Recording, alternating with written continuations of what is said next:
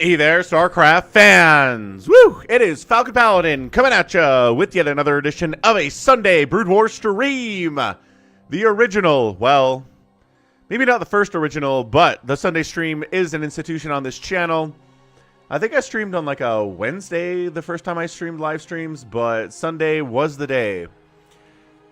The only day that I streamed for several years, but now we've got more. But hey, Sunday is the best day. What is up, everybody? I'm a little bit dehydrated today. I didn't drink enough water last night, I guess, so we're going to try to rectify that today. Man, just feeling bleh, kind of like dry and stuff. I do live in a desert, so I think that helps as well. So, on the purple dimension, we have Jordan here. We have Nemo Noom. We've got Yes in the house. Chaotic Tyrant is here as well. Nibbler is here too. Red Dimension. Chicho asking if we have Nibbler or Katuzo replays. We do have a Nibbler replay or two for you, so keep that in mind. We've also got a Radic in the chat. Radic Cass. That is a name. That's a name for you for sure. So excellent. Did you send me this? I think I sent in a second one at the last minute. I do have two replays for you. Look, if you send me the replays before the stream starts on Sunday, you're good. But I have people that send in the replays like an hour after the stream starts or 2 hours after the stream starts, and I'm like, I can't. We're done. We've closed the door, friends. I'll get it next week for you, but we're not getting it into this week's stream if you send it to me when I'm actively streaming. What's up, Vincent? Vincent in the house. All right, so I'll show you what we have, actually. Real quick, let's take a look at the goals for last week, how we did. Looks like we did extremely well on that Twitch goal, as always. Got all the way up to a 88.2% of support there, mostly thanks to our guy Ultra, but there's a little bit of tons of help there from little people. Little people, that is not nice to say. From just, you know, smaller, consistent donations from people like a Cardiox. People re-upping their Prime memberships. Somebody like Arcanice doing that as well. So thank you, everybody, for the donations out that way. We had people supporting on PayPal and on also, what's the one? Patreon, obviously. And then Venmo, at Falcon Paladin. Some people have been supporting out there, too. So thank you for that. And then on the YouTube side, we got up to about 53. Yeah, 53% and some change on the support. So thanks everybody for the super chats out there. And again, if you're a YouTube viewer who doesn't want a super chat, but you do want to do a PayPal or a Venmo donation, it shows about there too. So we're going to reset these goals. Let's see, where are we with these? That is YouTube. And then when do we want to end this goal? What is 7 days from today? Is it the 30th? Yeah, let's end it after the 30th. This is 30, 2025. And there's Twitch. And again, thanks everyone for the support. I'm looking for jobs, man. I'm out here sending out resumes. I am getting rejections, which is better than not getting rejections, but doesn't really help me in the long term all that much.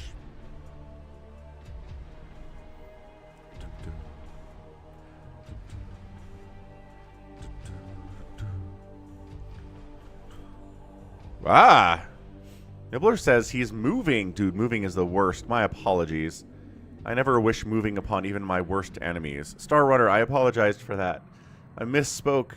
Psychoduts is here. Heat wave, death vortex warning in effect. Ooh, what's crazy is I know the east of the Mississippi is on fire right now, but for some reason in Utah we're sitting at like a balmy 65 degrees. Here, what does it say it is right now? It says it's 49 degrees outside. 49. Like, yeah, Utah's getting 49-degree weather, and then out on the East Coast, it's like 105 degrees out there. So that's, yep. I'm sorry. Like, I mean, I'll take it. I'll take what I'm getting here. Obviously, but man, that's incredible. It's Propovedinka. Yep, that's closure if you get rejected. The Carolinas are going to bake for a few days. Wonderful. René Cassard, the Templari from Manila. Chicho asks me if I know who Dracum the Noble Slug is. I certainly do not know who that is. But sounds like a pretty imposing and important character. Not bad.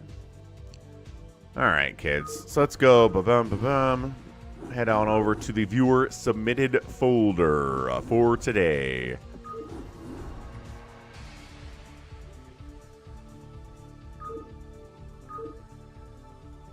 $20.25, and for June, we're halfway through the year, folks. That's crazy stuff. What's up, EBA Spanish Falcon? Hola, ¿cómo se va? Muy bien. What's up, Zico? Ooh, Zico in the house. And BioCarry's here, too. It's 34 degrees Celsius in France today for Nemonoom. It didn't cool off, says BioCarry, where he is. I mean, yeah. That's the thing, right? So, in Utah, historically, in the summertime, it's hot. It is hot in the summertime during the day. But then at night, it cools down to like, I don't know, 60, 70 degrees overnight, which isn't like, ooh, that's nice and cool, but it's way cooler than 100 degrees, right? But yeah, every once in a while, we'll get a night where like it doesn't cool off at all. It's 90 degrees overnight, and that sucks. Like, that cooling is really important. ¿Dónde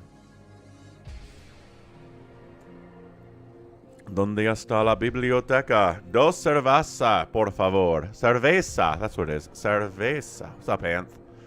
All right, what do we got here? We've got a replay between Barcode and Old Man Yuri. We've got some max power shenanigans here with a 2.5 hour game. What? How? Detroit's in there. 32A is in there. How is this 2.5 hours long? Max power, what are you doing?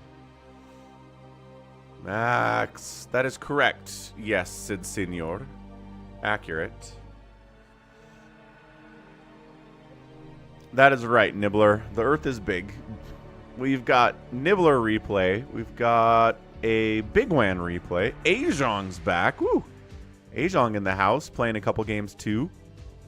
We have a game between Big Boss and Hejek. BigCrazy sent in some replays. We've got Max Power complaining about Dust Cloud should be banned. Also, 32A is in this game too. And Buns of Thunder's here. A free-for-all with Max Power between two other humans and an AI, it looks like. We've got Inside Job 911 USA sent in a TvZ. This person joined our Discord server too, and their name is Inside Job 911 USA. What a name! Seriously, got a Nibbler sent in another replay. We've got a couple shorter RJB replays sent in too. We also have a You Think You're Better Than Me replay from BigCrazy. Wow, so we have a lot of replays today, folks. Good golly. This G22 here. I don't know if I haven't seen him, Lord Psychonuts. And then Anth is like, I've got a 40-minute fastest map replay. It's I think we have enough today. We've got enough replays for today. Send it in, but I'll get to it next week, Anth. But I mean, look at that. None of these are small either. Psychonauts is like, we got Aejong. We got Aejong. We sure do.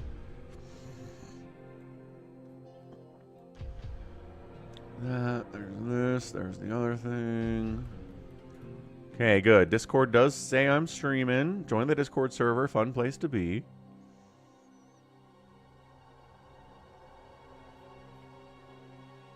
All right, good enough. Good enough. Good enough.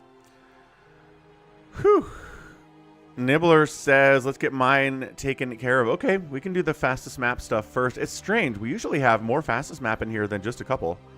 But all we have is Nibbler's replays for the fastest map today, which is fine. I mean, sometimes we have all fastest map and no 1v1 low money maps. So, it happens, is what it does. Kuchow. So, what do we got here? Nibbler in a 3v3 fastest map. Yep, top left, team 1, going to be a magenta Terran player. It's Loosey Goosey. What a name. Bottom right is a Teal Protoss teammate, Kairos10. And then a Terran player who's yellow named Core12341333. Team 2 is Nibbler.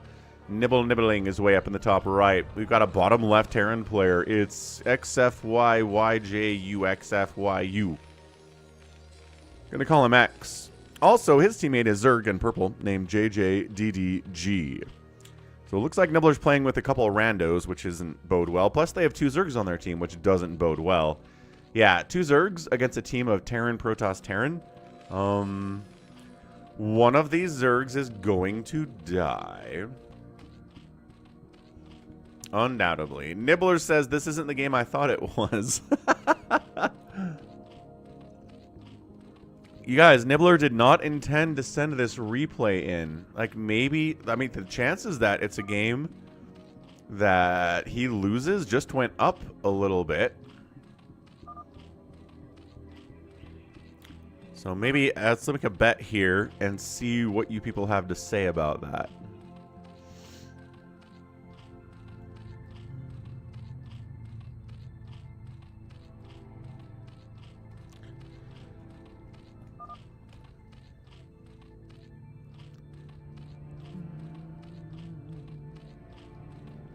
Team Kairos or Team Nibbler here. Ah, Nibbler says, I do remember this replay now. Excellent. So we're going to give this sucker a ×2 because we got a lot of replays to go through, and that's usually how that works. Nibbler is going not for some crazy poolless opening. He's got a pool here and 2 hatches. Another hatch coming in.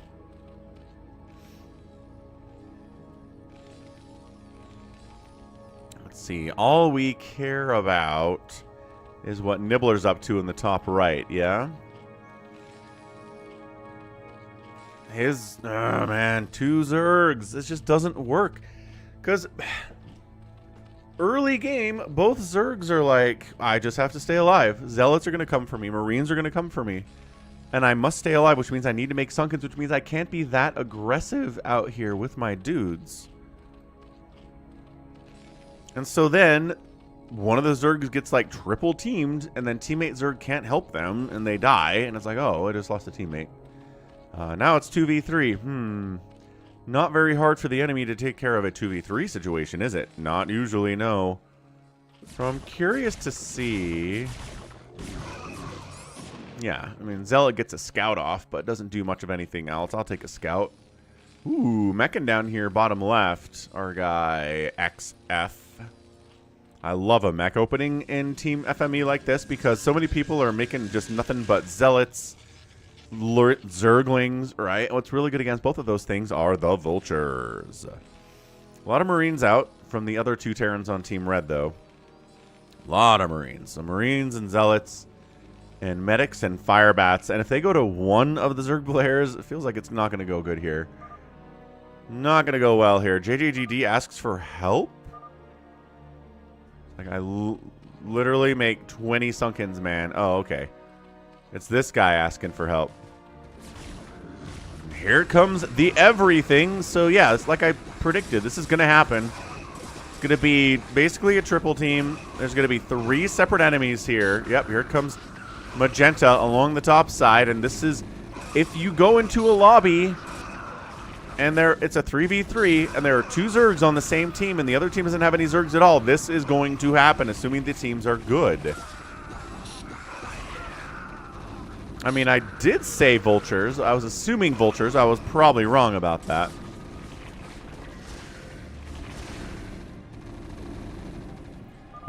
Two Vultures. Yeah, he's just out. That's all. He's done. So now Nibbler's like, Well, I've been droning up. I've got 50 workers. Some of them are not actively working right now, but that's okay. I mean, if you coordinate that top shelf, you can coordinate it, but in a lobby with random people, it's hard to coordinate, and so you just kind of default to playing defensively. It's a problem. So now they're trying to come out here and take down... Ooh. Ow. Taking down Nibbler, except there are spider mines thinning out that marine count on the way in. Good golly.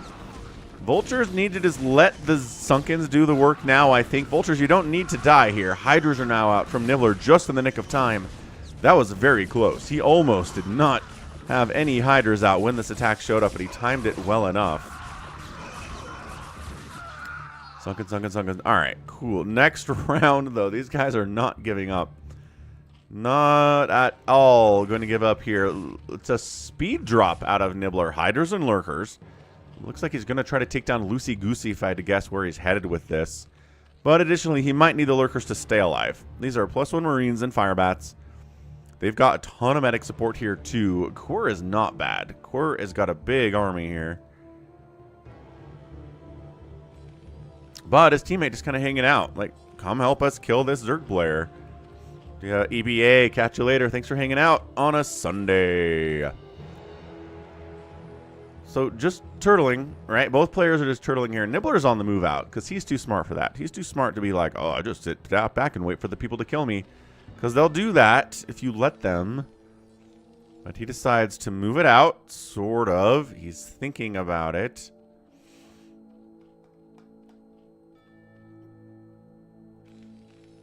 Thinking. All right, ×2. Thinking about it. There we go. I'm threatening him with ×2. Queen's Nest is on the way.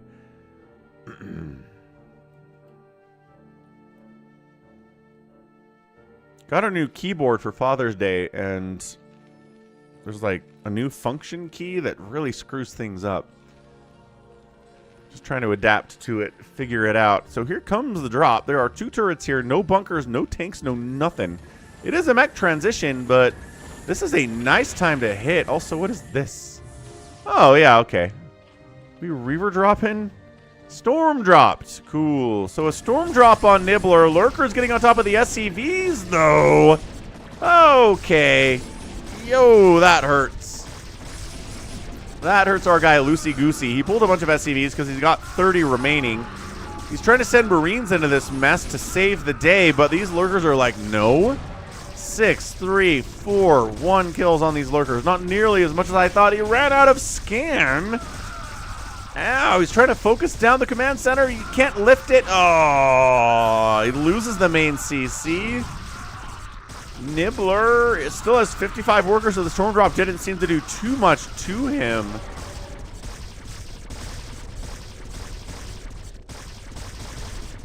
Yeah, he's crushing it down here. Then a storm drop. 16 kills on that Eye Templar.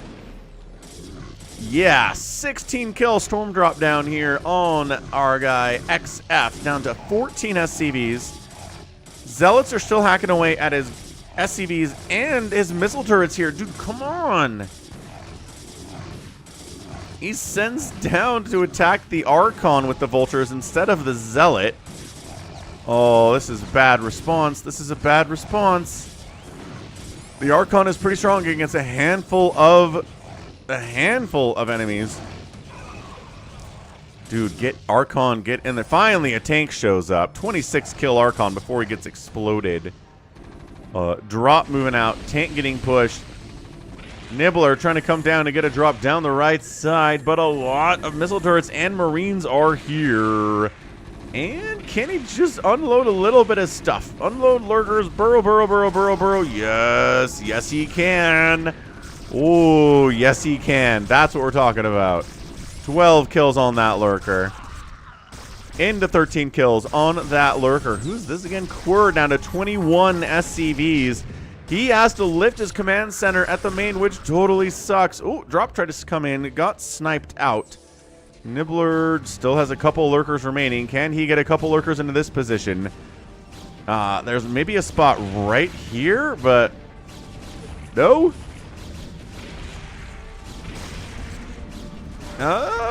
Oh, got a big lurker spine off. 41 kills on that lurker. 57 kills on that lurker. Holy what?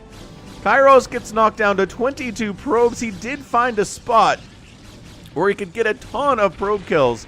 Here on Quirr, everybody on Team Red's at 20, 13 workers. Nibbler's at 54. XF has been storm dropped and Archon hit down to 15 SCVs. He Hydra Lurker Ling busts this front too. Well, some of it. Also, there's more tanks down here. But they're very close to being able to hit your workers, Nibbler. It's a very touch and go situation right now. Hydra Lurker against these tanks is gonna be tough. What's up, Dan? Diablo 2, a classic for sure. Yo, and there's a siege tank drop. And, only 6 kills? How does this tank have 6 kills? Because the drones got pulled. Drones having to fight for their own lives against this siege tank. They can't get it before it unsieges and gets out of there. Now, that's it. Yeah, Nibbler's like, well, this is not happening. I did my patented dropping stuff, and it wasn't enough. Yeah, plus another High Templar drop is coming in.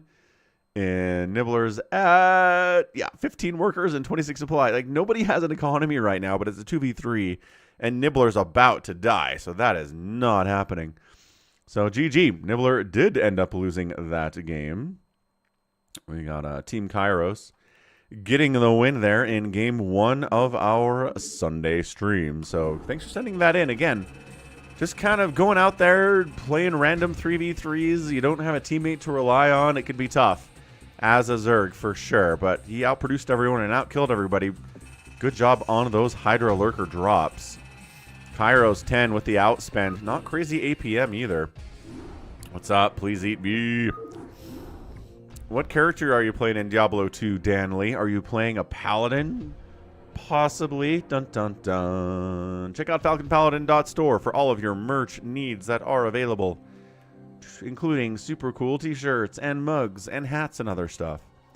Fancy. Super fancy. Okay, let's do Nibbler replay number 2 here.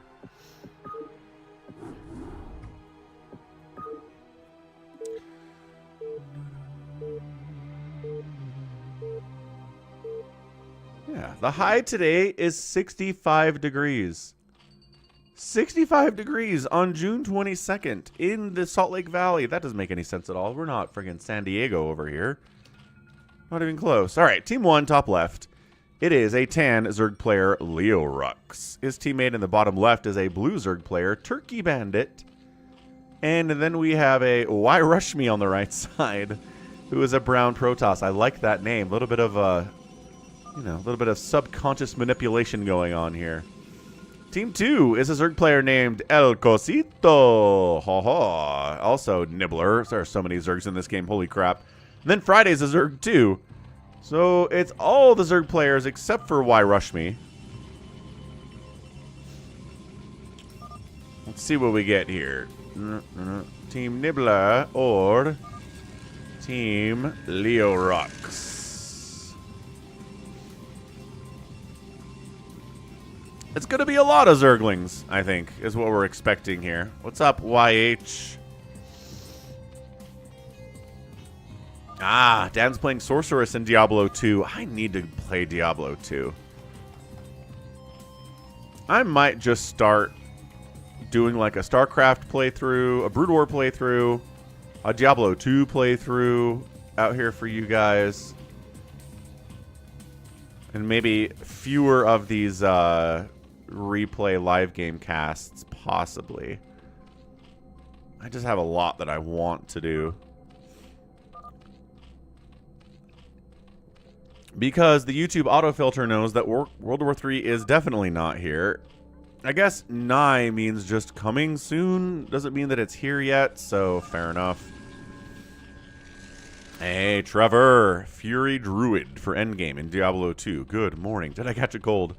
No, I just woke up really dehydrated this morning. Like, I got out of bed and was like, so dry.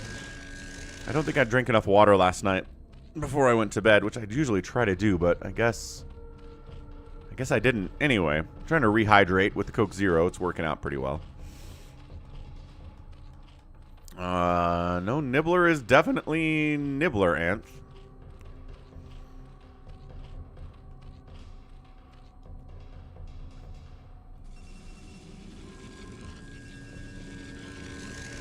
Warcraft 2 remastered. I mean, I think I'll just play a regular Warcraft 2 personally. Warcraft 2 the remaster doesn't seem like it's anything at all. I looked at some gameplay of it and it's like, it looks the same. Like the way the art style is in Warcraft 2, I just don't see the point of remastering it. So anyway, Zergling's coming down from El Cosito to try to murder our dude Turkey. Well, Turkey Bandit. Yeah, regular old Ling Flood and a ZVZ. What's a more classic combination than that? Dun, dun, dun. I hear it, critter.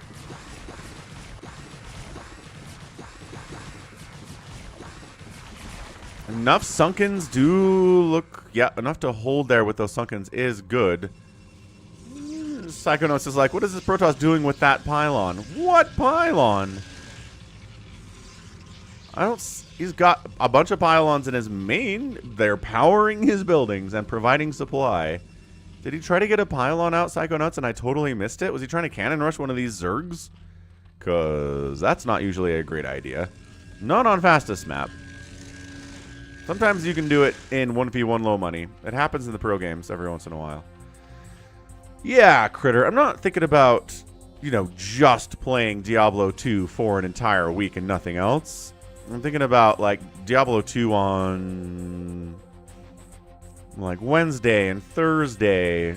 And then StarCraft on Friday and Saturday and Sunday. Something like that, you know?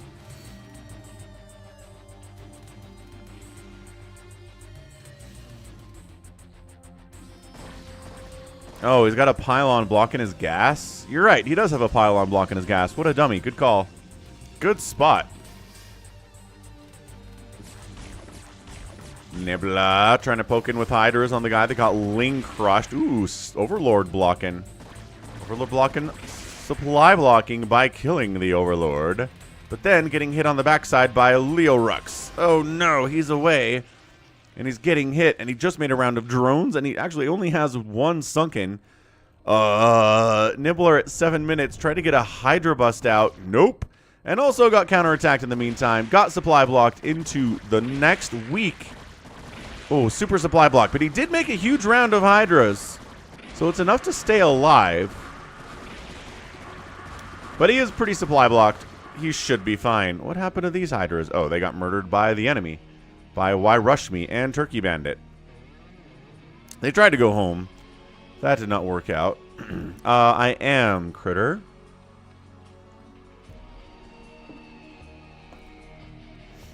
Bum, bum. Back on it. Can't quite make ends meet with the support I'm getting for the streams. So it's awesome. It's helping a lot, but it can't quite get to the finish line. That's okay. So back on applying. Not going well, but you can only do what you can do. Hydra's defending here ably from leoRoSsant. So that's great. Nibbler on the move out again. He really wants to kill Turkey Bandit down here in the bottom left. What's up, Hans? And is there enough? I don't know. The Sunkens are doing great, honestly. And the Lings and the Sunkens against a Hydra attack really combined to do some fantastic defense. And Nibbler figured that out, so he's out of here. Friday's out on the map. He's got 0-0 Hydras, but the lurkers are out from leoRoSsant. Oh no. Yeah, Hydra's attacking into a choke where there are no, he says lurkers. It's like, no, man. Come on. Come on. Let's go. Let's take 3 down. Friday and Nibbler know each other, so this is working out. Is he trying to make, like, trying to go, I don't know why you would be going this many Corsairs. He's trying to go mass Corsair against Zerg players that have so many Hydralisks. Like, I understand the impetus that maybe you should be, like, clearing the Overlords out for the Zergs, but also Good defense here from vilecRoSsant.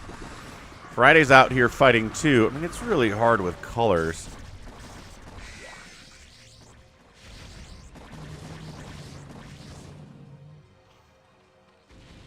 Well, these defensive, yeah, defensive lurkers from vilecRoSsant are helping his teammate as much as he can. Turkey Bandit comes in to help too. Couple DTs out from vilecRoSsant, and he's okay. I mean, 4 of his Stargates are still alive. I still don't know why he's trying to go Mass Corsair here. He's still just making Mass Corsair. You know that both Friday and Nibbler are building nothing but Hydralisks, right? Like, you understand that. And vilecRoSsant is building Mutas, so you know what? Maybe these Corsairs are going to be handy. Maybe they'll come in handy anyway.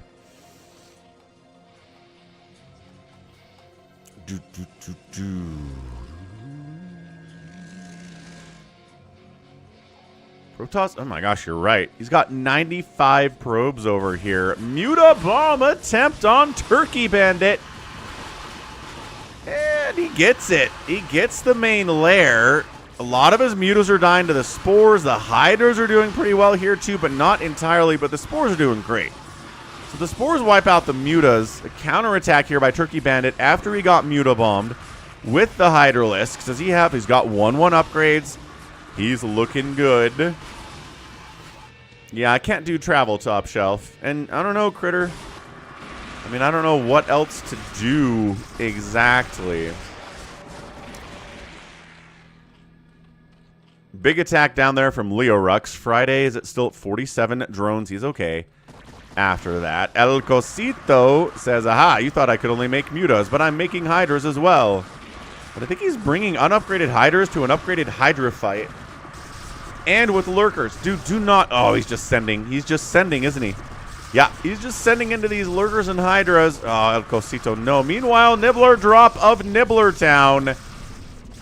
60 kill lurker down here. Suddenly 24 probes from a guy that had 95 just a minute or so ago. Are these Corsairs still hunting? Yep, Corsairs are hunting Overlords. Big counterattack here from vilecRoSsant into Nibbler while he's at it. Man, yeah, you know what, Critter? I think that is entirely accurate. I'm a good salesman. I don't enjoy selling things. I'm also not sure many people enjoy sales, even if they're good at it. Some people certainly do, but I think most people don't. J-Talks is encouraging illegal activity. What's up, J-Talks? Corsairs are just kind of like parked over the spores. I don't... Is he just trying to keep Nibbler supply blocked forever? He is. You know, I was making fun of Corsair guy, but it's kind of working out. Nibbler is supply blocked into forever. We got Hydra, Dark Swarm, Lurker, weird shenanigans going on down here between Friday and vilecRoSsant. He's here against vilecRoSsant. This is chaos, man.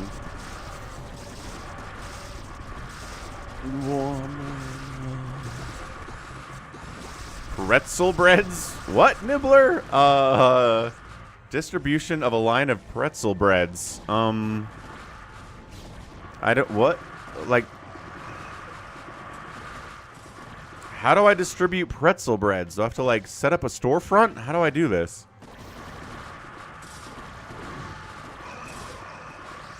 Corsairs trying to supply block Friday. They're just like, you guys fight down here. Brat, brat, brat, brat, brat, brat, brat.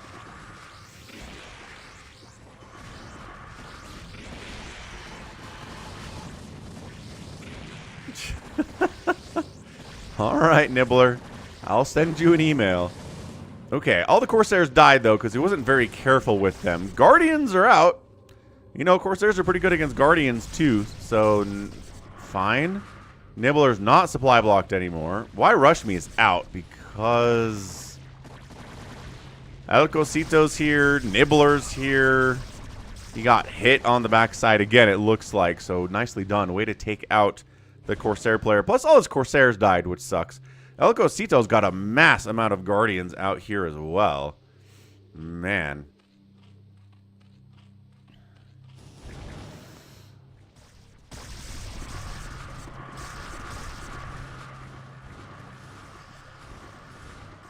Yeah, sounds about right. That's Utah, Nibbler. Nibbler doesn't have a lot of stuff going for it. Ooh, beautiful ensnare all over these Devourers. Mutas come in. All right, sure. Absolute mess there. Oh, what did I just do there? How did I pause? Oh, I just locked up the game by taking a screenshot. Impressive stuff, Internet. Guardians all the way.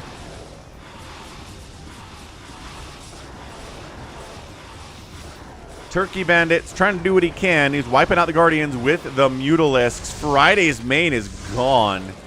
This is just Zerg chaos here.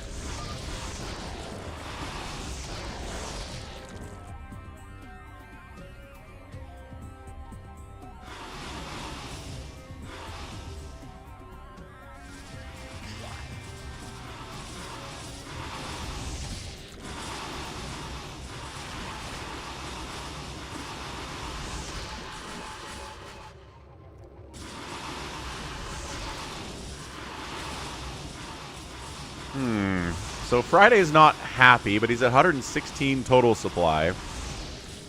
We got Turkey Bandit down here, still mining, 47 workers, 155 supply with no upgrades on his Mutalisks. His lurkers are at a 2-2 though, so that's not too bad at all.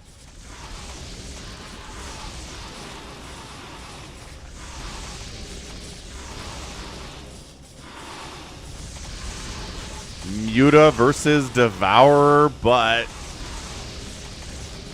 the Mutas don't have upgrades. This is weird over here, man. Nibbler is back on his feet with a bunch of Mutas that also have no upgrades on them. Yeah, trying to finish off another Hive Tech level Zerg player. Or Hive Tech level Zerg. When you're also Zerg is a weird thing. But it happens more in fastest map than anywhere else. So, not the end of the world here.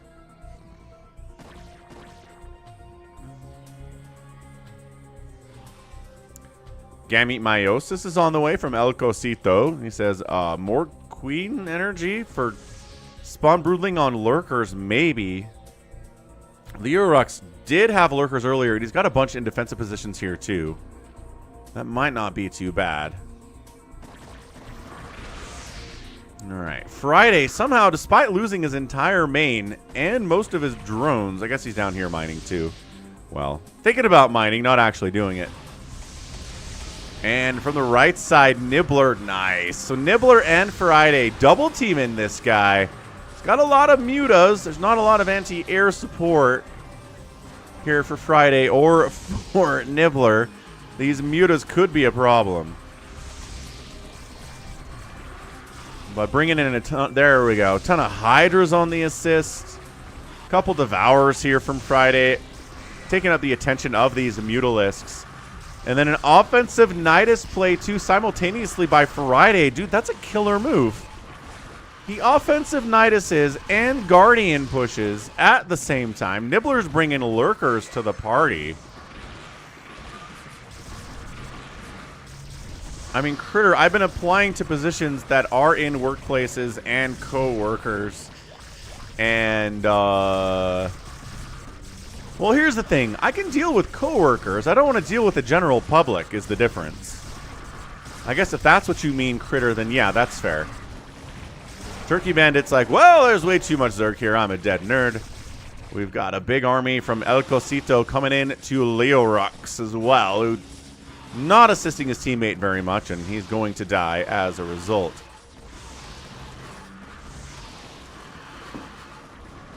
Ugh.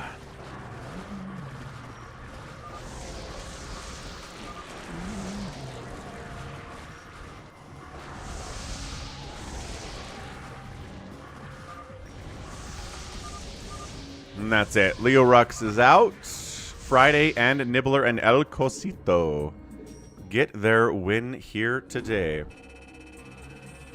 Quabam. All right.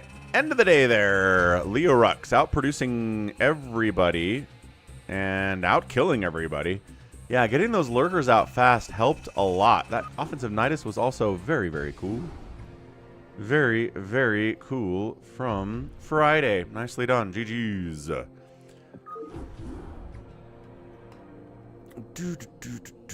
Okay, next up. I think that's it for fastest maps for today. Again, fastest maps are very fun. I like... Oh, never mind. We got... No, yeah, okay. We've got a lot of fastest maps on a weekly basis. Just not today, which is totally, totally fine. Okay, 64 degrees today. Can't believe it. Nibbler, sounds good. Cannot believe it at all. So let's go in. I'm going to wait for Max to show up to get into the max power replays, because what is this? How, in the name of everything that is holy, is there a 2.5-hour game where 32A is involved? 32A is good. 32A is a monster. Like, you can get a 2.5-hour map like this, but only if people are really passive and not quite sure how to attack and they're worried, and 32A does not care. 32A will murder everybody. I don't understand how that's 2.5 hours long. I really don't.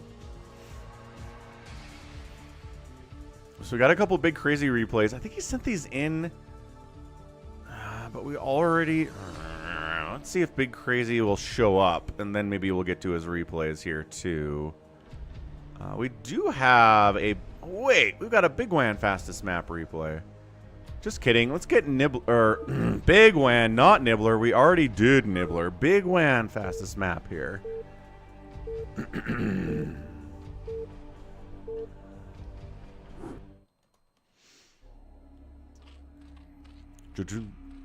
All right, top left. Bigwan replay. It's a green Zerg player. It's between CP78.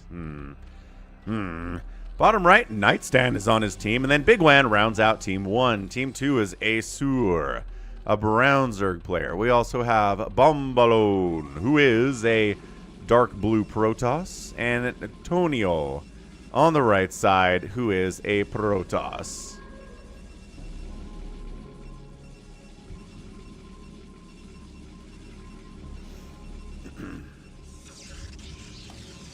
Times two it up. Yeah, Game 7 of the NBA Finals is today. I cannot believe the series went to a Game 7. I thought for sure it'd end in 5 or 6 with OKC pulling it off, but I don't know. Somehow the Pacers keep hanging around. They were like a 5,000 to 1 favorite to win the Finals this year at the start of the season. Like, nobody believed in them. Nobody did. Even their own fans weren't like, oh yeah, we can win the title this year. We've got a great team. They're like, I don't know, we like Halliburton. We like Siakam, but our team isn't quite deep enough or strong enough to win the title. And then they are like 1 game away from winning. It's insane. Yeah, I just hope it's a good game.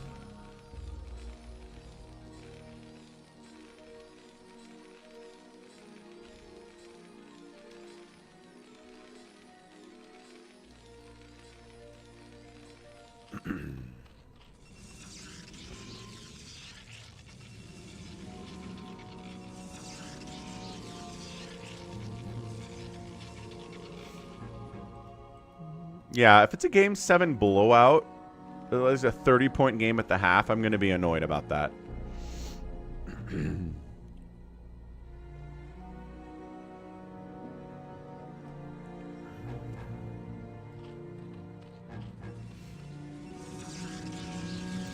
Trying to Marine push over here. 2 cannons?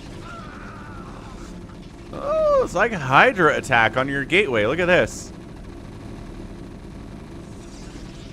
Just picking, you can probably get the forge in the same manner just by swinging down a little bit. Is he going to go for it? Maybe the top side is vulnerable. It kind of is. Don't let these cannons get up, man. Don't let them cut it up.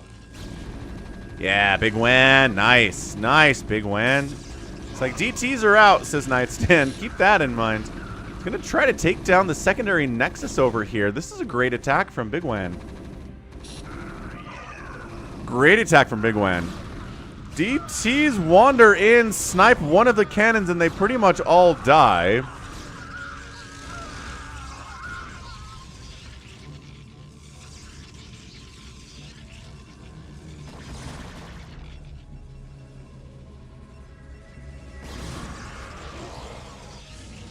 So now we got to worry about DTs, which cannons help with that. Terran kind of has the easiest job just skipping detection, because Protoss will have some cannons for defense.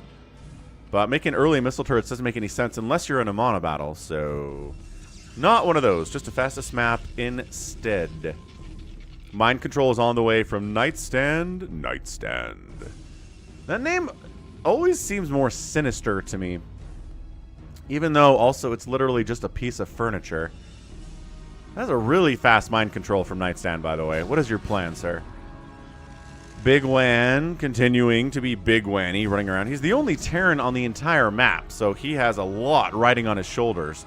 The respect of all Terrans everywhere. Oh, here we go. Is he mind controlling an SCV?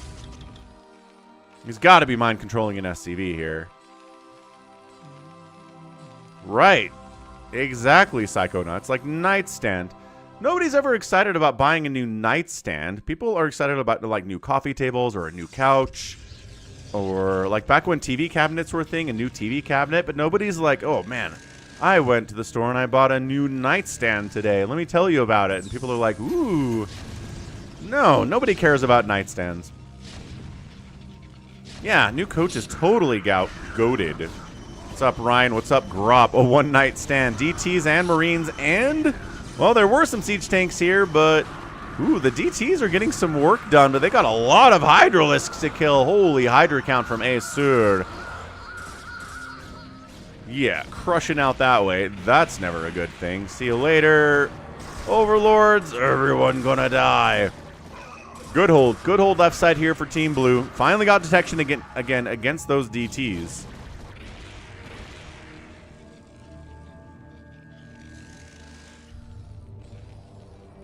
Hey, you. Have you mind controlled? I think he has. I think he's mind controlled an SCV.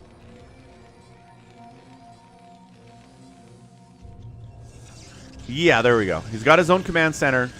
His SCV appears to be stuck between a Citadel and a Templar Archives. Got more SCVs coming, though, which is fun. What's up, Music with John? Happy Sunday. Pretty sure it's Sunday today, but also sometimes... Nice snipe. Sometimes I forget what day of the week it is.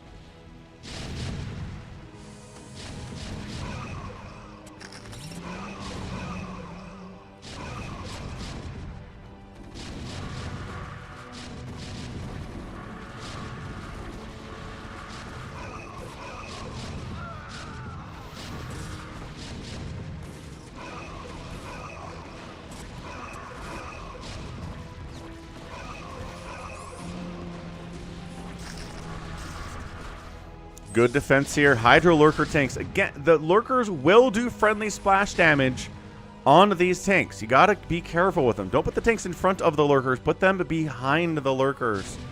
Positioning is so important right now.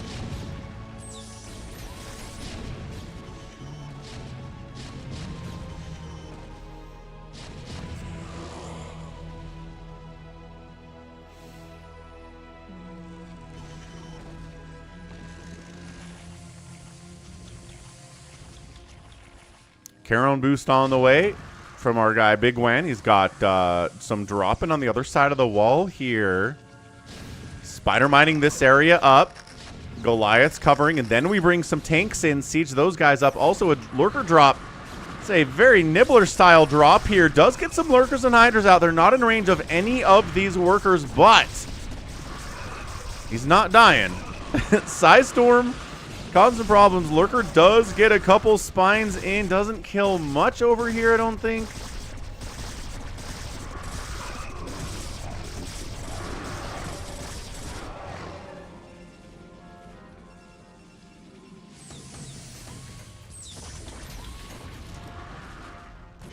Trying to unload more tanks on this side of the wall for sure. Nicely done. Just a little bit of pressure. Not going crazy with it. Big attack. Protoss versus Zerg up this left side, though. The one Zerg player is between over here. That's his name. Hydra's in a choke against Dragoons. Going to trade okay, but the upgrades are so much better. 1-1 for the Hydras. 1-2-1 for the Dragoons. No splash damage in this army, but maybe sometimes it just doesn't matter. Bigwan bringing some tanks over. to assist. Nightstand is casually working on a lot of Protoss and Terran stuff.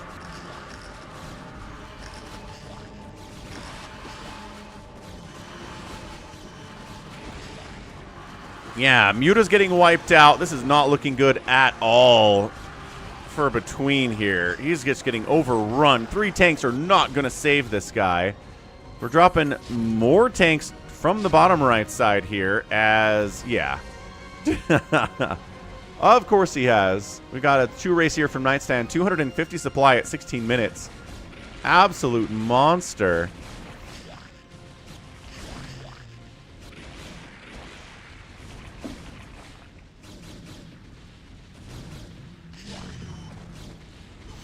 How's it going? Buzzard. Tanks on the far side of the wall and the near side of the wall.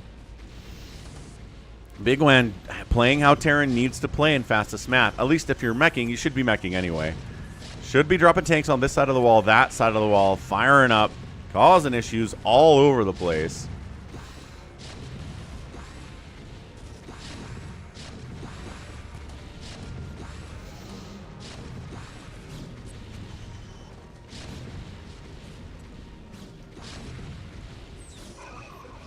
Yeah, this is the death of our guy Tonio.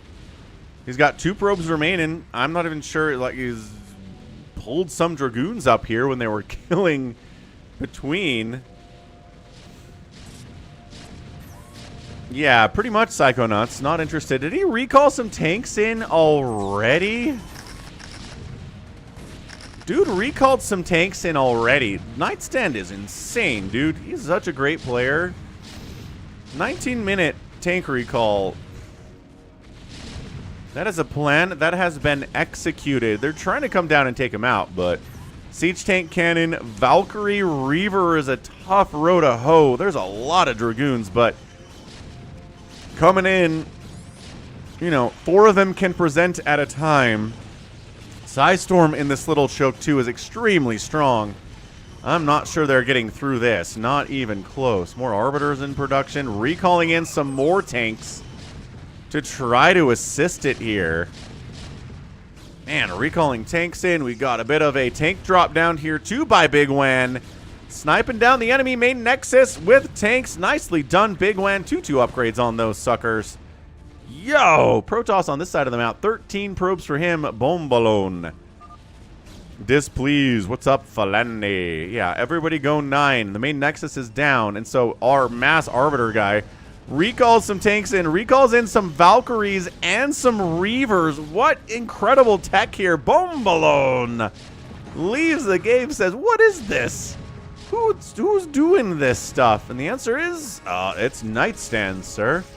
The winner of the Falcon Paladin fastest map ever tournament that was held back in May of 2025. You may have heard of him. Absolutely insane play. So Bombalone is dead. Now we just got to worry about this Zerg Blair, who's got a bunch of Hydras, which is nice. But yeah, Bigwan's just crushing tanks through here. No defense is available. No defense is allowed.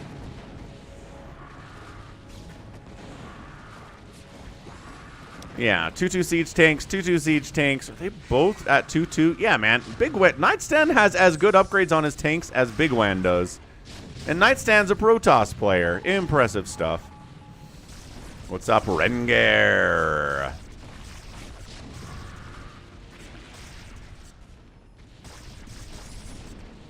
Right. So we'll go back to ×2 because I don't think Ansur can do anything. I mean, Tonio's trying to stay alive, but yeah, Asur is out. Tonio taps out, and that is a nice 23-minute win here from Nightstand, Bigwan, and Between. Again, Between died, but that's okay. He gets the win anyway. Yeah, I mean, just 310 supply for Nightstand at 23 minutes. He had a plan. He executed it. Look at all the supply worth of command centers he's built up here. He's got a ton of siege tanks and Reavers and Arbiters, and is recalling everything, and it's disgusting. Yeah, never play against Nightstand in a fastest map. He will beat you, I believe is how that works. So Bigwan outkilled everybody else. Nicely done. I was calling Aesir, but it's Aesilir. Sorry about that, Aesilir. Structures raised, 63 by Bigwan. Nightstand outspent everybody by almost a 2-to-1 margin in a 20-minute game. Nightstand's economy was pumping. It was kicking. So GG, way to go, Bigwan. All right, so that is it for fastest map replays. C'est ça. Let's go into some Aejong stuff.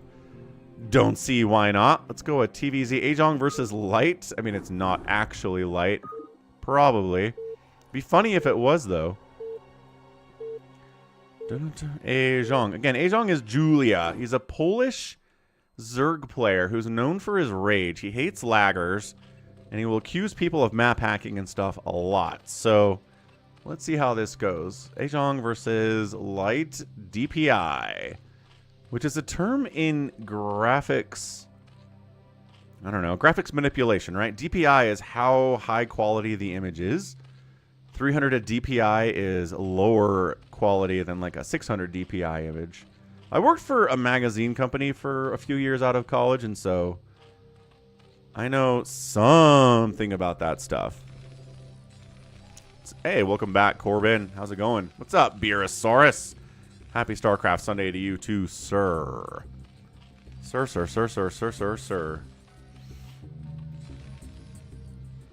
So, Supply Depot walling off for a Rax Expand build from Light Aejong. He does love his overpools, and he overpools. Fair enough, dude. So he goes for the overpool. I think he just overpools in every single game. Doesn't want to worry about getting bunker rushed. Doesn't want to worry about being aggressive necessarily, but he just takes the nice middle of the round opening and doesn't worry about it.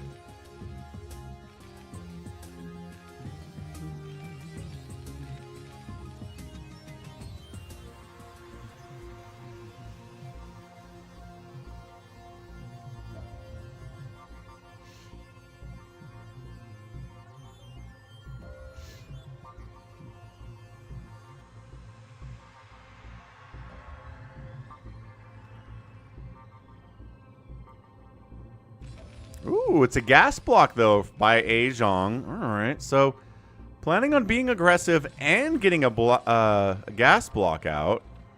So slowlings, though, because he doesn't have a gas of his own. He takes a third base down here on the right side on Eclipse. What a weird place for a third base. I guess it's, well, no, it's more wide open than taking the one up here. Or up here, rather. Interesting choices. How's it going to Lucky Owl? How are the woods this fine day?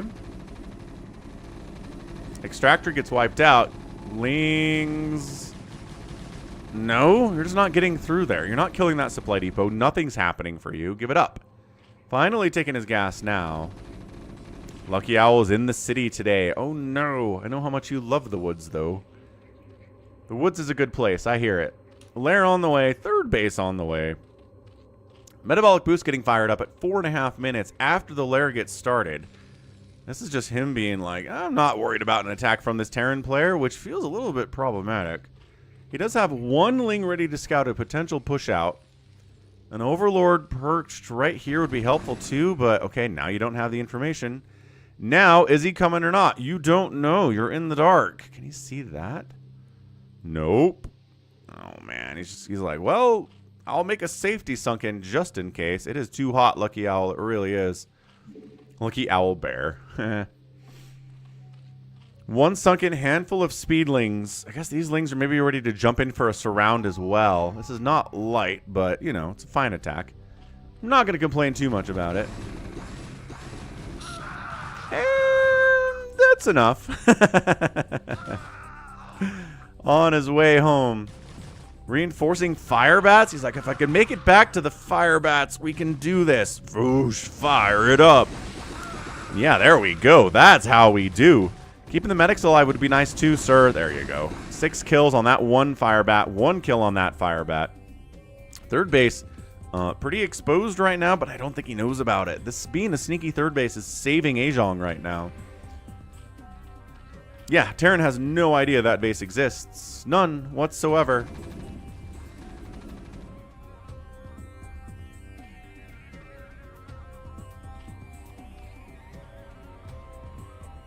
5 mutas are on the way. More Sunkens coming up at the natural. It's not a big attack.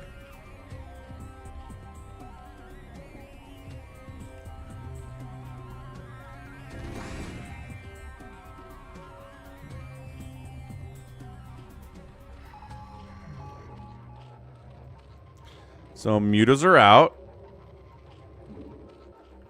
It's not a big army here from the Terran. It just isn't. He's producing. He's floating a little bit.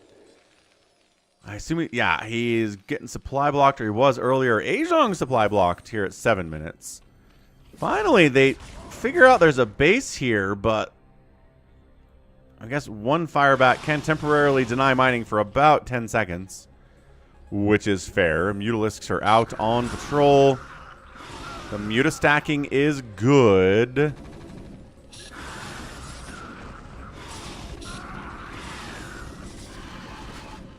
Six mutalisks. Kill a couple SCVs, fall back. They force the army to fall back here too. There's no presence for the Terran out on the map at all right now. So it's lurker aspect. It's a hive tech push at about 8 minutes here from Aejong. More Sunkens at the third base to try to stay alive. And yeah, the Terran figured out this third base was here, but way too late. Way too late. Big muta commit here. It's a full stack of them. And the turrets are doing what they can. Maybe a third turret at this base would be a good idea. Marines are getting obliterated, though. 10 mutas remaining in this group, and the Marines dying like crazy. Mutas are taking hits, right? We can see them getting down into that deep purple. That means they're going to die. Irradiates on the way from the Terran. Not skipping it. Not falling apart because of this Mutalisk harass, which if you're a Terran player who falls apart because of muta harass, you probably just die.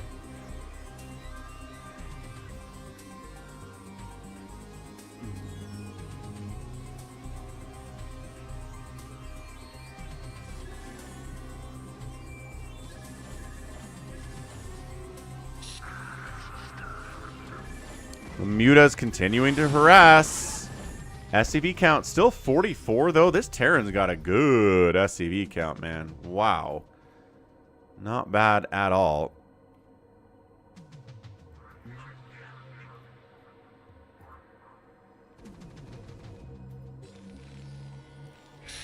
Radiate. Split, split, split. No, it's an F-rank split. Oh my gosh, Aejong. Oh no. Okay, that was pretty terrible, I gotta say. Yeah. Third Sunken coming up. He's like, oh, my mutas are dead. Can't count on them for anything right now. I'm really surprised he didn't rage out at that. But I guess he doesn't rage out necessarily at good play from his enemies. It's more things like if you're hacking or if you're lagging on him, stuff like that. Greater Spires on the way from Aejong.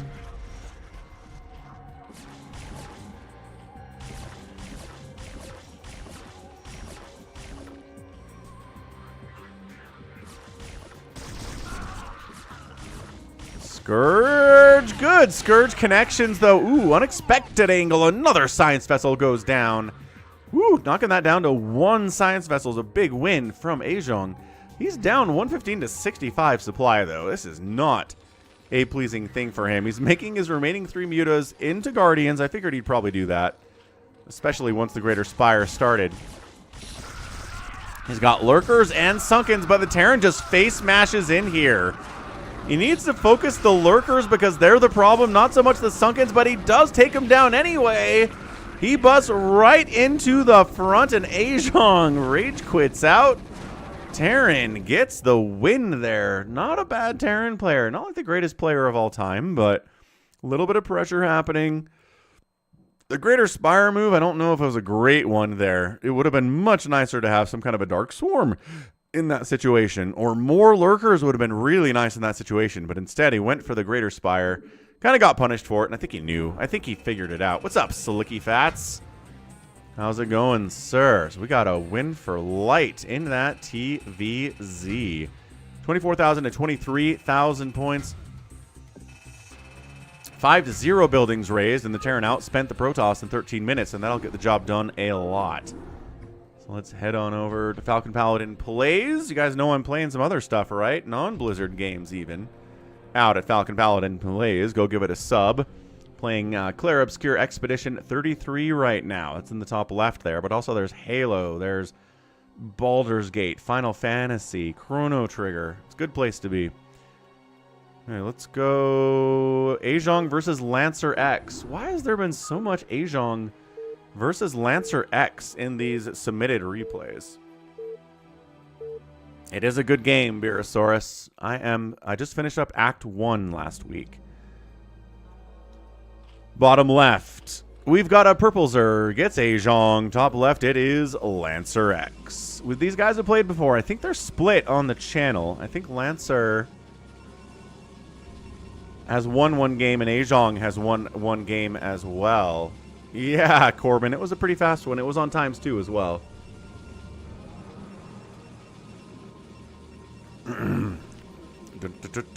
Buzzard says, you ever played Diablo 2 Lord of Destruction? Maybe. I don't know, man. I played through Diablo 2 in my freshman year of college. It's a reason that I failed my first semester, I think. Played way too much Diablo. And StarCraft while we were at it. Is he Nexus? I think he's Nexus firsting. Lancer's Nexus firsting against an Overpool. Let's see how that works out for him. But I don't remember playing Lord of Destruction in particular. Maybe I did. Maybe I totally did. But I don't recall. It's been a very long time since I was a freshman in college. Back in the year 2000. Yep, Nexus first in. What a baller. Let's go, Lancer X. Nexus first in a PvZ is incredible. Probe harassing. Yes, Looky Fats.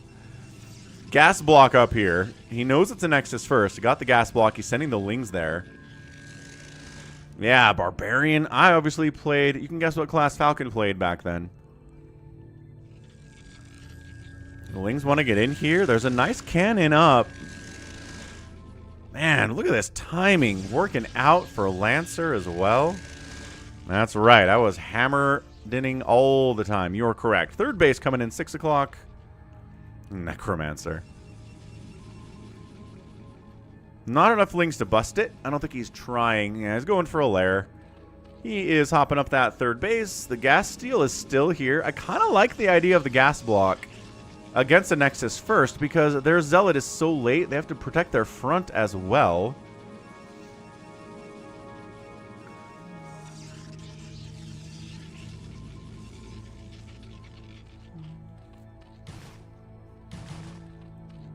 Barbarian and a Smiter. Nice, Buzzard.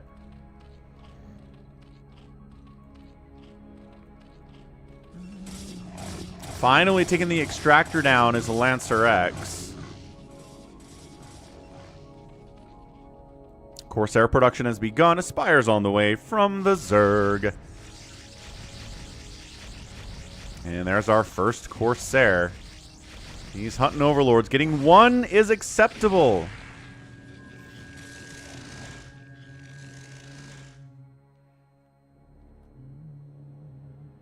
Let's see if he can get two. He wants to get two. Oh, he's going... Okay, fine. Two Corsairs will get that second Overlord, no problem. Zealots barely losing that battle to Zerglings, but that's a fair trade. The fewer Lings out of the map, the better it is for Lancer right now.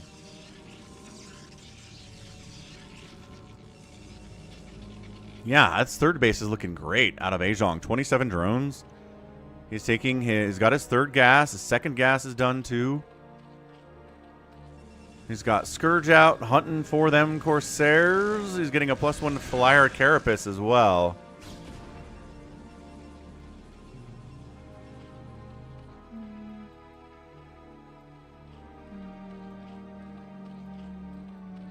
Hydroden coming in.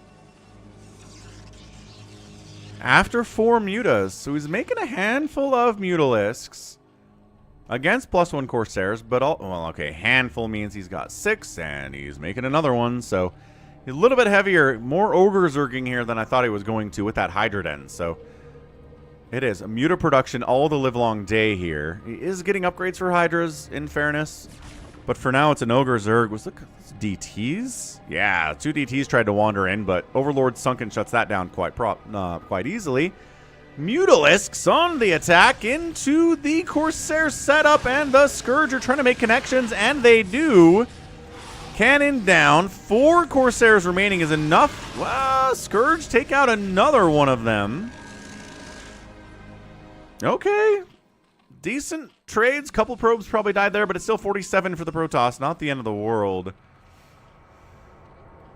Yeah, I'm a big fan of Ultras too, but in this matchup, they're just not very popular.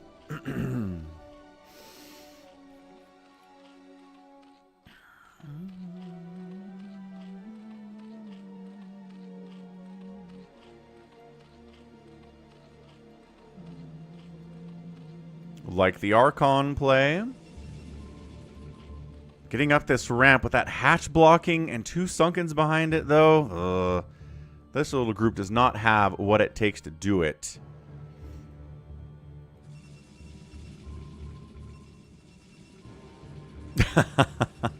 Yeah, Wander, what you up to these days? Good to see ya. 9 Mutalisks in production. Scourge, no. Maybe scouting for a 3rd base of the Protoss. Don't see one. He's pretty happy to sit here on 3 bases, macroing. Making a ton of Hydralisks on the tech switch here. Mutas to snipe any High Templar, but there aren't any. It's DTs, it's Archons, and it's Zealots. So Mass Hydra, as long as there aren't too many Zealots, really should be able to handle this. What's up, Calvin Fu? Slicky's asking if anybody's getting ants. No. And that's how you get ants. No ants for me. Knock on the wood. Nice. Wander, get swole. Get out there. Get that cardio on. An hour on the elliptical is some good work, dude. Nicely done, sir.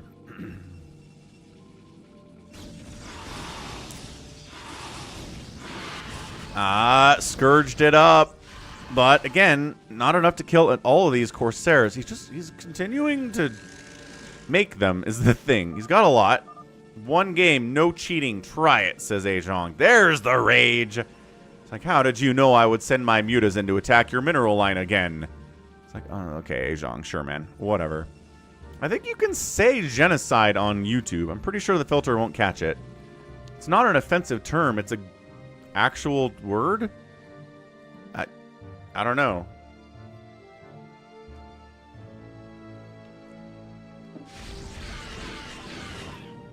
Surge connections pretty good. Still 5 remaining.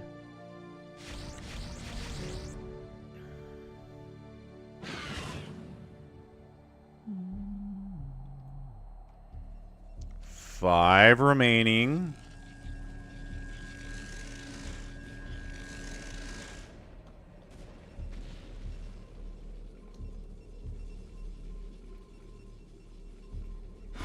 Muta's back again. This time, Lancer X is not here to defend it.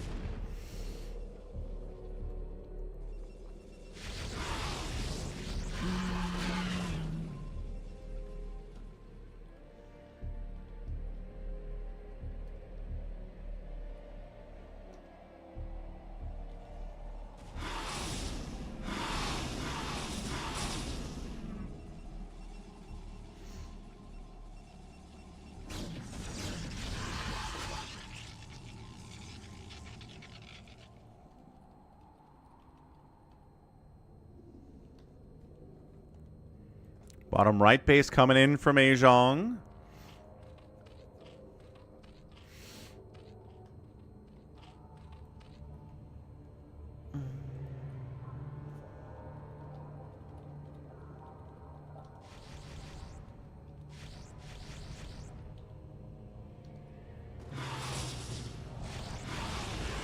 Ah, good Storm. Good Archon hits on those Mutas, too. They are melty little guys.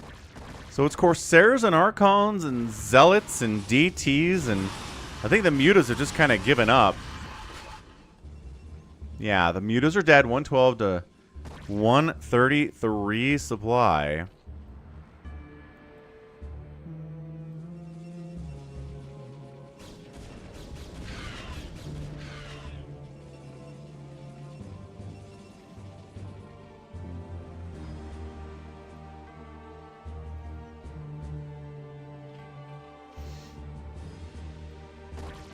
Ooh, that Archon, bad control there. Sniping that out, dodging a Storm, and sniping a High Templar. Sick move by Aejong there. Really impressive stuff. Like I said, a lot of Hydras, as long as there's no Psystorm. There's not a lot. There was one, but that High Templar has been sniped out. This third base could just straight up get canceled while we're at it.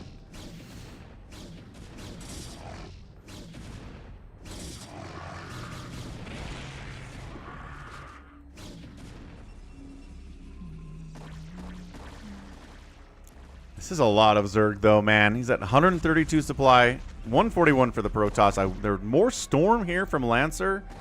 Would be good. That'd be interesting. I mean, Lurkers are kind of Spider-Mine-y. They do splash damage. They're invisible. Kind of see what you're talking about, Flandy, but also I think it's working. This base probably just getting abandoned. What's up, Goodbye Limits? And kind of a surround a little bit here by Aejong, but also this side's not doing very well, and this side's doing great for Aejong. Got to cancel on that Nexus. He's, again, expanded down to the bottom right. He's feeling good. Hydra Lurker in this situation where there's not a lot of Storm, I'm okay with it. I'm okay with him not getting into Hive here because it doesn't seem like he's trying to. Yeah, a few more Lurkers would be nice. The Corsairs are not having a great time. They're not being controlled all that well. Kind of the stage of the game of the Corsairs are not exactly the priority. This one kill Corsair is not exactly going to win the game, but is, you know, bruising up some Overlords before he gets almost sniped out on the run out. Away from all of these Hydralisks, +2 attack on these Hydras. The Protoss is at 2 armor and 1 attack. Heading down to try to take out this bottom left.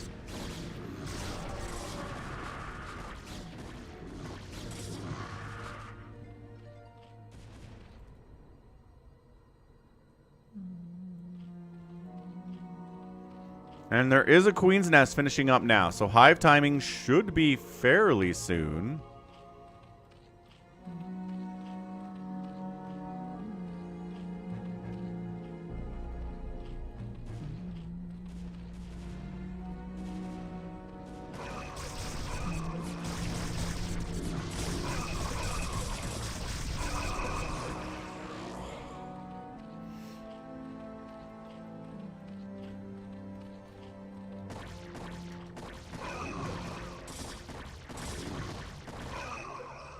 Zealot's trying to harass, but I mean, this base is not up yet. It is a 3-basing Protoss versus a 1, 2, 3, 4, 5-basing Zerg player. Hive's on the way.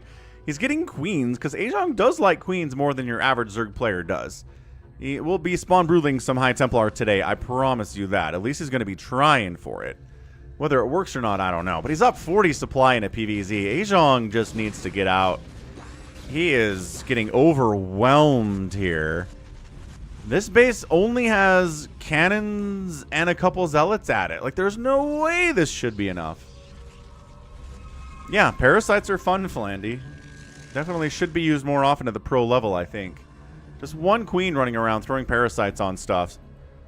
High value targets, you know, like science vessels or reavers. Not a bad idea.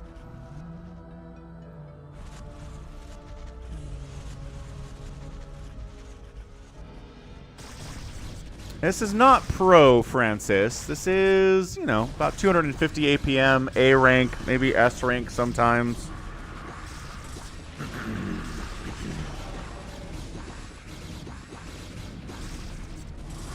What's up, Ebster? How's the hangover this morning? You feeling all right?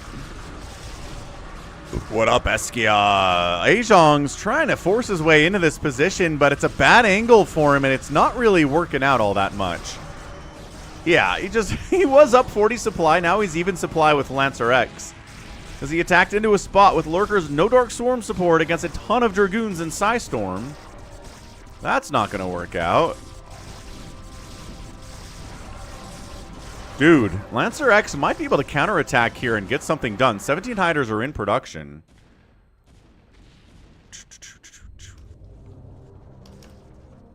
Check out Eskia. You guys know the drill. Left side base, dead. Hydro Lurker got over here while Lancer X was not paying attention. He's trying to come up and deal with it, but my goodness. You're welcome, Eskia. Go give him a follow if you haven't already. I'm sure most of you are following him, though.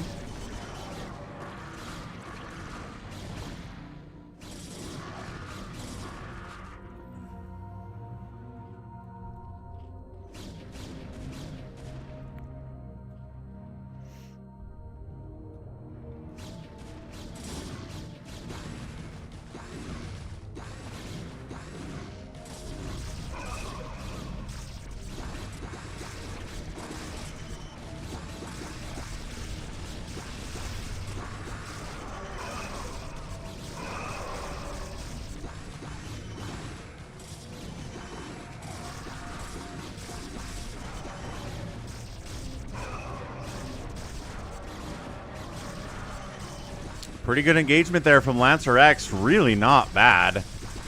lancerX is ahead in overall supply. No more High Templar joining the party. Adrenaling, no. This base getting hit again because of course it is. Eevee feels good. Nicely done, Ebster, young man. Alcohol does not affect him the next day at all. Must be, you know, what, 21, 22 years old, Ebster? Looking good. This base is going to die. These are now Adrenalings. They've got 2 attack upgrades. Pretty good. Not bad at all at this stage of the game. Zerg is getting blasted, but Zerg might get the win here.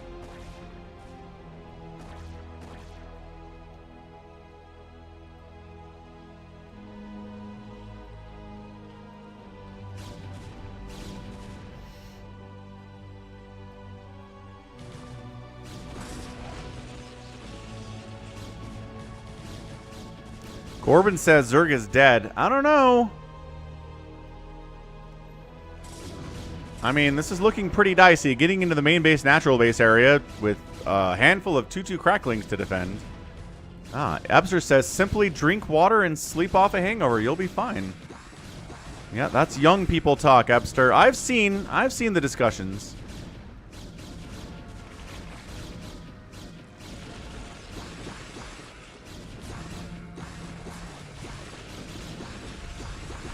Lancer.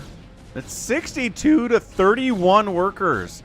Aejong is floating a ton of cash. He's making hydras and lurkers, getting consume up, but maybe he's too late with the Defiler tech. Maybe he's simply just stuck on lair tech for too long.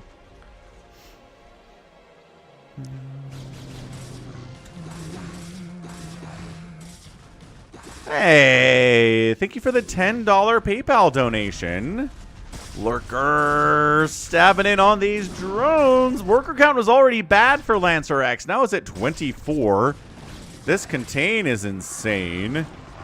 Aejong is Julia, I thought. Eskia. Is he also Blackman PL? Like, is there, like, seriously that many names for this guy?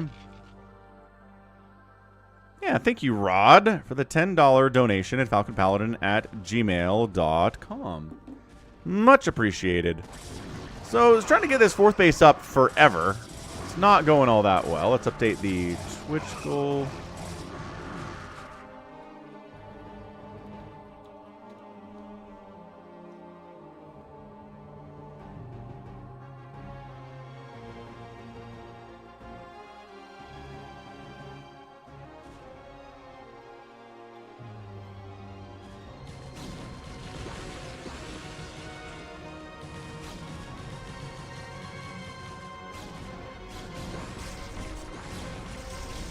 Ultra, happy Sunday, man. And Protoss Archons charging into Aejong's base. Aejong / Julia / Blackman PL. Ebster, that's really sad news. Plague is on the way, but it's not here yet. Where's the Dark Swarm? Where's the... Oh my gosh, this game is weird. He's trying to get Guardians out. Once again, he tried Guardians in the last game. It didn't work out for him particularly well. These Archons, man. 10 kills on that one. 8 kills on that one. 5 kills on the other one. This base is abandoned. He's expanding up to the top right. He's going to try to run the drones over there, I guess.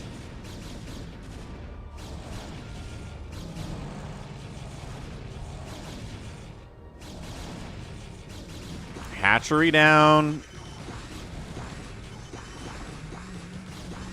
Sounds good, Ultra. Glad to hear it. Yeah, 15 kill Archon. He's getting credit for killing Larva, which, not literally Larva, but, you know, Larva. Yeah, he's just sending all of his drones and lings up there to defend that base. This base is back, but Guardians are harassing it.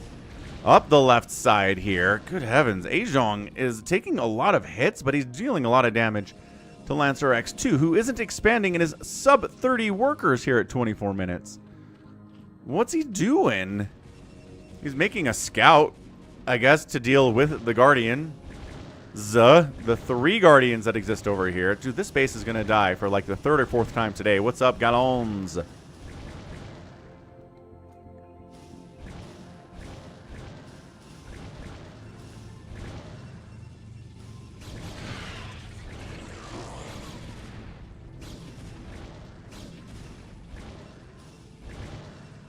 Scouts take forever to build is the problem here. Let's ×2 the game a little bit, just so we can get a scout out and get through more of these replays. There we go. Scout shows up. Ah, you thought you were safe here in the dead airspace. You were not. Scout takes it down. Going after Overlords now. Falcon Paladin, StarCraft Stream Scout Guarantee has been fulfilled by Lancer X. Didn't expect that to happen. Take that, Overlord. You dead. You very dead. Metasynaptic Node is on the way. We got ourselves a Flyer Carapace 2 here from the Zerg. Wiping out the stuff in the center of the map. Lancer X with the GG. And he finally taps out. Just too much Zerg out on the map. Couldn't do it. And Aejong gets the win. But my goodness, that was not an easy one. It was not an easy win for him at all. Yo, out-killing, out-raising resources, out-resourcing there too. It was closer, I think, than Aejong wanted it to be. So let's go Aejong, Lancer X on Dominator.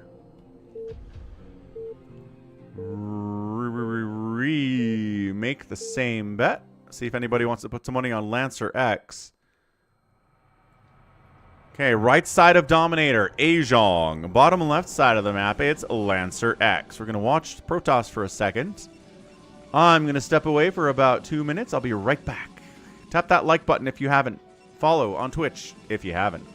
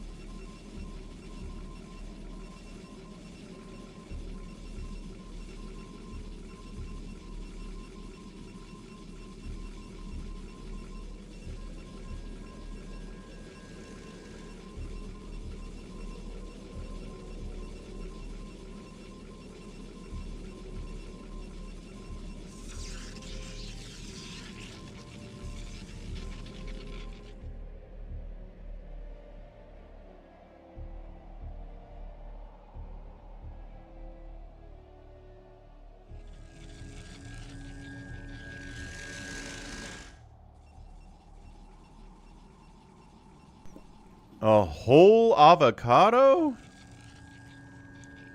That's crazy talk, Wander. No one can eat an entire avocado. Alright, Aejong right side, Lancer X down here, gas block, cannoned up, everything's fine here from Lancer X. What's up, little fish boy? How you doing? Thanks for continuing your channel membership. I appreciate that. Looking good with that Coke Zero icon next to your name, designating you as a long-time channel member. Third hatch from Aejong. Cybercore on the way from Lancer X. The sound of zealots hammering away into the night. Our music to the ears. Spire again here from Aejong. He loves him a good Spire.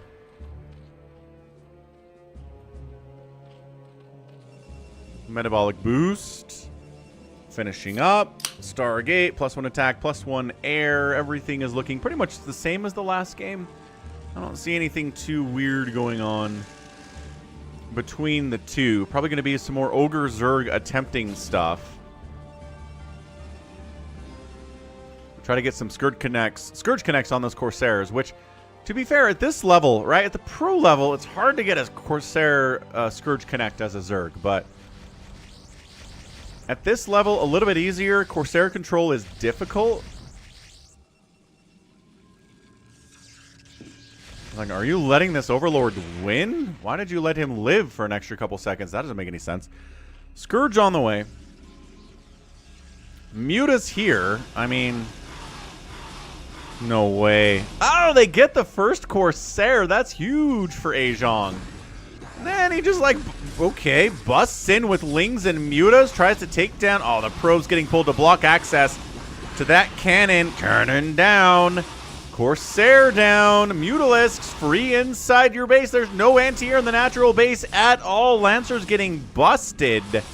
They are Deploribus Rex. It was on ×2 for a minute. Andreas. That's copyright law, sir. I would get blocked so hard if I just started streaming movies and stuff out here. Good grief. Then he says, I don't have anything back home to stop these zealots from wrecking me, so wee. Man, just build like 3 Sunkens and I think this game is won. I think the Mutas can basically shut this base down, kill that Nexus, and win the game if he just built like 3 Sunkens back home. So this Zealot counterattack didn't, yeah, it didn't force all the Mutas to go home.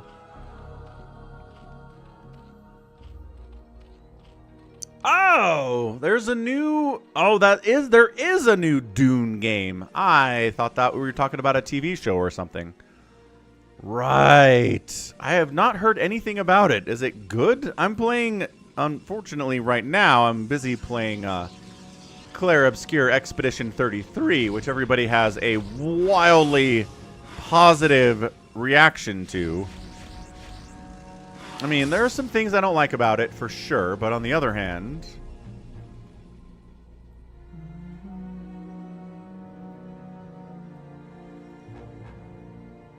it's pretty good.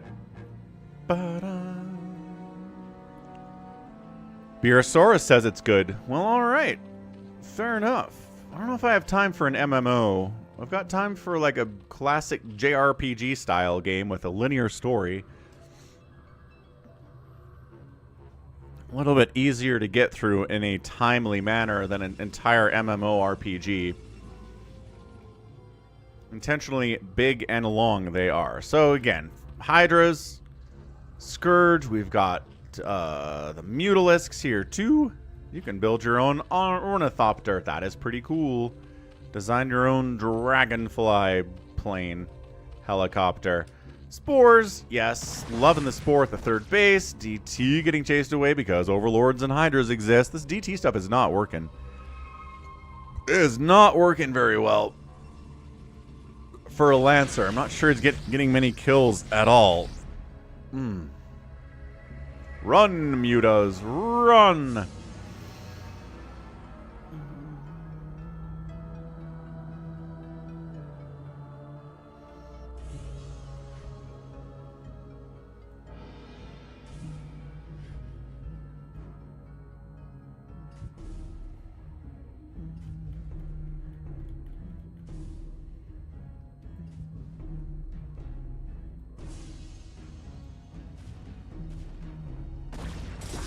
Hydra bust attempt at the front here. Archon, again.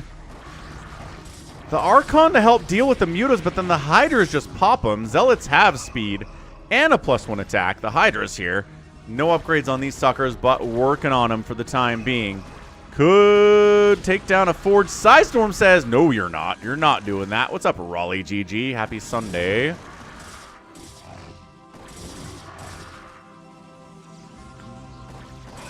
Please eat me once, Sky Toss. My goodness.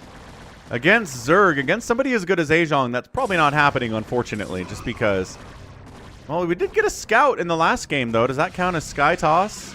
Oh, good hit. 3 Corsairs remaining. 3 is kind of the number where Corsairs aren't that scary. Once you get into 4, 5, 6 Corsairs, that's where it gets a lot more difficult. Oh, this Hydra Storm stuff. Yeah. I mean, I saw Dune Part 1 and Part 2, Andreas. I know how they do. I know how the Fremen do. I read Dune back in 2010. He's hold positioning the Mutas. They're not attacking. There we go. What's up, Phoenix? How's it going, man? We've got a lot of dead Mutas here because they're getting chased by Corsairs. The other way would go better for the Mutas. So, Lair, yes. Queen's Nest would be pretty neat at this point of the game here from Aejong, but he won the last game without any Queen tech. Well, Hive tech in particular. I think he did end up getting Gamete Meiosis, but never made any Queens, or not that did anything, right? 4th base here from the Zerg. Waiting for a Queen's Nest to be produced here. Brenda! Games are going good, Phoenix. Got some good fastest map. Now we're into some good 1v1 A rank, S rank, ladder stuff. I don't know where these guys are in particular. They're pretty good. I mean, they're not beating anybody in ASL, but that's a tough line to try to draw from. He is like stacked Muta attacking Corsairs, and it's kind of working out for him. Like I said, if there's only a couple Corsairs here, they're not as scary. Once you get to 4, 5, 6, 7, that's when the Corsair Ball just eats your Mutalisks and evaporates them into the sky. Aejong, dude, friend, Roman, countryman, let's get a Queen's Nest, please. He's just Hydras and Mutas. Hydras and Mutalisks against Corsairs and Speedlots, and good SimCity here. I love this. Wow. Blocking access to those Sunkens with hatcheries and evolution chambers. They have to go all the way around. That is so good. Mutas sniping off a single probe, not canceling a Nexus. Into the natural base we go. And yeah, probe count not good. Again, this is another game where the probe count for Lancer X is bad because the Muta harass really has been so good from Aejong. 51 to 34 workers now is a tough place to be if you're playing against somebody as good as this Zerg is. What's up, Farewell? Happy Sunday. Yeah, I was a little bit dehydrated when I woke up this morning, but I've been drinking water and drinking Coke Zero and feeling better now, so much less dry in this desert that I live in. Flandy, yeah. Glad you had a good time in Team Turbo. High Templar getting sniped out. New base up the right side from Aejong. He's just keeping all of the pressure on Lancer, and Lancer can't break out of it. There's a purple crown next to your name because there's a new feature on YouTube chat for live streams called Community Engagement, where you get ranked based on how much you engage with the chat, whether you get super chats or buy stickers or just send messages. You get XP, and then you can be in first place. It's been around for about a couple of weeks now. It's fine. I don't think anybody's really freaking out about it. Hey, Moritz, glad you enjoy the casts. All the way from Germany. Yeah, I do get a lot of German viewers on the channel. Okay, big Hydra Swell. +2 attack. Speedlots, 3 High Templar. Coming up to high ground. I like this micro, though. Swinging these Hydras down to, like, I don't know, Lurker up. Interesting position that way. That is a lot of Hydras, but that just means they get blanketed by Storm the whole time.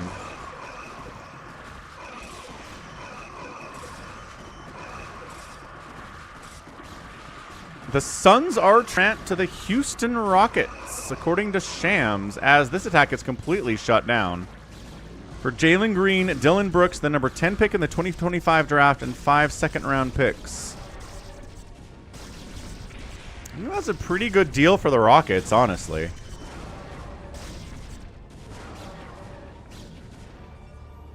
So he lives, but then he also dies up this way, which is terrible.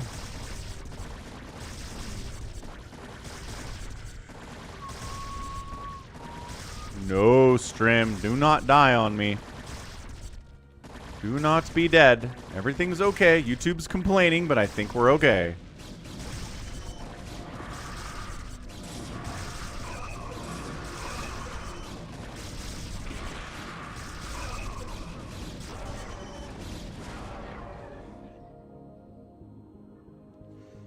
All right. Nexus dies, but avenges happen. We did avenge them by killing those lurkers especially. Queen's Nest is on the way.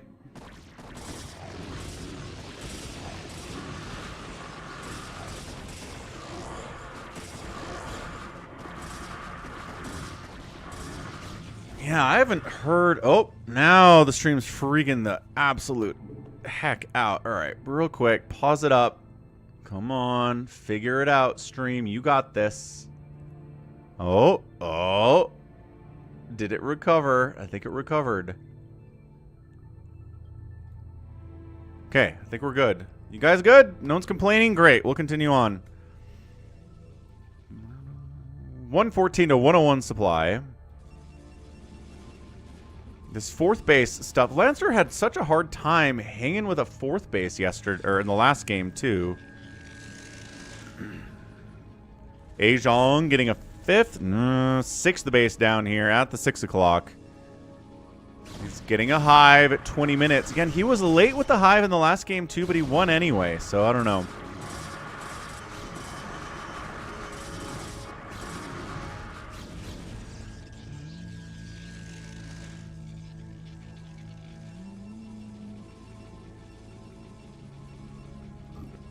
He's back into making more Mutalisks. He says, you know, the Corsairs are gone. What if we snipe these High Templar and then my Hydras don't melt to the storm all the time?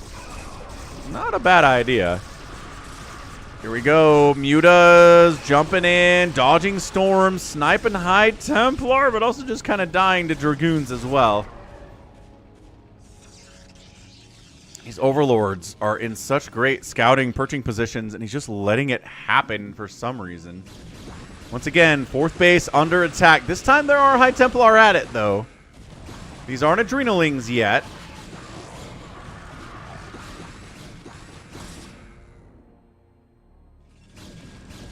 Sometimes that's all you need is a couple High Templar. Oh, he left this one. Lancer. Well, he saved it again, though. Got back in time. But I think he's just responding with too much to attacks on his bases, and he's leaving other ones undefended. Once again, he sends his whole army up this way, and then, nope, this is under attack now. And he does lose the Nexus this time.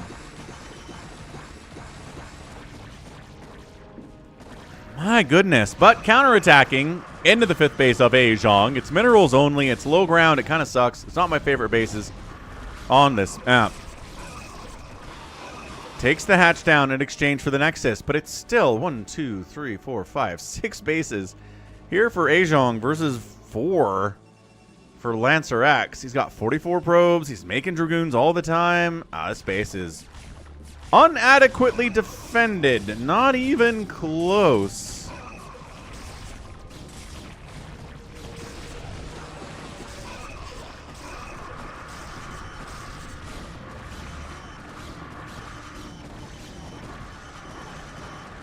On a Templar. Hatch does get avenged, but it's dead nevertheless. Trying to retake his fifth base. Lurker shutting this thing down too. Archons saving the day. Mutas saving the day. Aejong expanding again. Maybe he should retake this, but he's expanded here. He's expanding here. Yeah, I feel like Aejong is generally better than Lancer X. But it doesn't mean you're going to beat him every single time. I think he just needs more High Templar with these armies. Like, it's nice that he's got great upgraded Dragoons. Woo! And Archons and stuff, but my goodness. Just not quite enough splash damage in the mix here for me to feel good about it. I guess he's worried about Dark Swarm? Wow, killed that high ground lurker position with relative ease. It is 3-2 upgrades on the Dragoons. These guys evacuating the 5th base. Hydra Den getting sniped is a big tech hit. Counterattacking, maybe, yeah, kind of counterattacking here with the lurkers into this 5th, but natural base is going to die. These guys love doing this. They really love getting attacked.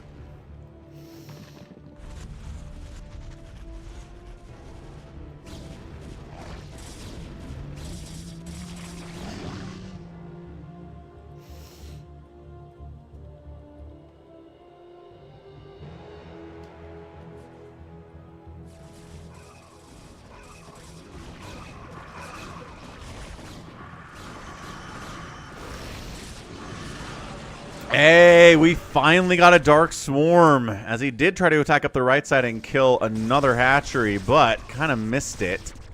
This hatchery gets killed again. I don't know if he knows about these top 2 bases. The 12 o'clock and the 11 o'clock are still very here. Main base is just getting waltzed into by a big army of Lancer X. 5th base canceled again by Cracklings on the counterattack. This is just nothing but counterattacking on both ends of it here. These probes are trying to long distance mine. Cracklings say no, not allowed. They've got some kind of upgrades, but they keep dying too fast, so they are at 2-2. The whole main base is dying for Aejong, including the Hive, Queen's Nest, Evolution Chambers, Tech Structures. He's building new stuff up here. New Spire, new Spawning Pool, new Defiler Mound up here. New Hydra Den would be good too. I don't know that he has one of those. And he's not producing any more Hydras, so maybe not? High Templar, tries to harass up that way. Death, Mass is getting lag on the stream. I'm not, I hope not. We're not dropping any frames here, but who knows what your experience is. 110 to 107 supply, charging in, lurker down. Cracklings on the defense against this largely Dragoon army. Where are the Zealots? Where are the High Templar? Keeping his Obs alive. Oh, just kidding. His Obs just died. I just caster cursed that Obs. I absolutely did. I don't know if he can get up here. He's adding Reavers into the mix, though. Dude, what a game. 32 minutes in a PvZ. Aejong's main base is gone. He's reteching up to Hive, because what else are you going to do here? He doesn't have a new Hydra Den. He does. It's over here. Never mind. He's got one.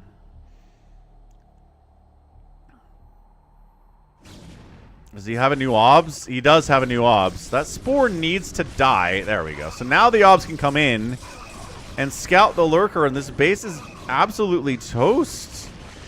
So again, just kind of making straight up Cracklings to handle this. Not a bad move because there's just not enough splash damage to handle this. Yeah, man, the Cracklings are doing great. 3-2 upgrades on those suckers. Really, really good plays all the way around. A weird place for a hatch from Aejong, but sure.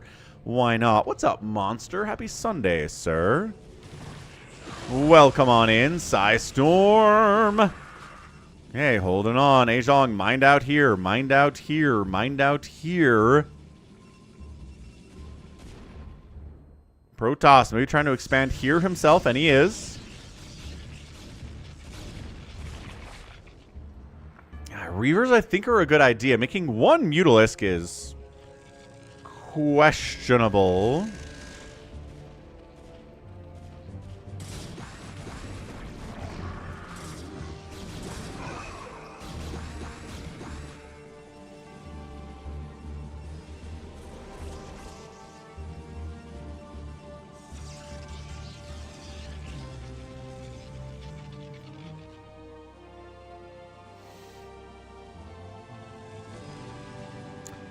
Drop up the left side. Aejong's got vision on it, but whether or not he has vision on it, I don't know. That's a good storm attack.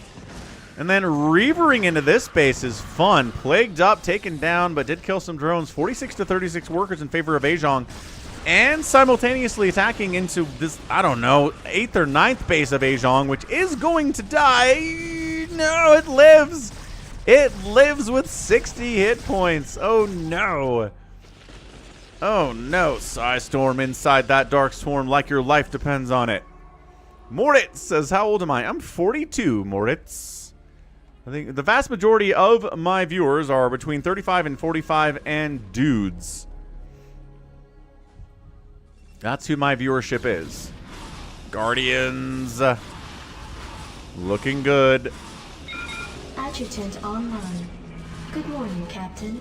Our long voyage from Earth is over, and we are holding a stationary position near the borders of Dominion space. Hey, thanks for subscribing, sings and stuff. Appreciate it. Try to get to 69,000 subs on the YouTube channel. Getting closer every day, making some progress out there for sure. 149 to 145 supply. Just not looking good for the Protoss here. He needs more supply. Monster says I'm a youngin'. We have youngins. I'm just saying the majority of the viewers are 35 to 45. We've got people that have identified as being 19 years old. Friggin' Real Ultra was 13 when he first started watching the stream. So, I mean, sometimes we get kids on here, but the vast majority of them are not. It would not wander, because one data point will not skew the demographics age of a 68,000 subscriber channel. I took stats class. I know how this works. 10 hiders on the way. Additional air weapons coming in. This base is going to die. Guardians on the push out somewhere. Eventually, there they are. Guardians just crushing this entire base. 12 o'clock hatch is going to die, but I think Aejong has enough hatcheries that he can't afford to lose bases more readily than Lancer X can. Yeah, this base is toast. Oh, congratulations, Flandy. Becoming a great uncle. Sounds like a lot of fun. Yeah, Nex is down, Hatch down, but these guys are all going to die. I guess all these Guardians are going to die too because there's one Corsair somehow left over. Yes, unknown, it makes sense. Joe says he just turned 60. Happy birthday, Joe. That's what I'm talking about. We have some people out of the main demographic, some people older than it, some people younger than it. Fine. Not really worried about it.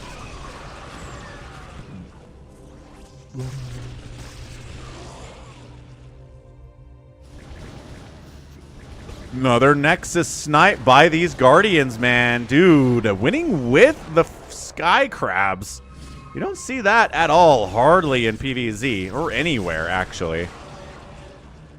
140 to 105 supply. I think Lancer X is just getting starved out. Again, it seems to be the pattern here that Lancer X just can't quite keep his bases alive while killing hatcheries at a rate to win.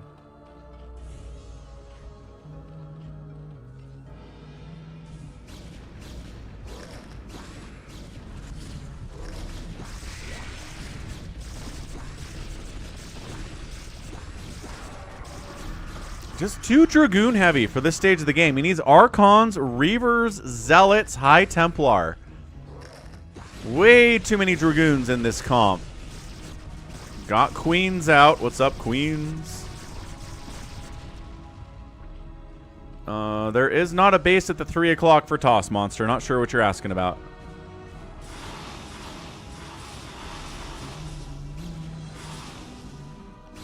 Trying to Sky Zerg his way into a victory here. Almost got that Corsair. The Guardians can't run. Nice Scourge connection on the Corsair.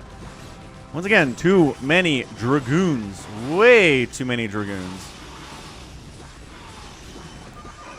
And that's it. Lancer X GG's out in a 44-minute PvZ banger, man. What a game. Guardians getting the win in the end. Again, just too many Dragoons, not enough economy for Lancer X. Could not pull off the victory there, but Aejong did it. All right, bam, outproducing by a 2-to-1 ratio, getting outkilled by about a 2-to-1 ratio. Buildings raised about the same, and the outspend by the Zerg was massive, and it was a 44-minute game, so it makes a lot of sense. GG's, GG's. All right, we got one more Aejong replay. It's a TvZ on Radeon. Let's see what is in this replay sent in to falconpaladin@gmail.com with the subject of Brood War for the Sunday. Okay, bottom right, we got a red Terran player. It's Nanoi. Top left, it is Aejong. So, Nanoi.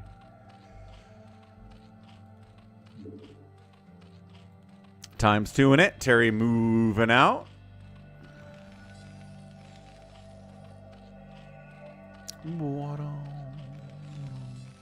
So yeah, I haven't seen really any reaction to the American bombing of Iranian nuclear facilities yesterday. I mean, it doesn't seem like there's been much of an official reaction from Iran or from other countries, not that I've been able to find. So I don't know what's going on. People are just kind of like putting together their reaction.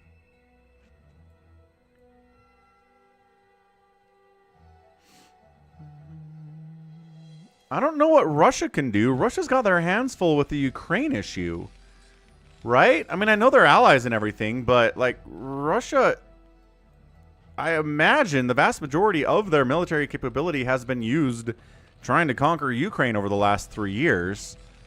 And I don't know what they have left, honestly.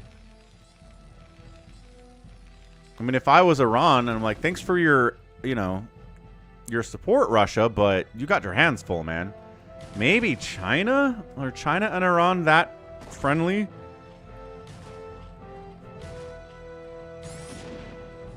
This is... Nope, RJB didn't send these in, Monster. These were sent in by, I think, Avkatinis? Maybe it wasn't Avkatinis. Can't remember who it was.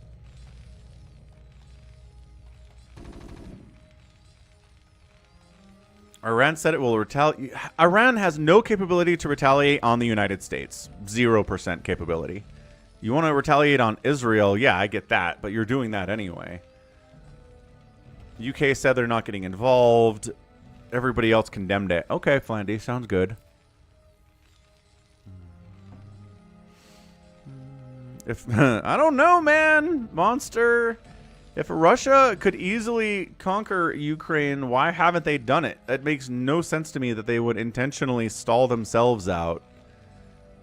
Like you said, reasons we don't know. I don't think there are any reasons. I think they're trying and they can't. Which is nuts. Nobody, when this war started, figured that Russia would be incapable of conquering Ukraine in 3 years. Nobody had that projection up. So, third base from the Zerg.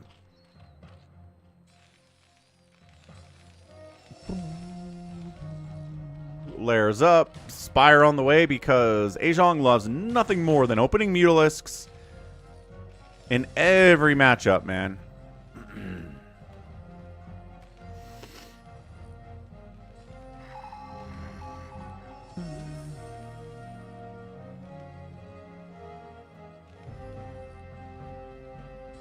Upgrades for SK Terran here from Nanoi.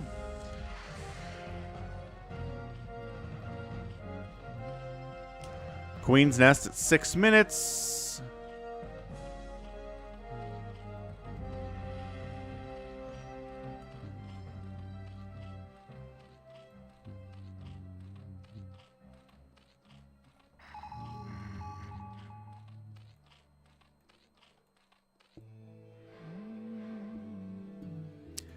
Yeah, I mean, Russia's military strategy for centuries has been throw men at it and try to win that way. So, I mean, the fact that Russia's lost, you know, 1 million men is not that surprising. That's how they handled World War I. That's how they handled World War II.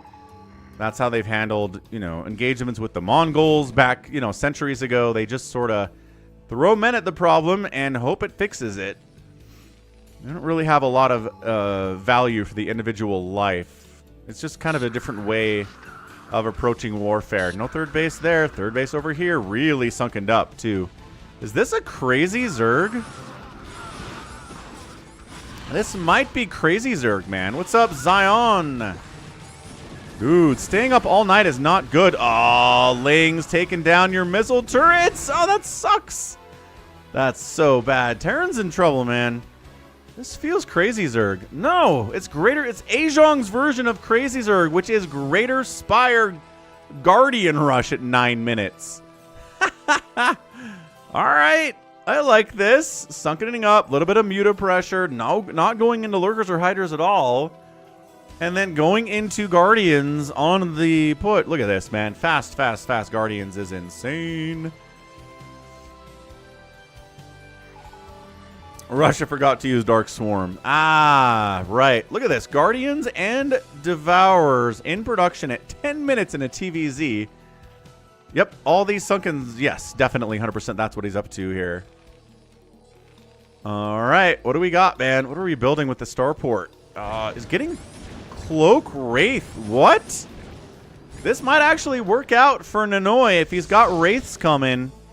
He stops all mining at the natural base with this stuff. Buzzard. Thank you for resubbing at Prime for 4 months in a row. Appreciate it, sir. What's up, Sob Baggett? Drop a like for Falcon Paladin. That's right. Tap that like button if you're on the YouTube side of things. Appreciate the re-upping with Prime. That's right. You can sub to Falcon with Prime for free once a month if you or somebody in your household is a Prime member.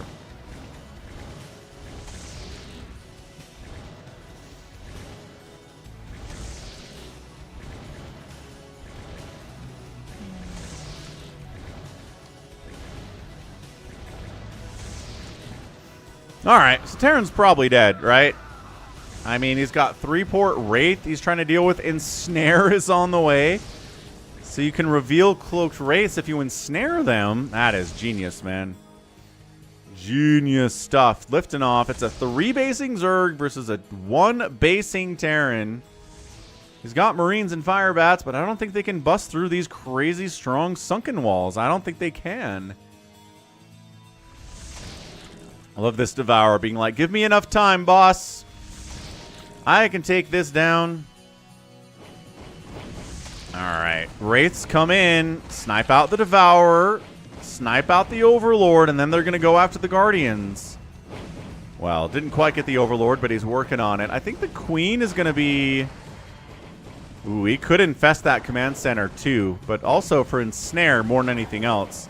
All right, Wraiths awaiting launch orders, getting some work done, shutting that whole thing down. Second base. Not quite in infestation range yet, though. Yeah, we've got Hydras on defense back home, Spores coming up as well, but they're going to try to snipe as many drones as they can, because all the Zerg player has to do now is just make Hydras and Lurkers and stuff. And the race will feel completely irrelevant. Which they sort of are, you know?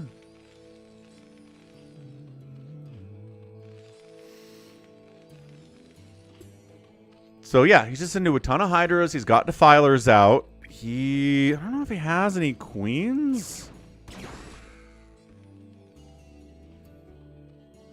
He's got a couple Guardians over at the third. We got a couple Guardians here at the main, too. But the rest of it's just Hydras. I don't think he's got Lurker aspect yet, or if he has any Lurkers. The Terran's like, I don't know what is happening in this game. I'm going to retake my second. I'm going to park myself out here, I guess.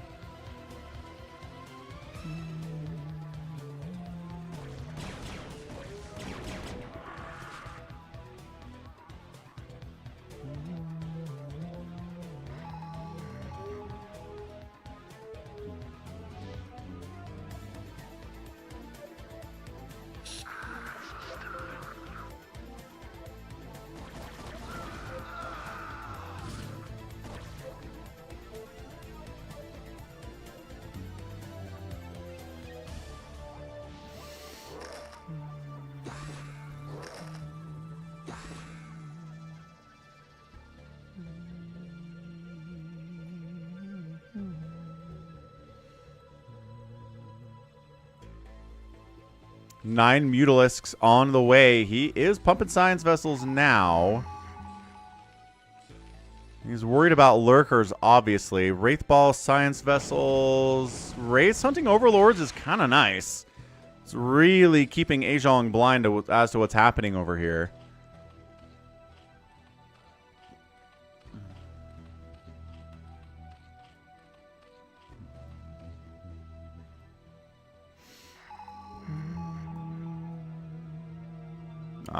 Psychonauts. I like your style, friend. Hey, hey. Thank you for the $5 Canadian Super Chat, Scott. Much appreciated. Happy Sunday, sir. All right, Guardians trying to assist, but the Wraiths are wiping them out. Guardians not assisting. Nice Plague. Ooh, giant Plague all over every Marine and tank here. I mean, the Hydras are like, yeah, we're not really good against Marine tank, but if we get plagued, it's all good. GG. Yeah, that Guardian rush really works. Successful engagement. Way to go, Idaho. Aejong just having a pretty decent outcome today. He lost 1 and he won 3. So not bad whatsoever. All right, what else do we have in this folder of replays sent to falconpaladin@gmail.com with the subject of Brood War? Do we want to try this Inside Job 9/11 replay? Do we want a BigCrazy replay? We've got a TvZ between Old Man Yuri and a barcode player. It's a lot of TvZs. Lord Psychonut says, let's do Inside Job. All right, Inside Job it is.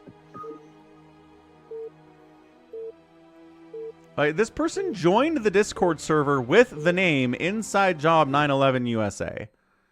And seems like pretty chill. They didn't immediately start ranting about conspiracy theories about 9/11, so I don't know who has that name. And then isn't a crazy conspiracy, like loud conspiracy nut, right? What is this name? vilecRoSsant. Sheesh. Very French name. Top left, we got a Zerg player. It's vilecRoSsant. Bottom right, it's a Terran. It is Inside Job USA 350M on the spamming. I have not Zion. Nope. I didn't know there was a game theory about StarCraft. Huh. You might be being silenced. Entirely possible. Oh, you thought it's G22. It is not Psychonauts. This is somebody else entirely. Proxy hatching. Middle of the map here. Hatch first and is the Zerg. Bjorn. Bjorn, thank you for the $20 donation. Out at PayPal. FalconPaladin@gmail.com. Appreciate the support, sir. Looking great. Looking good. Helping so much. Channel member. Channel subscriber. Twitch subscriber as well. Does PayPal donations. Does Super Chats. Gifts. Subs every once in a while. He's just kind of a everywhere all the time kind of a supporter. So let's give him on the Twitch there.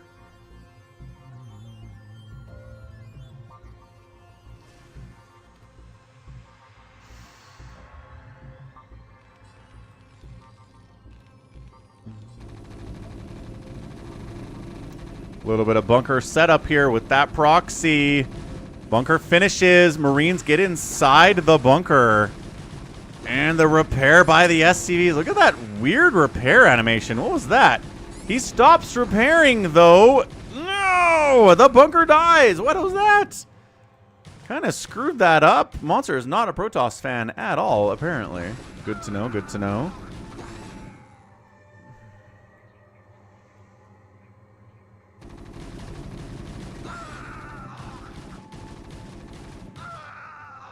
Well, clears it out. And I think that could have been a much better bunker rush if the repair had continued instead of ending. Big counterattack coming in, but I assume a Vulture's going to start. Yeah, Vulture's on the way. Quick starport, too, off of one base. Here from Inside Job 9/11 USA. Yeah, Vulture chasing these slowlings around. They're not going to get anything done whatsoever. Quick sunken up front because, by golly, there's Vultures out, which is annoying. And... whoa. What is up? New Patreon member, patreon.com/Falcon Paladin Kyle. Wait, what is this? What is this option? He's a $108 level member on a yearly basis. So yeah, every June he's going to get charged $100 of support for the channel. So that's crazy stuff, man. So that's basically $10 a month. Sort of. Great. Taking out drones. Thank you, Ganon, for resubbing at tier 2 for 12 months in a row. 12 months. That's almost a year. It is, Ganon. Crushing it. Thank you so much for that consistent, massive support. Hope you're doing well. All right. What's a tier 2 sub again? Drop coming in.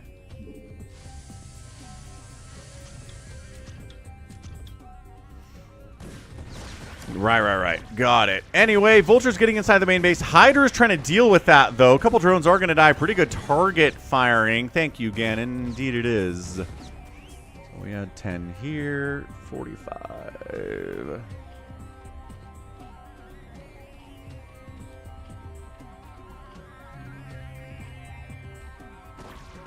Excellent, excellent stuff. What's up, Savior Sword?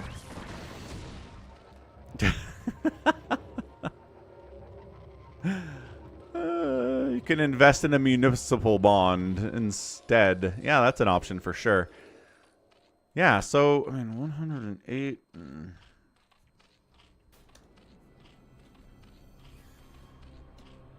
$9 a month. So it's almost a $10 a month support. It's $9 a month, which is a weird option they give you, apparently, on Patreon. So,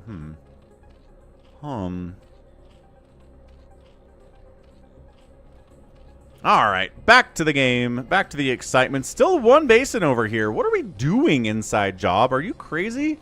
I mean, probably. But, Academy coming in. Science vessels on one base. Zerg doesn't feel safe enough to expand because he shouldn't feel safe enough to expand. What's up, Happy?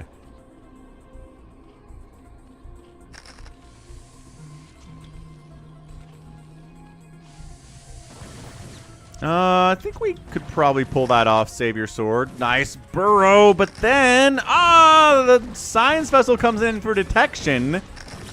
And the burrow doesn't help you as much as you thought it would. Oh my gosh, 19 to 19 workers. What a weird game this is. Out of inside here. Still one base in it. Working on siege mode. Continuing to produce science vessels. Stim is on the way. Zerg's like, should I get a third? I don't know, maybe. He does get a third base.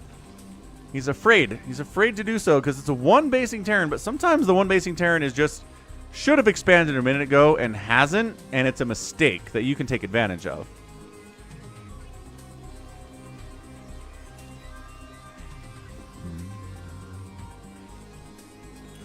You think it's a guaranteed Terran win from this position? I disagree wholeheartedly. I think the Zerg player has this game. There's not a second base for the Terran. Not one. Like, how are we going to deal with the 3-basing Zerg when you're on one base? That just doesn't make any sense. You can make Marines. You can give them stim and range and stuff and science vessel support, but the Zerg player has Hydras. The Zerg player's got Mutalisk. He's got Lurkers. Like, this is just... This is going to run out of steam so quickly.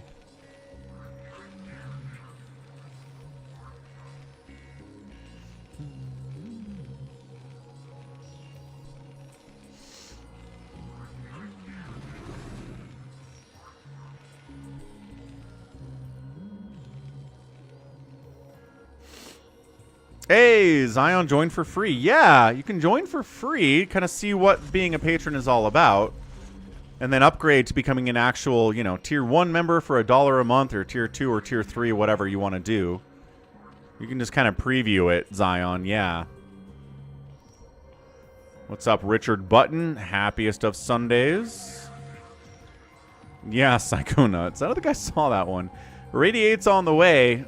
Artosis said one base Terran is the best Terran. What are you talking about? How? How is this best Terran? I mean, he's coming in. He's got Marines, he's got tanks, he's got medics. Got lurkers and hydras and mutalisks. Catches an irradiate. Actually, like, pretty good S-tier split there. The mutas need to go after the tanks right now, though, because if you're trying to kill the Marines, the lurkers can do that. Overlord dead. Nah, a supply block on the Zerg here. Siege tanks firing away. He needs something to deal with these tanks. Lurkers coming on the backside. Maybe D-Matrix the tanks. Both lurkers died. He doesn't have the control to jump on the tanks while they're dealing with anything else. The mutas are just kind of sitting here. Yeah, I think he had an angle where he is... Oh my gosh, this is incredible. He could have at least gotten some hits off on those tanks, but didn't quite. Now he's getting dragged into... It's not even controlling these mutalisks. They're just doing whatever they do. He knows he's dead. I think he's just kind of given up, right? Man, D-Matrix on these tanks with the irradiates. Yeah, the one baser. And that's it. Terran has the win here. He's pushing in, and that's a GG. Wow. Ah, sorry to hear about that. Richard hit a pinched nerve. I've dealt with that before. Yeah, Zerg panicked. Zerg is dead. And that's it. Gonna step away for a second. Let's watch this for the end.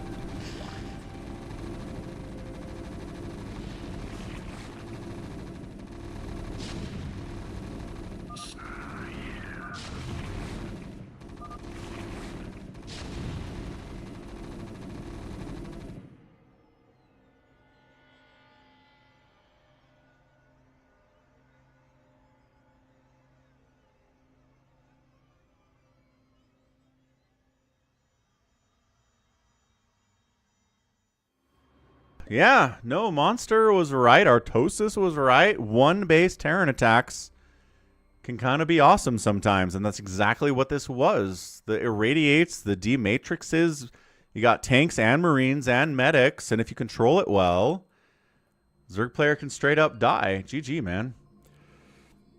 Awesome. Awesome game. I don't know if it's cheese necessarily, but Oh, that's cool, Zion. Good parents introducing you to StarCraft. I like that a lot. 120 to 26. Look at that outkill. Holy cow, that ratio is abysmal for the Zerg. Really good for the Terran, though. And the outspend by the Zerg is good, but didn't quite control his units well enough. It is, EB. That person's in our Discord server, too. Did you know that? Did you know Inside Job 911 USA is in our Discord server? Incredible stuff. All right. What is this? What is this free-for-all? I don't want to do that one. I don't want to do a max power replay until he shows up. Dun, dun, dun. So let's go BigCrazy, because BigCrazy's around anyway. So there's one that he said he was a drop hack. This one says, you think you're better than me. That sounds kind of fun, actually. Let's do that. What's up, Propovedinka?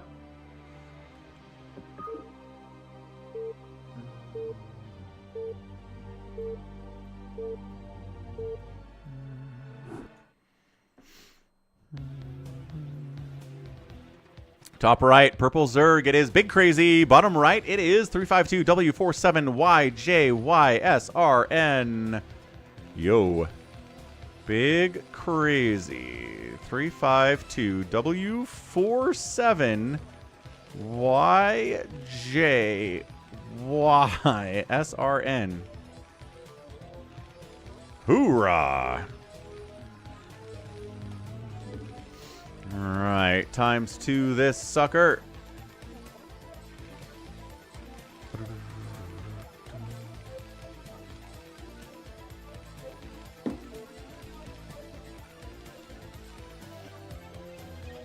Yeah, Zion. So it's a spell from the Queen. It attaches a parasite to a unit that then gives the unit's vision to the Zerg. So if you parasite an Overlord, hey, everything the Overlord sees, the other enemy Zerg player can see. If the unit dies, though, the parasite goes away. You can also get rid of Parasite using Restoration if you research Restoration on your medics. Which never ever happens. We barely ever see... We never see Parasites, and we never see Restoration either.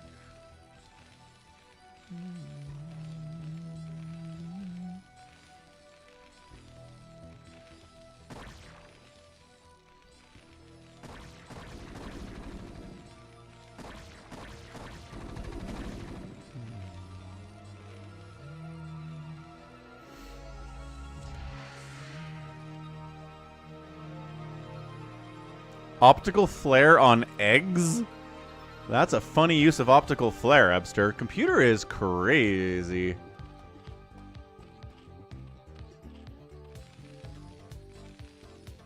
Another quick factory here. We're seeing a lot of mech play here today, or at least a lot of tank play. And this is definitely another quick starport. All right, never mind. Fast starport with an expansion. So he goes Rax Factory Starport Expand.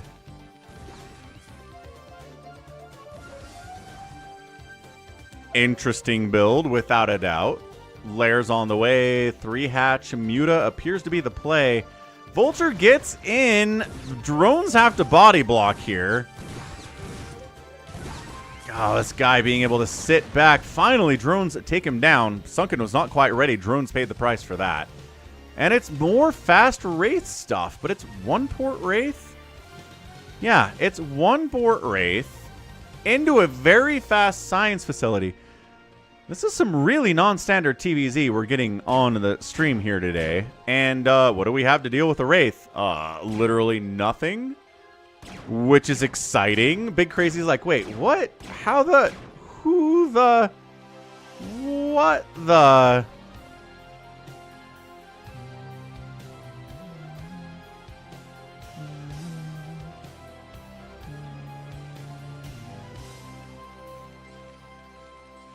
Yeah, this is like crazy fast 6-minute irradiate off of 2 bases from 352. So, Terran's doing some really non-standard stuff on the stream today. Sunday's stream is good for that. You get non-standard play a lot of the time.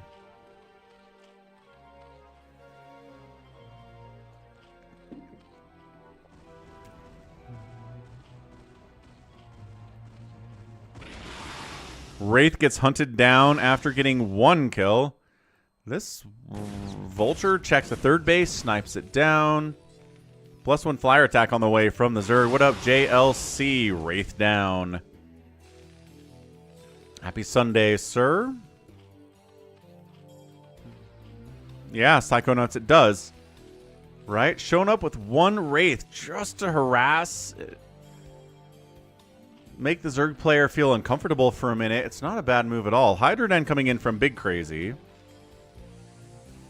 How's your eye feeling, JLC? Irradiate! Splitting, kind of splitting, sort of splitting. Hard to split. It's so difficult to split, man. We're going to see Valks in this game. We could. This Terran player, he's got the starport, got the control tower. It is a Mutalisk. Race would be a good idea, but doesn't seem to be that interested. He's got Marines. He's got Irradiates. He's kind of dealing with the Mutalisks that way, right? No armory, so can't make any Valkyries right now anyway.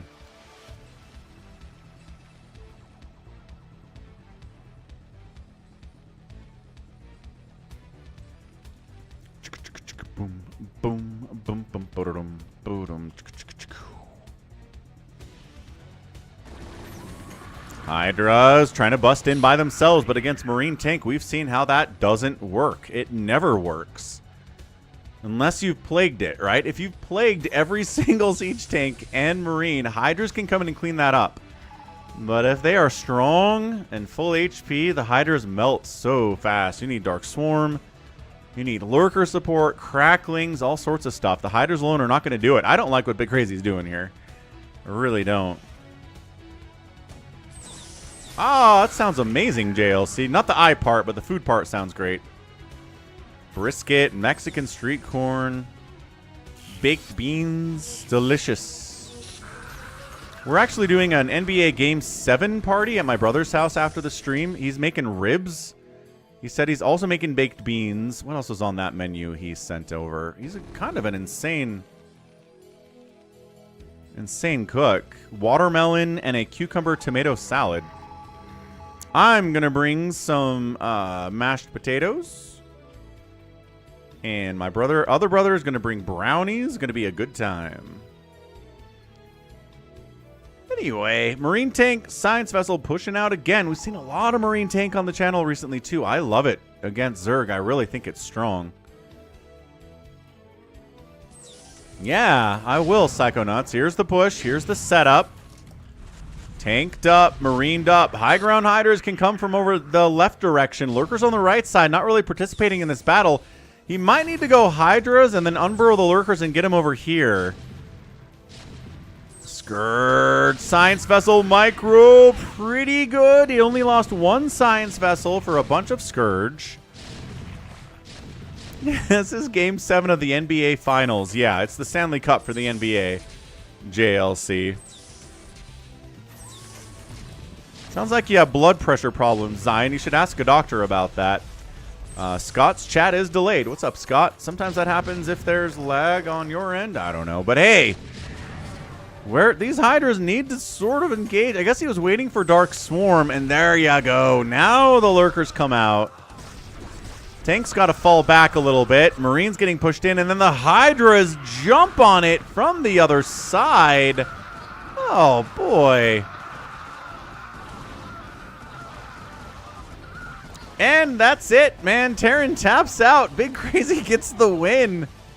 Very, very, very patient game from BigCrazy. He waited for Dark Swarm to get up. He didn't panic and jump on this until he needed to. Dark Swarmed, put the Lurkers inside, got the tanks to unsiege, importantly, and move out, and then jumped on him with the Hydras and crushed it. Good game, BigCrazy.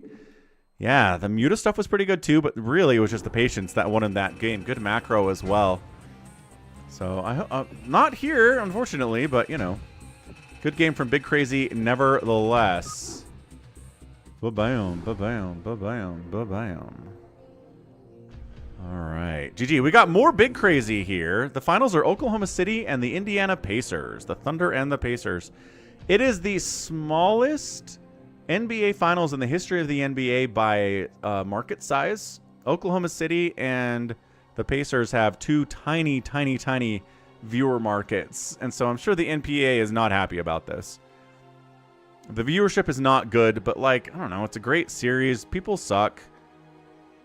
Like, it's not the Lakers or the Celtics in the finals or LeBron. People are like, man, I don't care about it. All those casual fans being casual.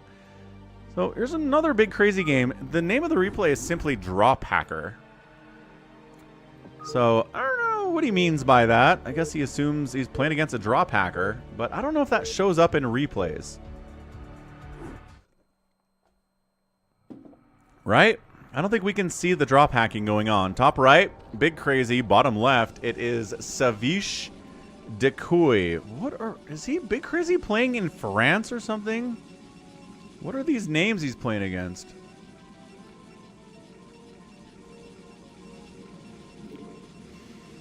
×2 in that, sucker. It's not rigged due to small attendance. It's not attendance, it's viewership. Just overall worldwide and national viewership levels are not good.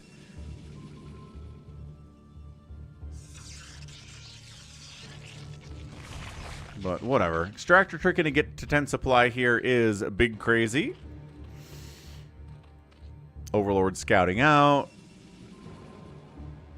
Going for a forge opening. Oh, it's a gate opening from Ceviche. I think I'm saying that right, but also I don't know. Not even sure if I know that's actually a French word.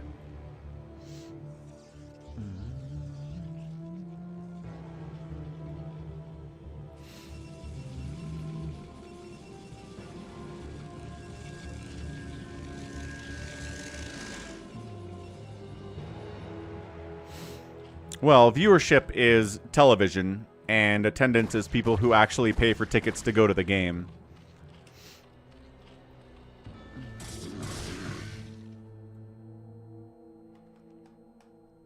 Zion says that Zerg is in a tough spot against Protoss. Maybe.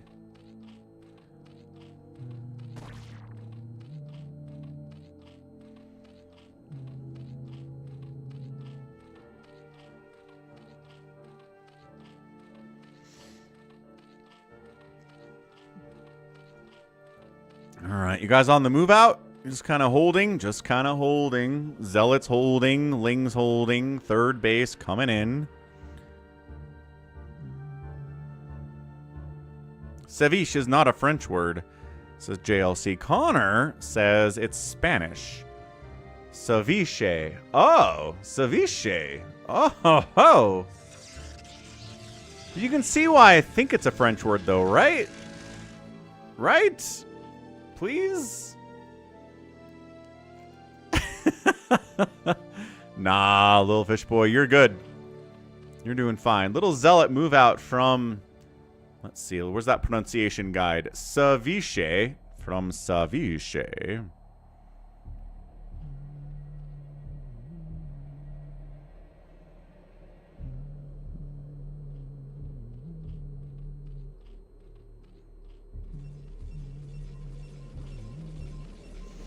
Into the third base, which, oh no, doesn't have any Sunkens or Lings at it.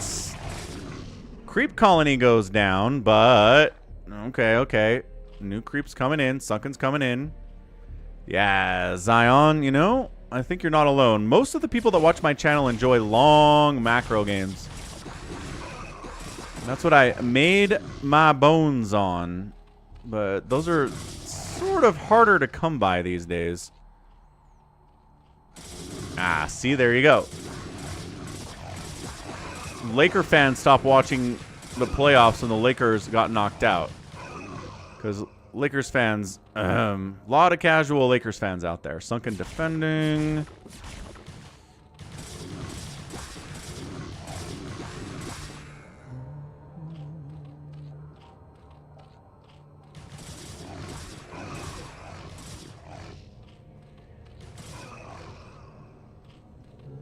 Avka Tidus in the house. What's up, Avka? Happy Sunday, man. How's it going?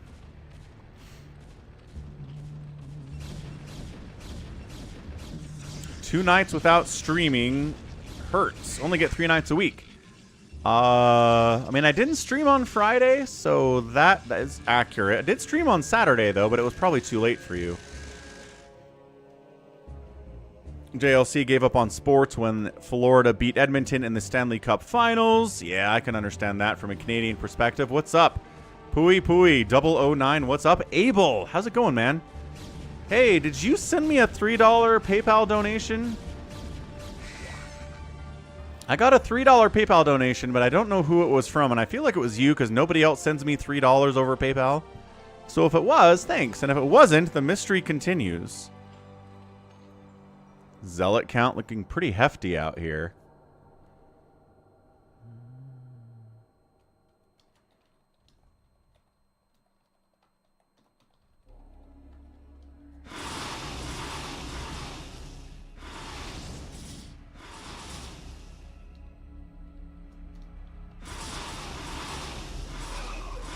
Zealots falling back. Corsairs against the Muta is going to do pretty well.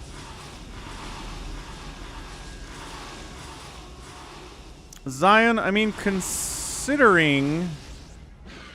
Scourged up. Considering that a Zergling can tear through the power armor of a Marine.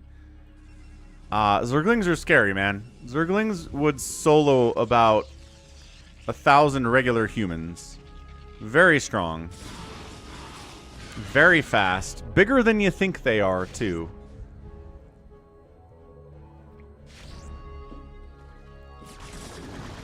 Hydra. Oh, he got rid of no, he's got one Sunken down here. Okay, BigCrazy didn't give up on Sunkens at the third base entirely.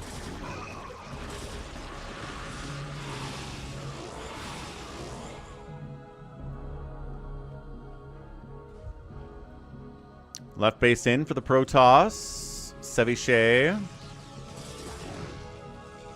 It sounded French too. I said it wrong again. Ceviche. No, that's what it is. Ceviche. Muta's getting chased out by the Corsairs, as they are wont to do here.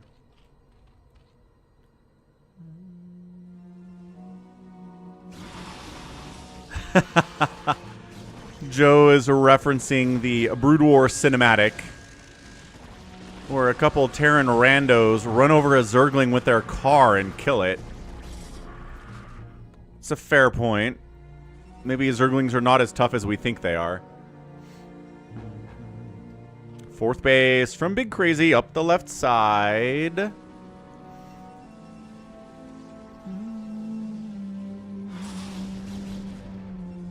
Being active with these mutas is really what you gotta do. And it's kind of the bare minimum here, you know? If you're not being active with your mutas, you're doing it wrong. And BigCrazy's doing it right, so that's good to see. Hydras, lurkers, busting out. Big time attack. Lurkers on the other side of this bridge. Lurkers maybe threatening the natural base at the same time. It's a lot of Dragoons. Where did you get, like, random groups kind of stuck out here? Why is he not attacking with everything? Where is he doing? Why does he have dudes just hanging out? I think these are different control groups, and he's just, like, trying to get them together. Is there no obs for toss? Oh, no. You're right. No observatory for toss? Oh, boy. Lurkers, go. Fight. Win. He's got another Muta's back here. He's got these dudes hanging out. I know it's hard to control, like 5 control groups. But, burrow in now. Perfect. Burrow in. Now this third base is going to die. What is... all these Corsairs are hanging out on the top left hand of the map. Let's go. No. Casual NBA fan, little fish boy. All you care about is the Lakers. You don't care about the NBA at large. It's just whatever the Lakers are doing is what you're into. A lot of Lakers fans are that way. Like, if the Lakers aren't involved in something, they don't care. Supply blocking BigCrazy would be pretty nice, but also losing your third base, I don't know if this is enough to offset that right now. Plus, there's a lot of Hydras back home. BigCrazy's macro is impressive. It always has been. When he plays with us in free-for-alls and whatnot, he is very good at macro. So, 2-basing Protoss, real bad against a 4-basing Zerg. 40 drones to 24 probes. Is the man building obs? He is. He's building obs now. The Lurkers are invincible for the most part at the moment, but not for long. Corsairs hiding bottom right. Might have invested a little bit too much into Corsairs, yeah? But there were Mutalisks, though, so BigCrazy's just making it so hard.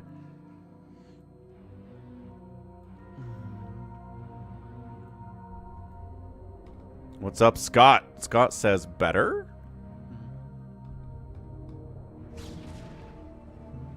Scott says nice. I guess he's been doing some testing about the lag on his own comments. Fair enough, dude. No access to the NBA. Ah.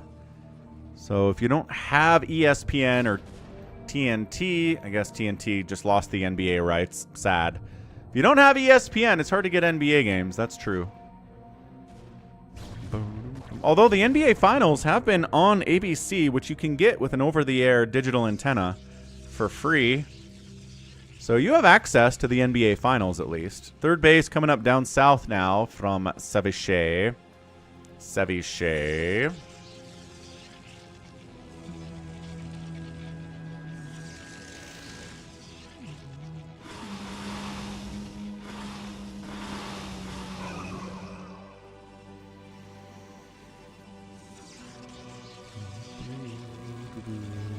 I assume it is Afkatinis. I don't think BigCrazy is here today, though. At least he's not in the chat.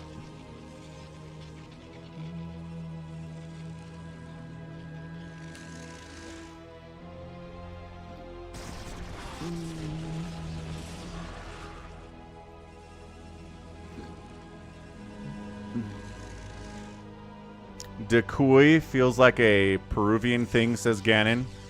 Cuy is a local term for a groundhog or a guinea pig or something small like that. Cool. Good to know. Fourth base coming in right side for the Protoss. BigCrazy's, he kind of had all this momentum.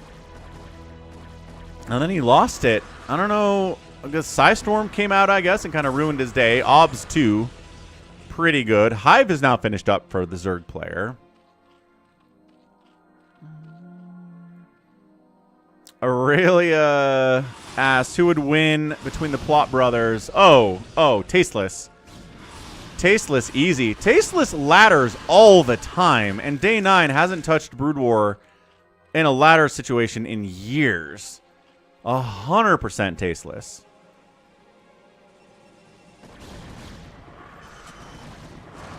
When they were younger, right, Day 9 did beat Tasteless. And WCG 2005 America qualifiers. So, I mean, back in the day, young Sean did beat him, but now it's definitely Tasteless. Oh, as in I'm fighting them? Oh, well, I'd definitely rather play against Day 9 for the aforementioned reasons of he hasn't laddered in years. Nice draw pack. You're pathetic, says BigCrazy. Again, we don't get access to the draw pack that is happening right now, but I believe BigCrazy when he says it's happening. Big attack into the south. High Templar does get a storm off, but not really in time to save the day, I don't think. No, base down. Yeah, that's the problem with the replay, is that you don't get access to the drop pack you're complaining about. So there's a hack you can do in ladder where... And he taps out. BigCrazy gets the win anyway. Where you can make it so that you lag so much that it's almost impossible for the other player to play.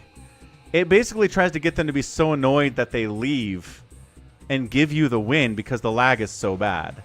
There's a couple different variations of it, but that's generally the idea. So I wonder if that took BigCrazy like an hour and a half to finish because it was so laggy. But good man. Way to get it. That's not a draw pack, though, says Happy. Well, then what is a draw pack? Is it a lag hack, then? Maybe it's a lag hack. I don't know.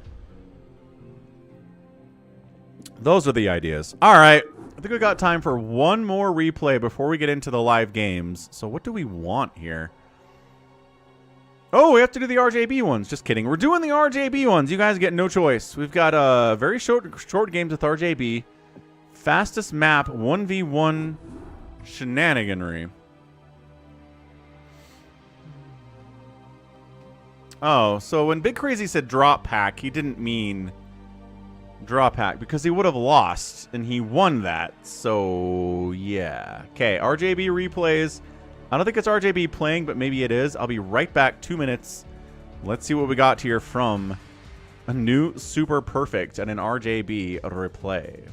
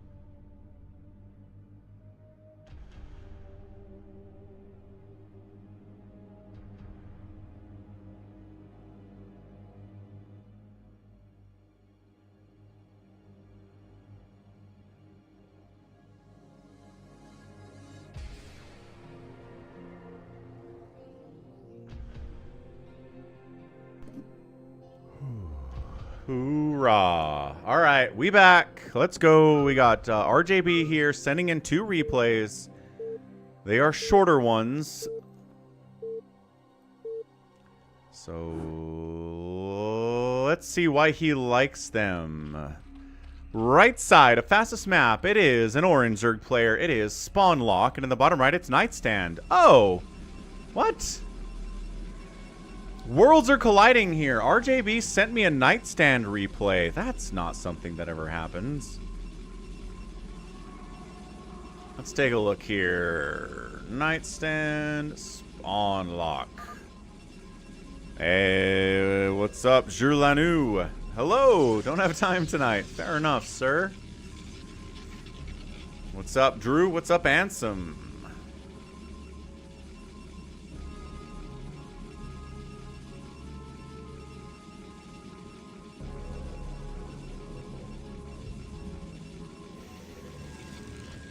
Alright, what's the play going to be here? We spawn right next to each other, which is going to be pretty bad for the Zerg. You want to be far away from the Protoss in fastest map for sure.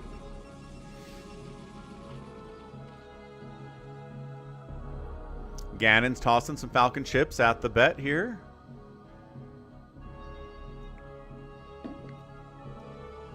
Ah.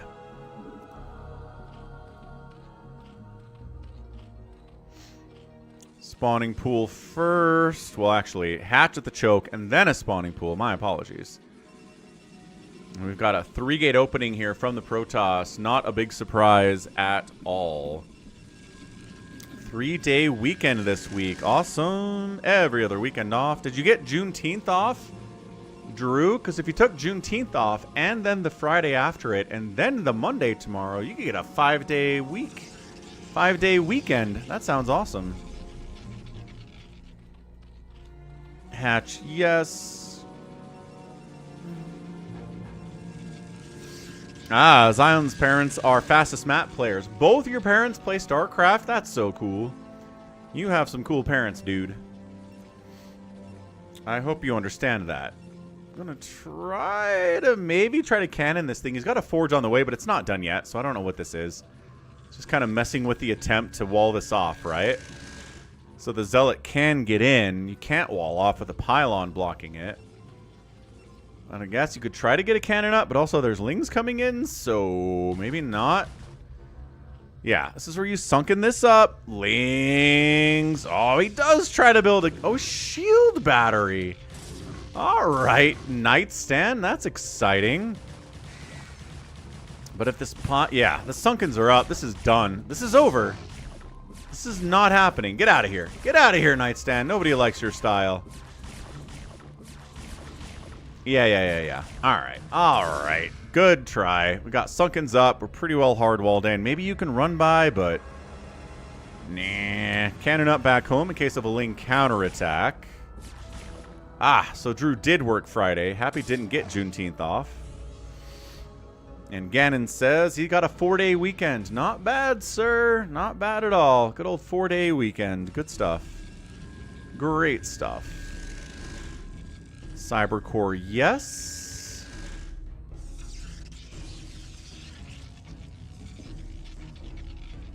Ooh, what are we doing out here? No, there are sunkens. This is weird, man.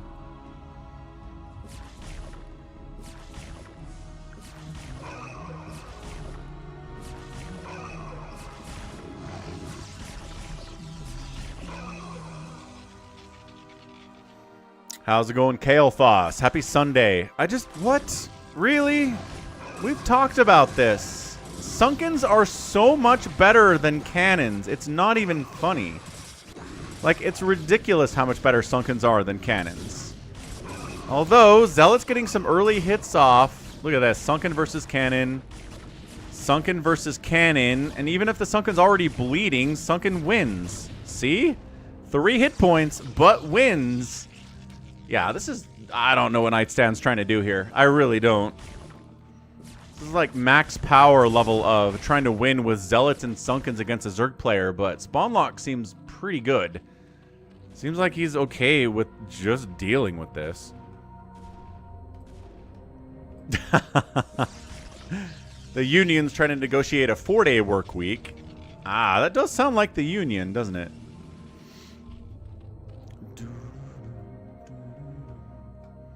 They saved $1 million. Well, I mean, look, if you can do a 4-day work week and the same amount of work gets done, then yeah, that's a win. But if your productivity goes down, I don't know how worth it that is. What's up, Alexander? Happy Sunday. Yes, Cannon has all that advantage, but in a 1v1 fight, Sunken versus Cannon, Sunken wins. That's the entire point. Well, okay, so we're not talking about 410s, though, Drew. You're talking about 4-day, 8-hour days, right?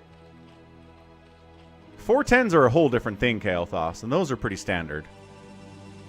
Because again, 40-hour work week versus a 32-hour work week is a different thing. Sunken, yes. Hatchery, yes. Drew says they had to give up COLA for it. Is that health insurance? What's COLA? And you already get 4-day work weeks every other week. Yeah, that's, you know, Drew.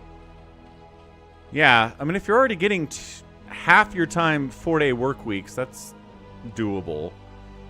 That does sound all right. Max Power shows up 3 hours into the stream. What's up, Max? What is up, Unknown Alex? He's back.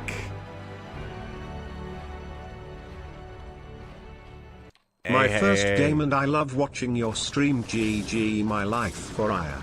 Ah, thank you. Appreciate the Prime sub. Again, you can support Falcon using Prime for free once a month. Free Prime sub is awesome. I'm trying to like run by, but Reavers are already out.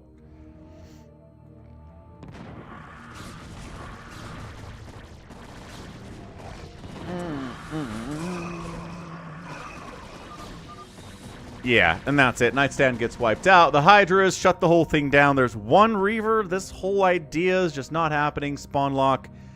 Too much was invested into the cannons for almost no value. And bam, Spawnlock gets the win against Nightstand. GG Spawnlock.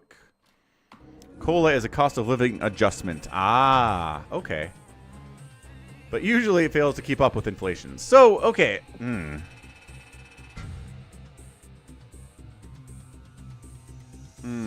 I hear you, Drew. Yeah, giving up a cost of living adjustment in exchange for 410s. I don't like that. That idea is an interesting one. So we get Spawnlock back. Do we assume that Spawnlock is RJB? Should we make that assumption considering both of these games are Spawnlock games? Sandwich Master. Sandwich Maker. I know how to read. Sandwich Maker. So, game 2, top left, it's a Teal Terran player. It's Spawnlock, who, based on the fact these are both Spawnlock games, I feel like it's RJB. In the bottom or the left side, it's Sandwich Maker.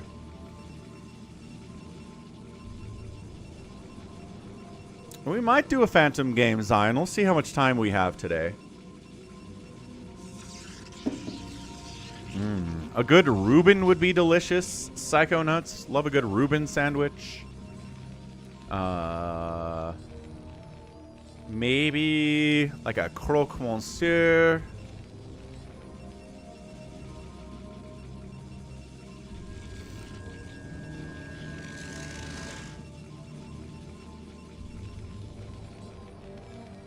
What's up, Shabir? Happy Sunday, man. Shabir Ula Khan is back.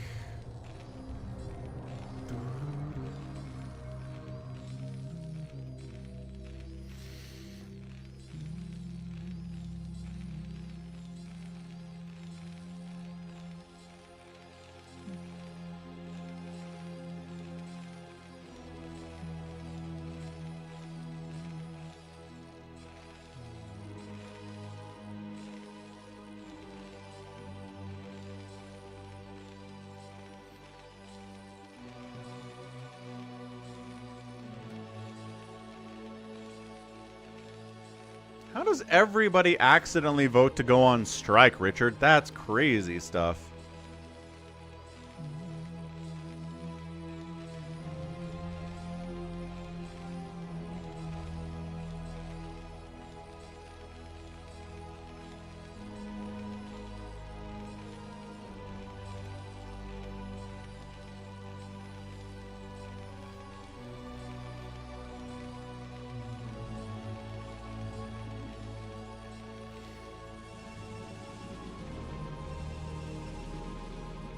Ooh, shaved steak, melted American peppers, onions, mushrooms. That's a good cheesesteak, Psychonauts.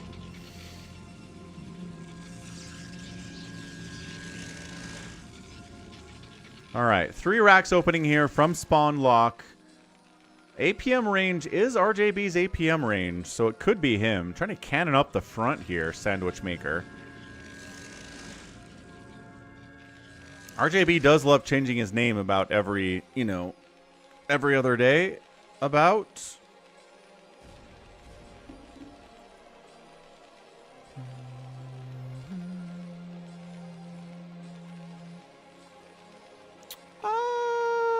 I don't know about that opinion, Shabir. StarCraft is a broken game balance-wise. It actually balances itself.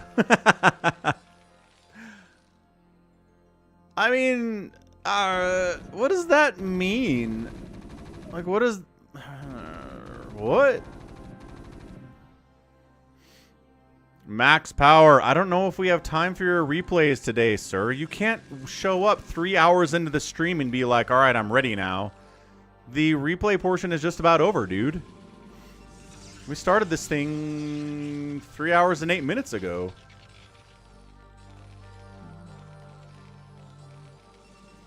Marines, medics, trying to get in here and take down the Protoss before splash damage is available. Cannons are going to help, but...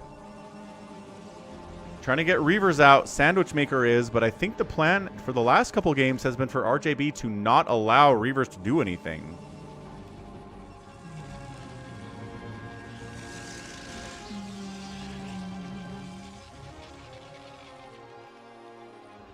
Yeah, slow Zealots can't fight against Stim Marines. Not well at all.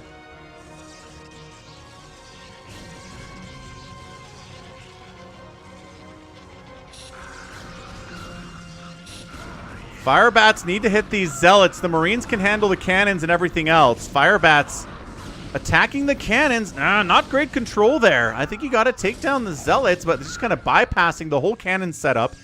Getting a handful of Marines in here. Going for what you can get, which is a pylon. Just kidding. Darting in. Trying to take down Zealots. I don't know. This is like weird troop movement out of spawnlock. Gets a cancel on a cannon here. Zealot gets obliterated. Probes are fighting, but these are stimable Marines. Where are the medics? Why are the medics not... okay, medics need to heal up. There we go. Then getting the Marines on top of the probes here. They can get pulled and fight, but these Marines have medic support. They've got stim. They are tearing through these probes so hard. Yeah, that's a GG. Beautiful attack. Beautiful timing attack here before Reaver Tech is even anywhere close. Yeah, no, dope. GG. 3 probes left. Sandwich Maker knows what's up. He taps out, and Spawnlock gets the win in 5.5 minutes. Woo! All right. GG for sure. The Firebats, you know, the control there, again, wasn't that good. The Firebats were attacking cannons a little bit too much. The medics weren't on top of the Marines as much as they needed to, but hey, you got the win. You didn't play perfect. That's okay. Let's go. Spawnlock gets the win. All right, max power showed up. We will do a max power replay. Unfortunately, all the stuff he sent me, this one's 2.5 hours long, so probably not going to get to that one today anyway. Okay, Max, how is this 2.5 hours long? How? I need you to explain it to me, because 32A is in here, and 32A is a great player. There's no world in which 32A should sit in a 2.5 hour long game against randos. Yes, Wander, that's probably about right. What's up, Midnight Expansion? Check out Midnight Expansion. Give them a follow out on the Twitch if you haven't. They all fell asleep. I don't think Max Power wandered away from the computer again. All right, Max, let us know when you have a second. Then there's this hour-long game, again, with 32A. That one at least makes sense. An hour I can understand. Well, let's do this one. Let's do this free-for-all on the map called Dead End. We had a Mexican standoff and lots of resources. See, that doesn't make any sense. Like, how does 32A just kind of sit there and stare at everybody with a huge bank? 32A does not do that. Did you mind control 32A? What happened? No, Flanny, don't do it. All right, so this map is called Dead End. It is an absolute literal maze. Look at this. Look at this maze-like structure that it has. Getting from one part of the map to the other is a nightmare. Unless you make flying units. Dude, tanks are so good on this map. Every single base has a place you can put tanks and fire across a wall at it. Okay, let's see what we get. Yeah, that was Nibbler, Abel. StarCraft pathing solves that issue. All right, man. 4-player, free-for-all. Bottom left, Max Power. Top left is a Black Terran. His name is Computer. Oh, they brought an AI in. Top right, it's a Green Zerg player, Gumboy. And in the bottom right, it is Unvax Rich Boss. What a name. We've had some crazy names today on stream, but let's see what we get. It's Max Power versus Gumboy and Unvax Rich Boss versus Computer. Good enough.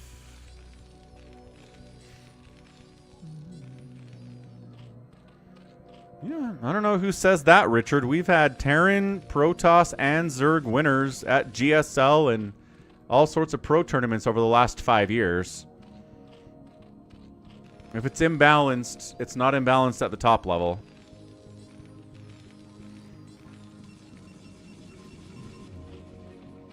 And yeah, I mean, if Brood War was imbalanced, we'd have the same thing. We'd have all Zerg wins in ASLs, which we've kind of had recently. But we've had Terrans recently. We had a couple great PvZ series in ASL 19. So anybody that's like, yeah, it's imbalanced, I just don't buy it. Unvax.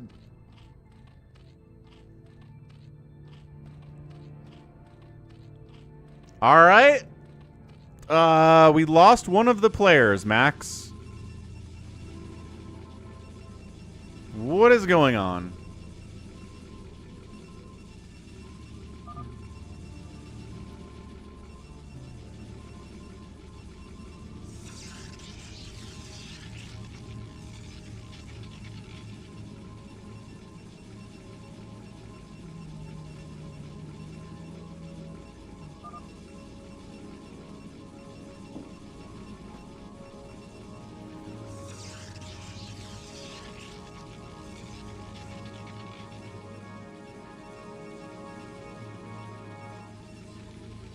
What's up, Queen Amalia? Happy Sunday.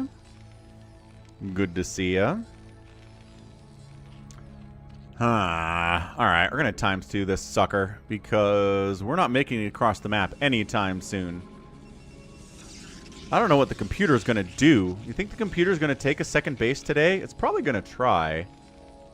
I have to imagine.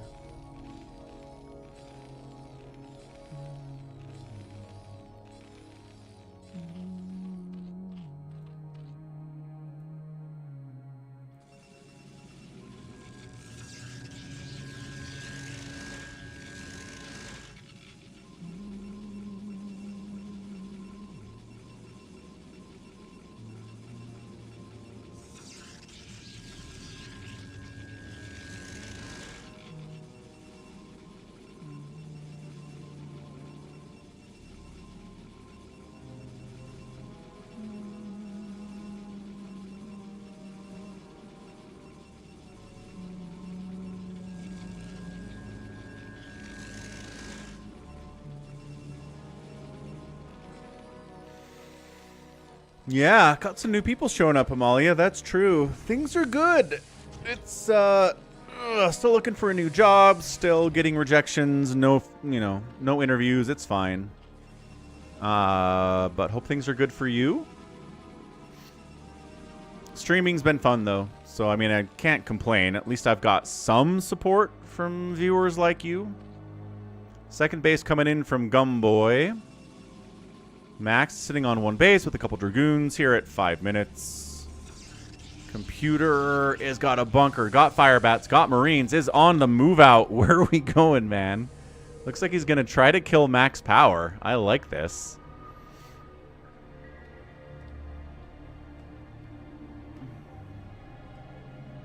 Yeah, sure does, Happy. Replays are weird, man. That is correct, Amalia. Oh, is it going after Gumboy instead? He took a really hard right here. His army's all split up because of the nature of the giant back rooms of this map. He gets into the natural. Ahem. He gets into the natural. Dude, the AI is so weird. Send everything. There you go. So third base of Gumboy is dead. Second base of Gumboy is probably also dead.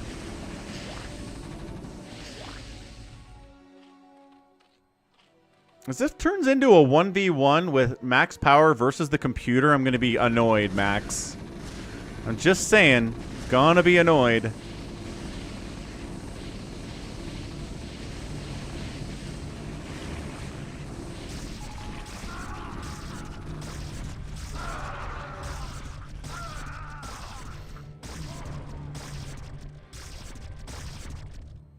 One lurker is not going to save the day. Do you have more? He's got another one right here. Oh, finally! He scans it out, but he can't quite kill it. 8-kill lurker saves him from the computer player. And Max Power has a second base and a bunch of Dragoons just kind of hanging out. Another big push coming from computer, though. Dude, I don't know about this. There is 10,000 minerals in your main base, so you're not going to mine out of your main anytime soon. What's up, Jinx? Flandy's here. You guys can connect. Hooray. Ganon. Well, this one didn't. Where's this one? This one did not save the day, but this one totally did. You are correct.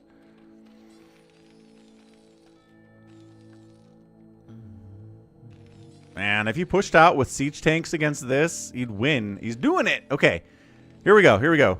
Mind control's on the way from Max Power. Max Power is concerningly quiet right now. It makes me worried. Siege is up. There you go. One alert. Where are you going? Oh my gosh. Dude, save the... What is happening? What is this? What are you doing, Terran?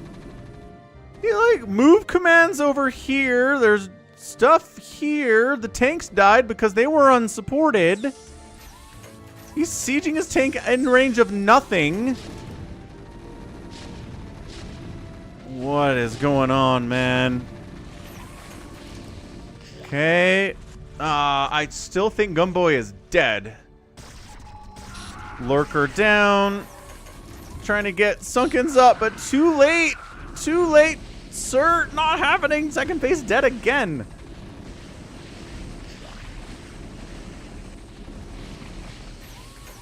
Okay, now go kill him. Go kill him. Max Power's expanding bottom right.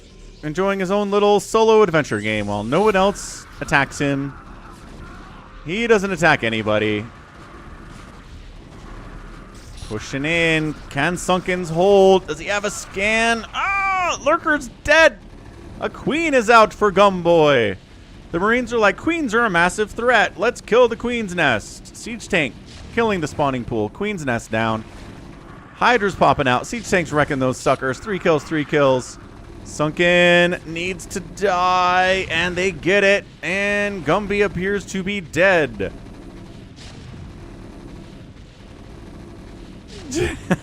Andreas. Happy Sunday.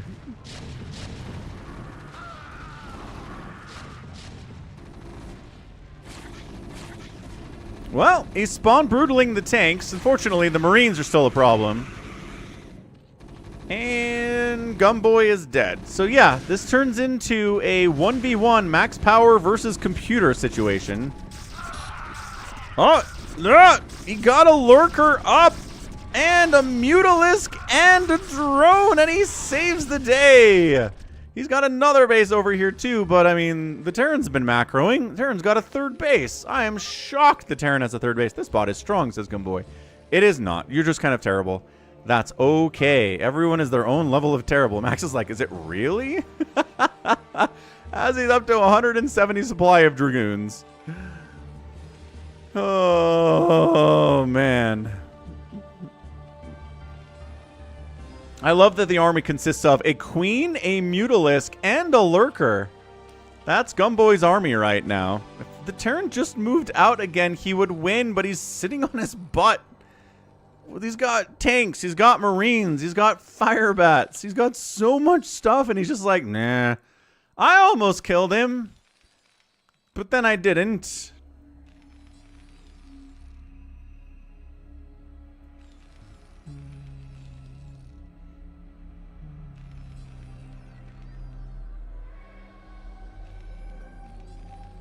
Cool. So the AI decided to stop attacking at about 18 minutes and give Gumboy the chance to come back to life. For no reason, because the AI is dumb. Let's go, AI. Let's not be stupid. Finish him. You can finish him. You have 100 supply and he has 30. It's a million Dragoons. And he's going 2-race. Probably... I'm guessing battle cruisers and Dragoons out of max power? Sure, why not? I cannot believe the AI just gave up. The AI just gave up trying. I mean, he's building stuff and he's making things, but he's just parking them in a rally point and not actually attacking anything.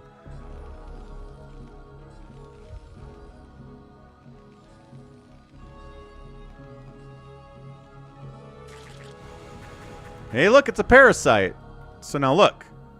No, we didn't parasite that. He parasited a Wraith? Yeah. So now, if we get rid of everybody's vision, except for Gumboy's. Ah, see, look. Now Gumboy has this vision, but also has this Wraith's vision. Wait, does that not work in replays? Oh, no, it does. It's right here. Did restoration on it to get rid of the parasite. What a perfect example of what we were talking about earlier in the stream. The AI used restoration to get rid of parasite. Yeah, okay. It's like, that's the only time you're ever going to see that, by the by. That's it. That's the only time.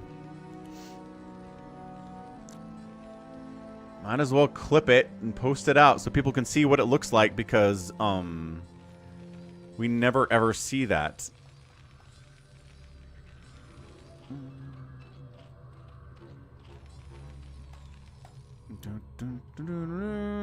Gumboy's like, what's going on down here? What? Blue?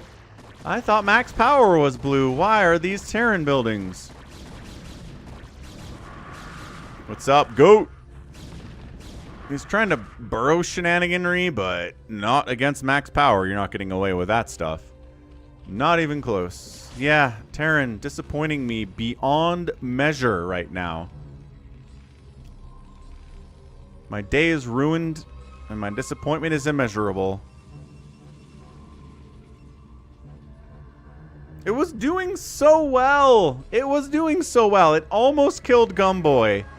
And then its programming broke, and it just stopped producing stuff. And stopped sending stuff. Nothing's being made. It's working on upgrades for the units it has, but no SCVs are being made. The factories are quiet. Max Power's moving out on the rampage.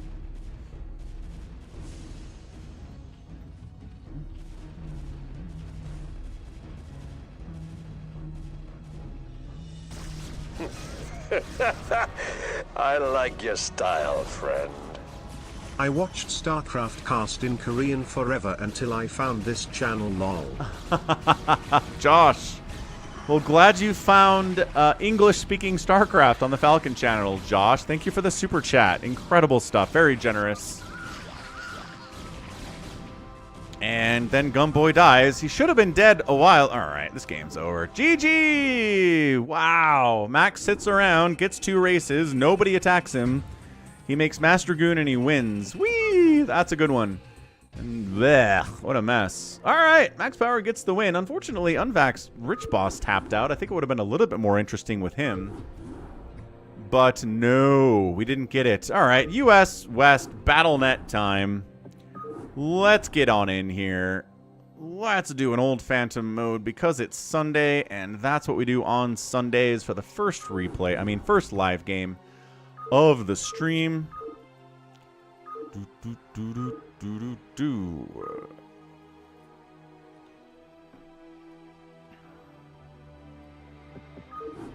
Bam. Use map settings. Let's rock. Hey, Phoenix. Thanks for the 100 bits, man. Appreciated.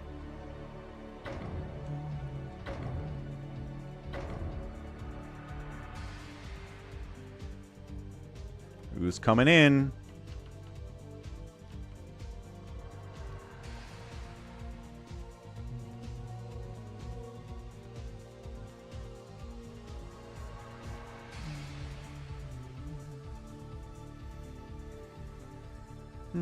I do remember the Mothership Core, Richard.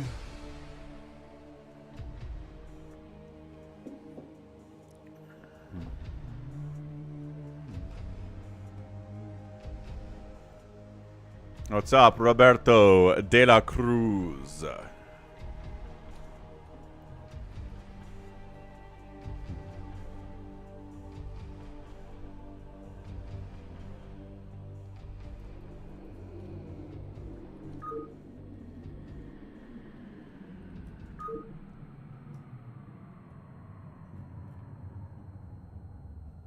Sounds good, Goat.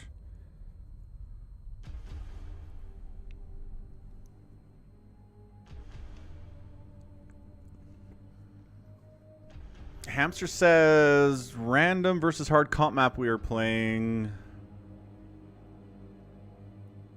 He just spawns in a ton of heroes and gives everyone 100k money. Ah, okay. So he's got what he likes to do. Sounds good, Rengar.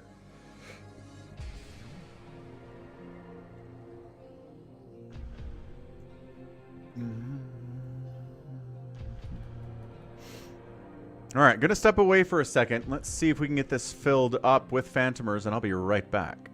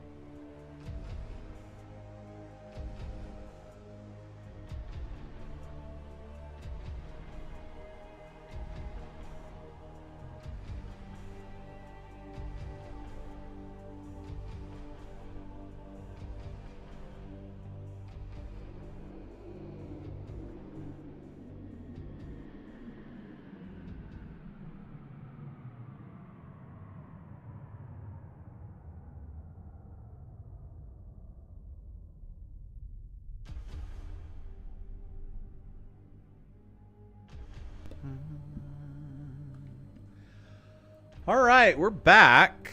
Looks like Wander and Rengar joined in. Brugada just tossed in here too, so okay.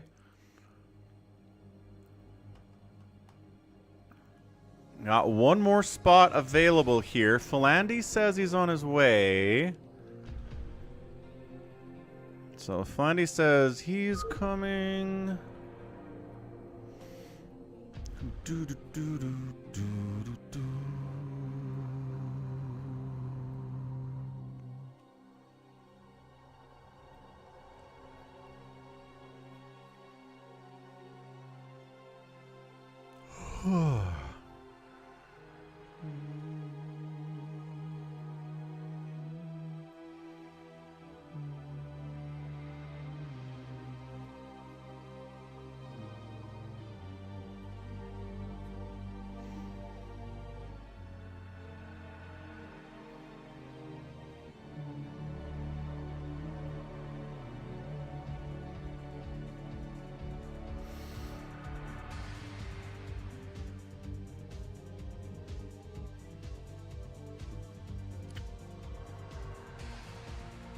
Yeah, Goat. America direct intervention into attacks on Iran. Haven't done that in a very long time. Definitely a new age for that. We'll see what Iran's response is. Able sounds good. Biden's fault. Ah, what a meme.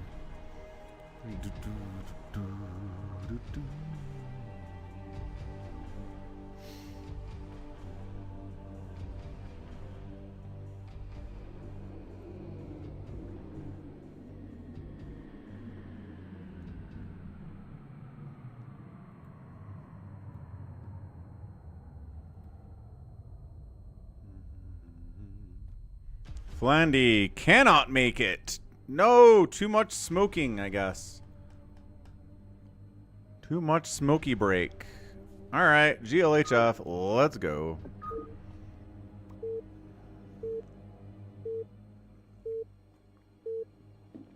But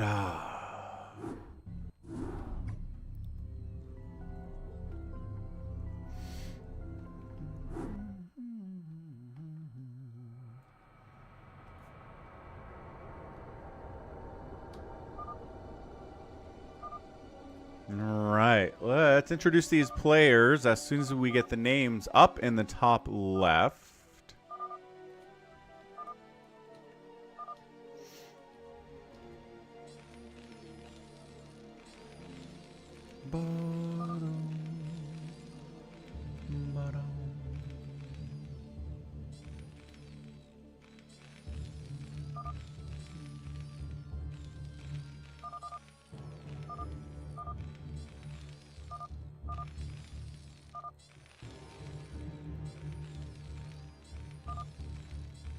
Alright, names, top left. Top left, it is a white Terran player, Rengar. Afghanistan is playing Zerg 12 o'clock.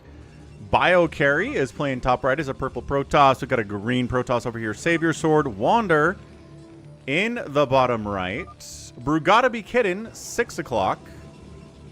And then a dark blue Protoss here is Max Power with a Tanzerg Happy on the left side.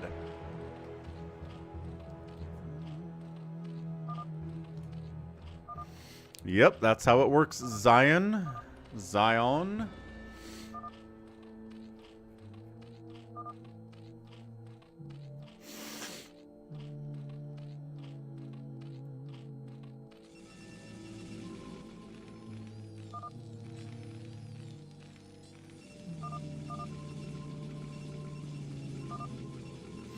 Avkatinis is going to rampage.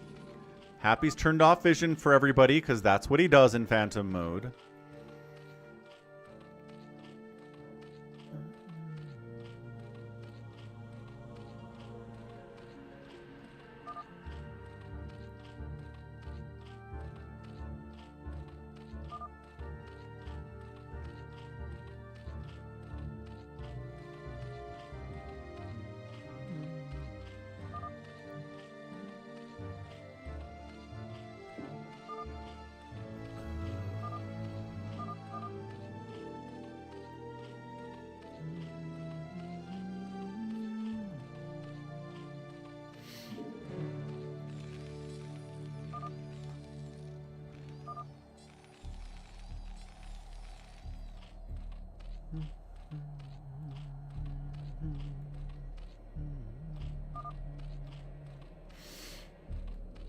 Happy never claims anything. What's up, Mad Doctor? Things are good. I'm kind of tired. I did a 4-hour stream last night that ended around 10 p.m. and then had coming in on 4 hours on the stream today starting at 9 a.m. So it's a lot.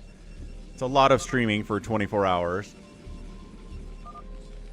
Plus did not sleep well over the weekend. I was taking the kids to band practice at 7 a.m. and birthday parties at 1 p.m. and all sorts of crazy stuff going on. So, little sleep deprived, but I think we'll be okay in the long run.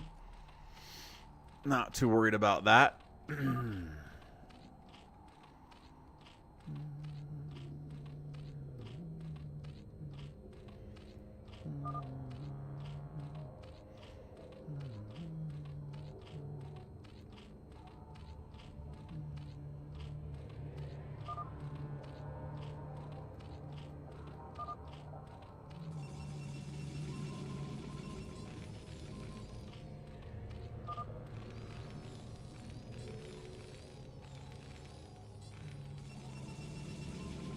Brugada wants to kill Savior Sword for talking about socks.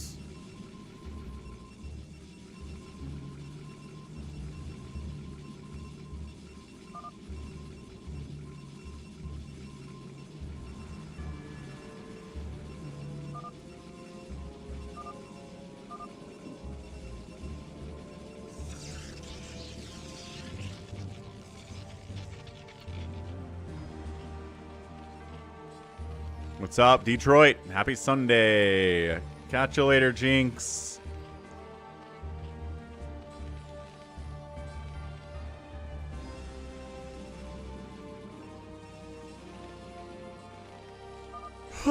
Man.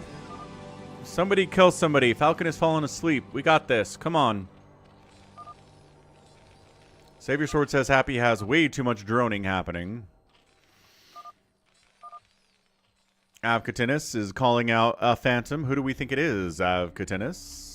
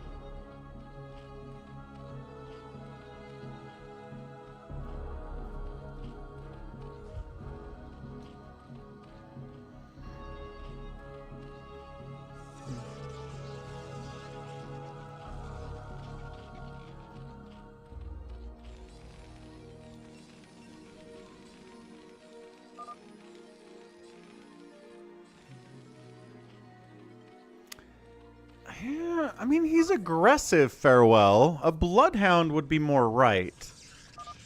I think Can I Play Please has the best hit rate of accusing people of being Phantom and they're Phantom. It's not 100%, but I think it's the best rate of anybody. Happy's going Mass Queen because Happy plays Phantom in his own ways, which I respect. Oh, big old fire bat drop attack here by Rengar on our Mass Queening Happy. He's got no Sunkens, no anything. The fire bats are trying to kill this lair, but it's going to take too long.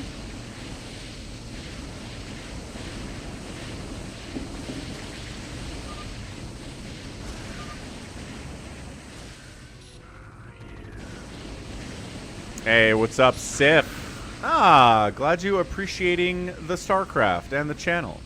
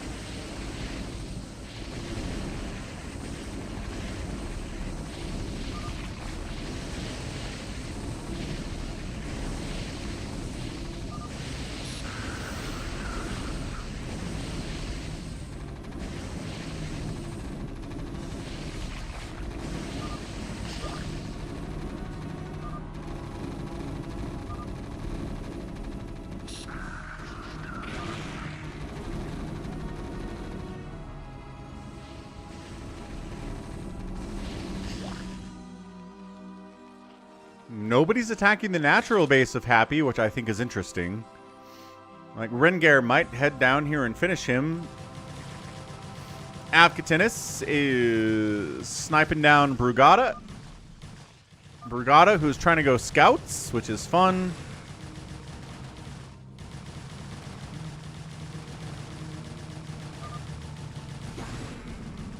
Avkatinis is calling out Brugada be kiddin' for playing too slow and trying to hide.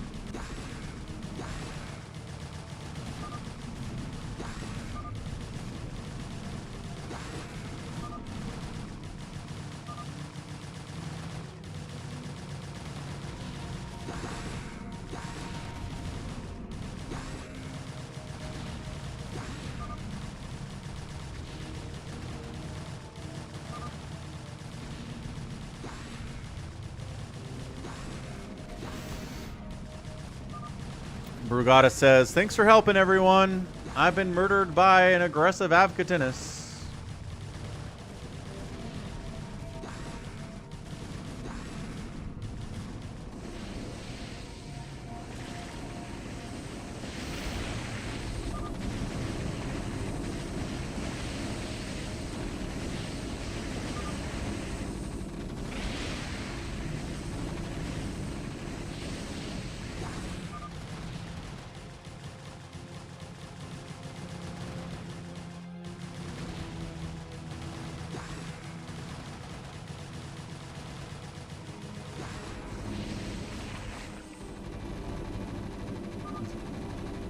That it? Is Happy out?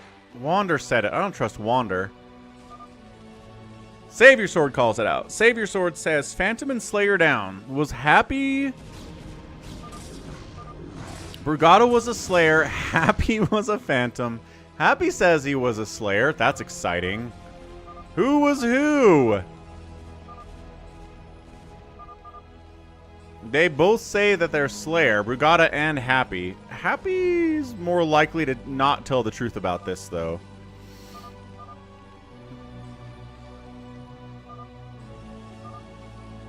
BioCarry's like, I'm just super bored. Got myself a fleet beacon, that's fun. Brugada says, eat a sock.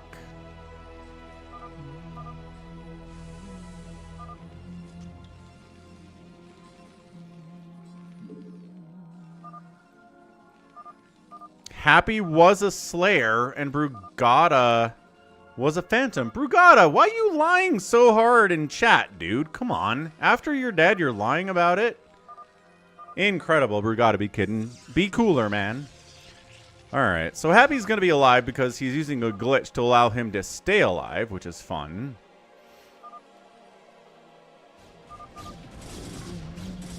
I think, is Brugada just dead? Or is Brugada... Nope, Brugada's got a Nexus down here. Alright. So both players are still alive, which means...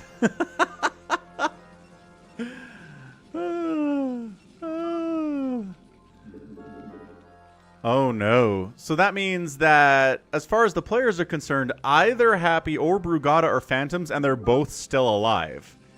You can't let them live if they're a Phantom, you guys. What are you doing?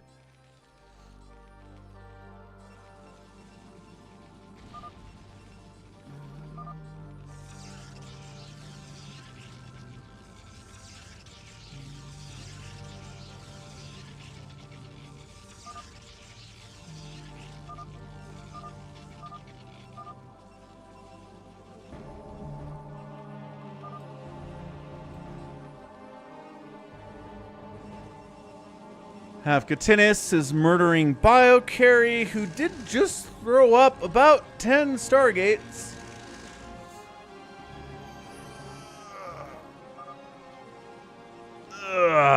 Baby T-Rex. Yeah, in like 5 years? Sure, that sounds like a plan.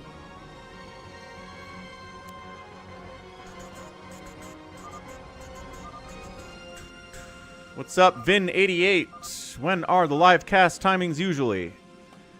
It depends. It depends on when I have the kids. The Sunday stream's always at 11 a.m. Eastern. So if you want to come to the Sunday stream, it's an institution. It's been here for years. We do 11 a.m. Eastern start on it, and we're here for 4 to 6 hours. The rest of the days are kind of up in the air depending on what's going on, but they generally start around 4 p.m. Eastern during the weekdays and around noon Eastern on Saturdays, if that helps.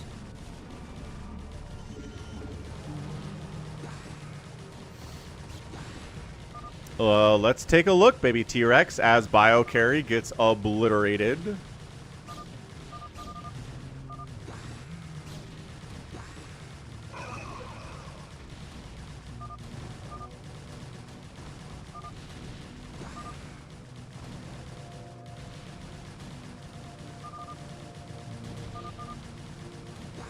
So here are my subs for the last month.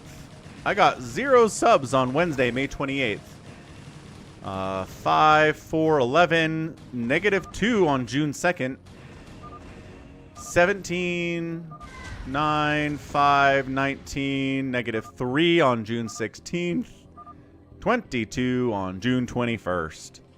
So, yeah. Views are up because I'm doing shorts, but those don't really help with money all that much. Shorts are kind of garbage that way. So that's what I'm doing. It's not great. Sounds good, Vin. What's up, RJB? I didn't realize how often I was getting negative subscribers on a day. Huh. Doesn't bode well for the future of the channel, does it? Avcatinus moving on Max Power next. Max Power is ready for it, at least. Yeah, these lings running in 1 or 2 at a time are not going to get much done. But I got 214 new subscribers over the last 28 days.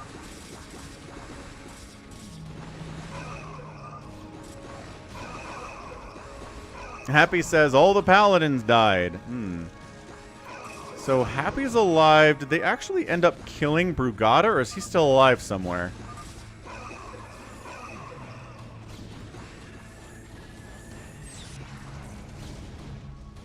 BioCarry.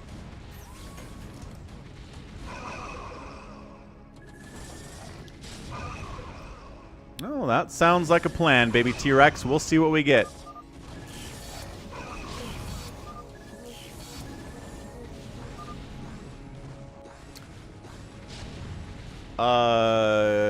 Yeah, we're talking about YouTube subs, Sif, so just unsubscribe from the channel. Or, I guess if the YouTube account was, like, deactivated, then maybe that's a negative subscription too. I guess that would happen.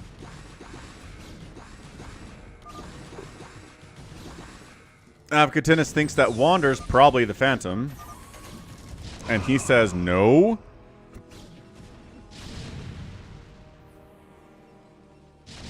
Nuclear launch detected. I think it was Rengar that said he was getting nukes, right? So, yeah, Rengar has nuke silo. Rengar, I don't know what he's doing, man. If he's nuking the center or something, that's insane. Rengar. Nope. Ah, he's nuking Happy.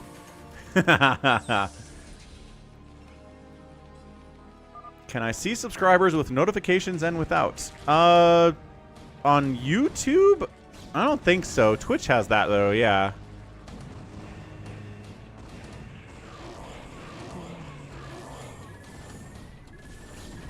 Or that, baby T-Rex. Yeah, I think that's happening, too. It's a fine way to do it, obviously. Max Power desperately trying to stay alive in the face of a big-time attack. Oh, I knew it. Savior says Rengar. Stop stealing races. Is Savior kleptomaniacally going to race without asking permission again? Rengar is not happy about this, as he should not be. Max Power slowly getting killed. Avcatinus is setting up to attack Wander. Avcatinus is just sort of killing everyone, which is, you know, a little bit sus.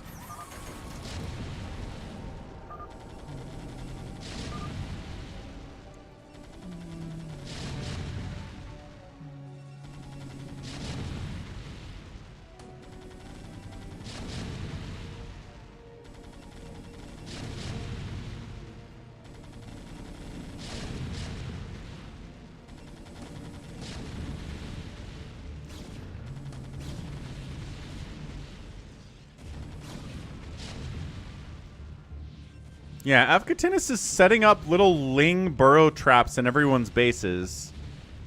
I think it might be Avcatinus, you guys.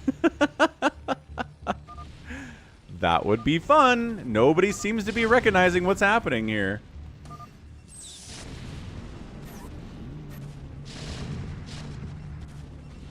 Yeah, Sif, people, you know, people interact with YouTube in their own ways. Like, I don't think I've ever unsubbed to a YouTube channel, but I definitely think that people have. Avcatina says, I am a Slayer in this game. But the Phantom is playing it too well. I can't suss him out. So I'm just going to put cracklings in everyone's base, and then when the time comes and we have to kill them, I'll unburrow my cracklings and they will die. Brugada says, it's definitely max power. Can we just kill max power and this will be over? Could be. Ooh, mind control on those carriers. Save your sword. Grand Theft Carrier, man. That is save your sword in a nutshell. That's what he lives to do.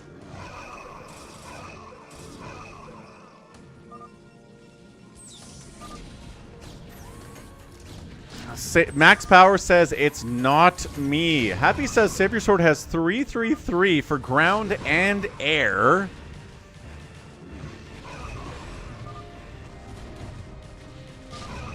And Max Power taps out. And he was a paladin. He never claimed paladin. Some people aren't paying close enough attention to the announcement of what role you are.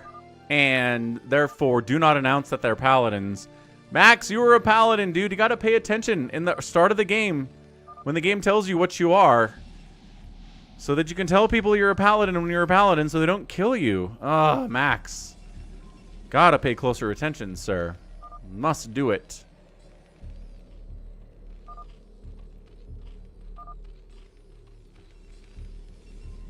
This may sound crazy, says Avcatinus. Yeah, Max, you were a paladin. You gotta pay closer attention to what role you are, sir.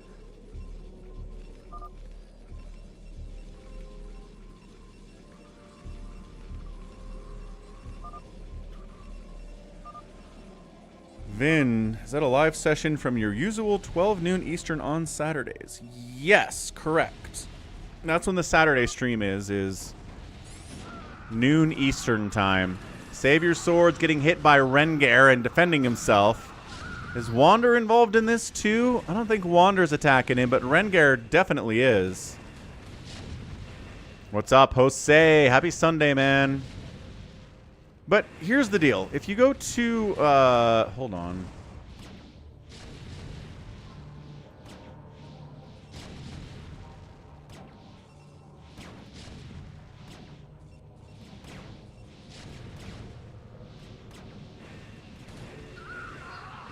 Yeah, I'll schedule it out for the week here a little bit later today.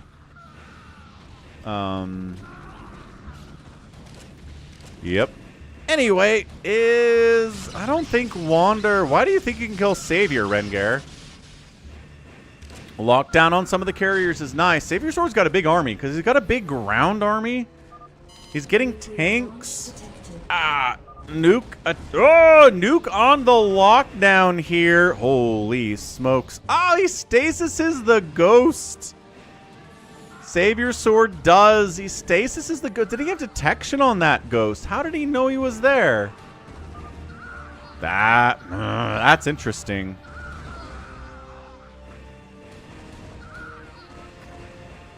Yeah, so Savior is just pushing out against Rengar, trying to take him down. Carrier's being very slow and steady and methodical about it.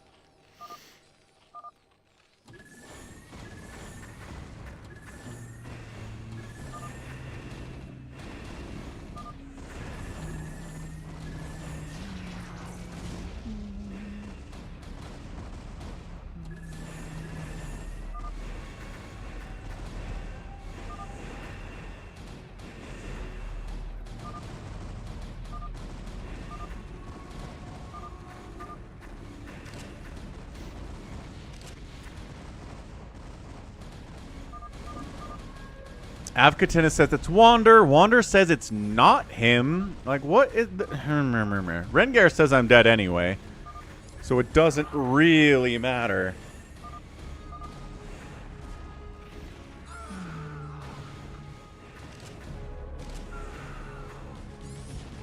Oh, there we go. Avkatinus unburrows his 3/3 cracklings inside Wander's base.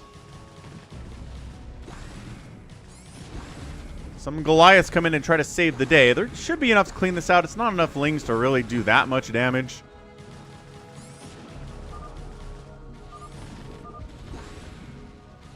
Oh, no, Vin. I started a Saturday stream. This is a different stream. I started this one 4 hours ago.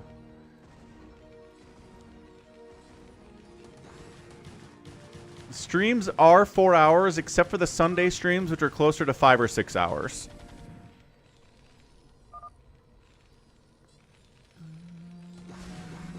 Rengar's re-allied with Savior Sword. Wander's in here trying to take down... Wait, what? Nope. Avkatinus is trying to take down Wander. Still trying to kill him, but I mean, Wander's ginormous. Look at how much of the map he's taken during all of this chaos.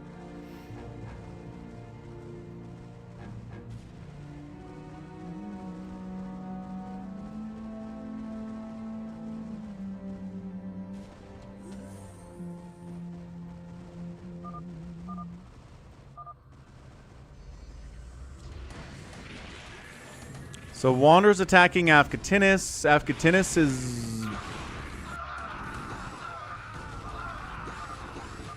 Wander's asking for help from Savior Sword. Avkatinus GG's out.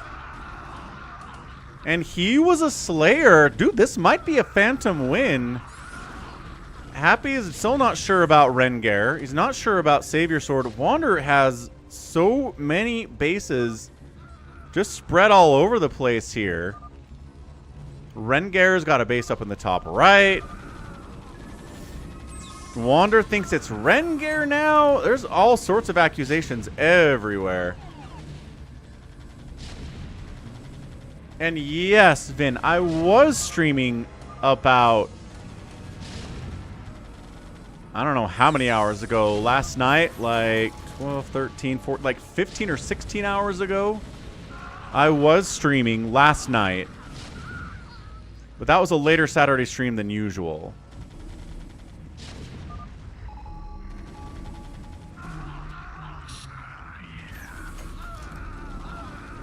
Goat thinks it's Savior Sword. Could be. It's very chaotic, and that always helps the Phantoms.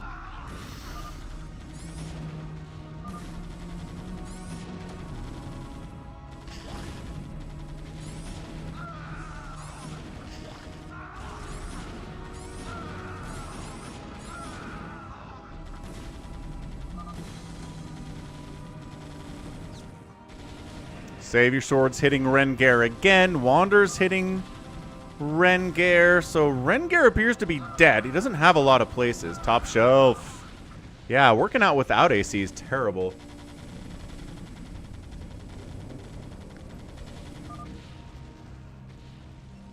Moritz, welcome back. Okay, looks like everyone's going against Rengar.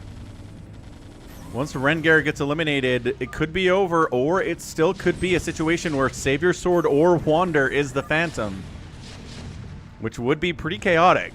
And I think Wander probably has the upper hand here. Max Power thinks the Phantoms have won. Not if it's Rengar. If it's Rengar who's the Phantom, the Slayer's won. Yeah, sending some Wraiths in to try to snipe down these tanks. There's not a lot of anti-air here. Happy thinks it's probably Wander.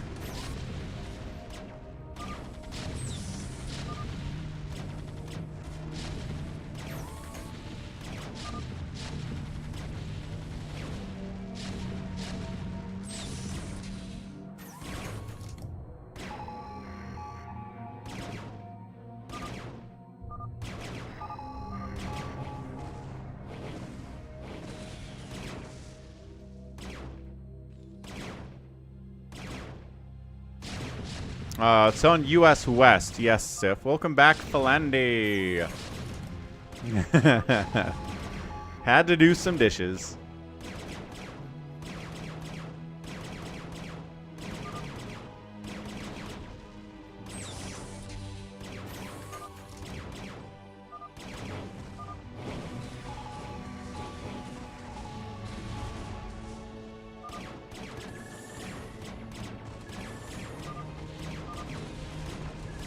I believe it, Top Shelf. That's crazy, man. Rengar still producing, still holding.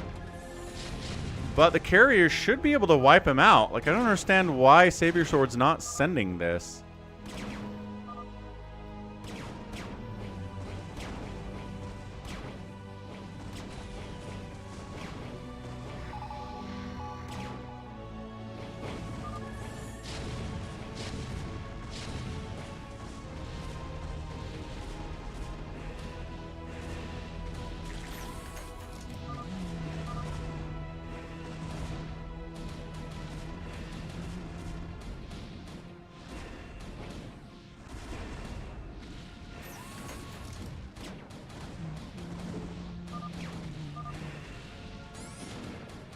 Rengar says, I killed you with a proxy fire bat. Yep, says Happy. I like to do that, says Rengar. Happy says, I don't defend myself if I'm a slayer.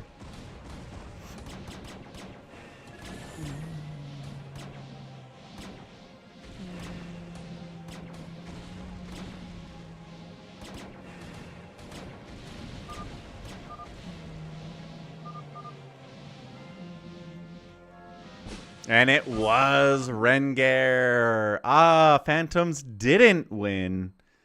Woo! Almost, though. Both Wander and Savior Sword are alive, but that was it. They killed everybody else except for those two players.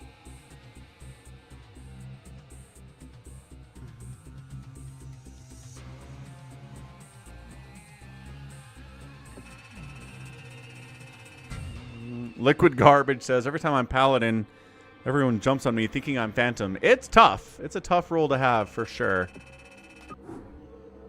All right, GG's. Let's go. Let's go new version of Team Turbo on Reaction. That was a lot of fun yesterday, and I think let's give it another shot here. Team Turbo. What version did Savior Sword send in yesterday? It says 07. N. That looks like it's it. Wander, I'm sorry, but you did build 30 factories. Fair enough. Patrick Star. Philandy's ready for the Team Turbo action. Let's go.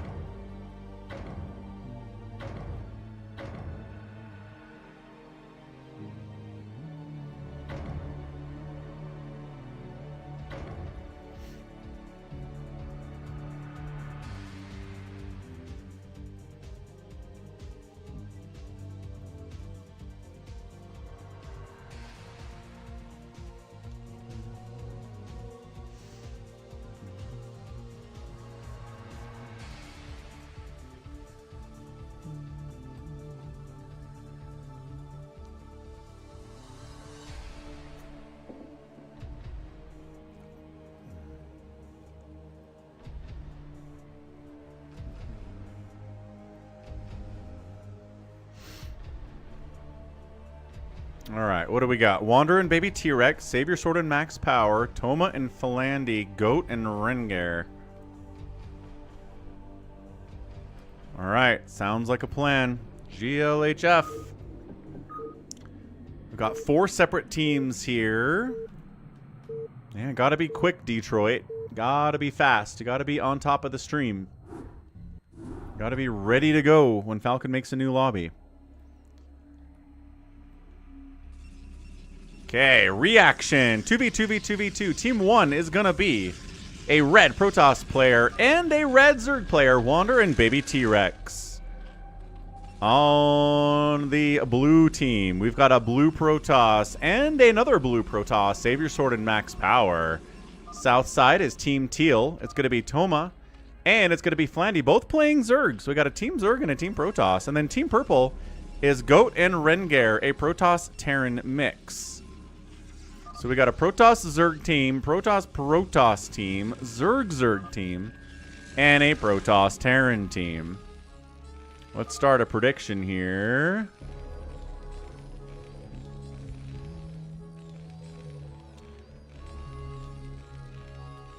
So Team Red is PZ, Team Blue is PP, Team Teal is ZZ, it's like ZZ Top, and Team Purple is PT.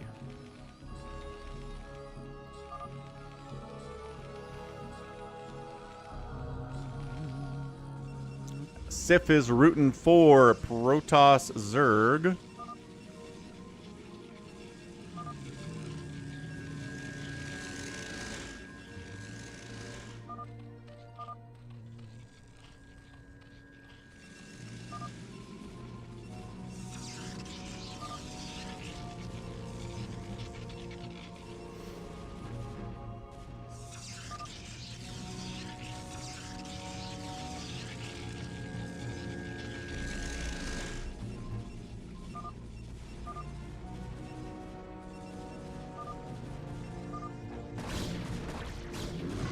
Got a bit of an attack here from Team Protoss against Team Red. Dragoon's out fast. This is Team Turbo. It's fast.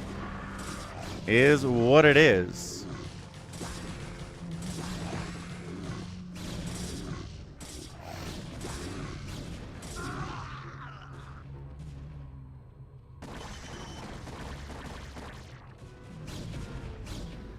Yep, getting some assistance from his teammate here. Team Red looking good. Baby T-Rex and Wander working together. Got early Hydro Ling attacks busting in on Goat in the Goat Rengar situation. Rengar coming to assist as well. So good early aggression, but also teams are helping. So teammates are assisting, which is nice.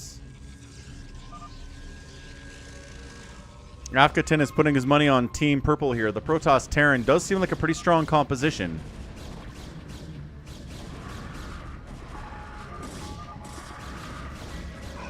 Dragoon Hydras pushing top right on Team Blue. Protoss. Once again, Max Power just sitting in his base with his Dragoons, not helping at all. Max Power needs to work on map awareness. Did he block off? He's blocked off access to get out of his own base. Savior Zord might be able to hold on his own here.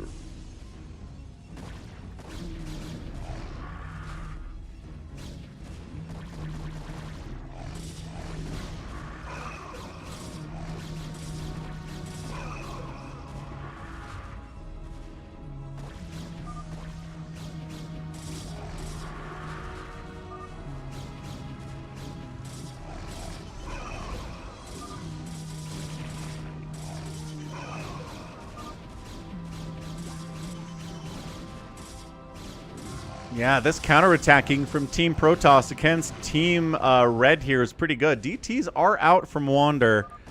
I'm not sure if Team Blue... DTs are out from Team Blue too, so I don't know if there's detection available here.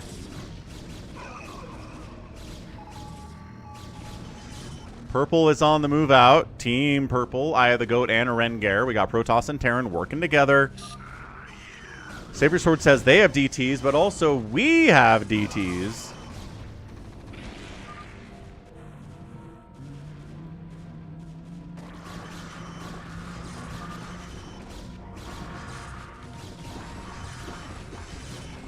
Baby T-Rex floating a little bit. Wander is floating a lot of it here too. 3,000 minerals is a lot here in Team Turbo because everything is so cheap and it builds so fast. Queens are out and Parasite on a tank. No, nothing else happening. Wander only has 3 gates. Yeah, Wander needs more production bad.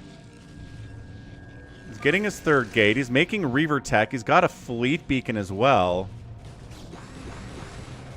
This is Reaction Detroit, but it's been turboed. It's been Team Turboed as well.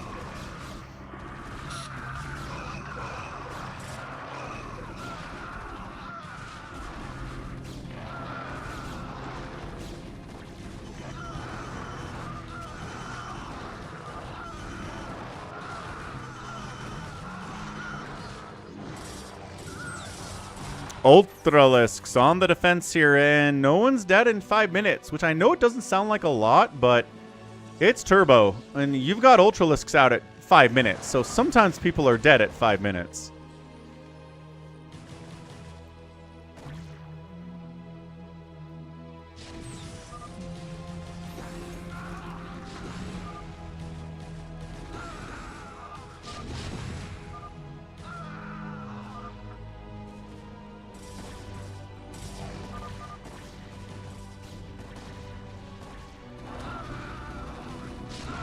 Ultras and Lings flooding out, trying to deal with these siege tanks.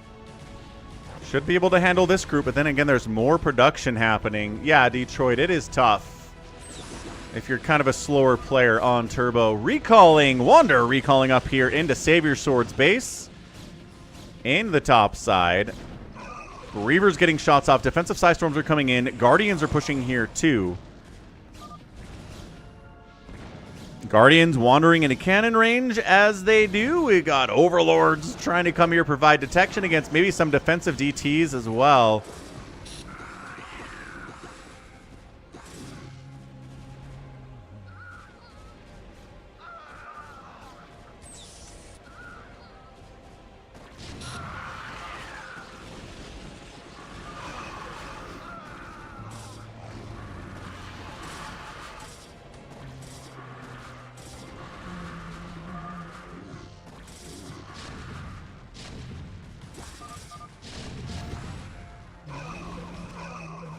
Yeah, Team Purple looking good. Flandy and Toma struggling out here. They're both, I think, just going Ling Ultra together. The tank count's looking pretty hefty that way. Savior Sword has still not gotten rid of the attack in his base. There is a... that was a recall like 2 minutes ago.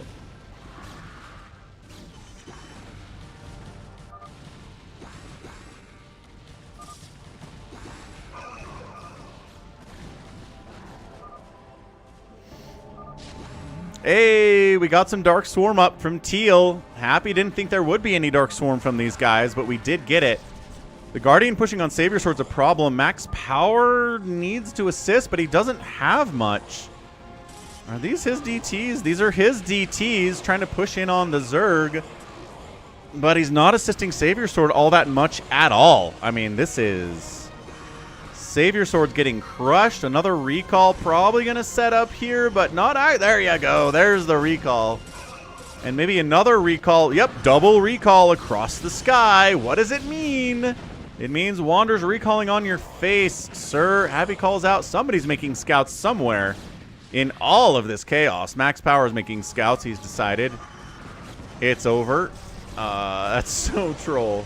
That is classic, though.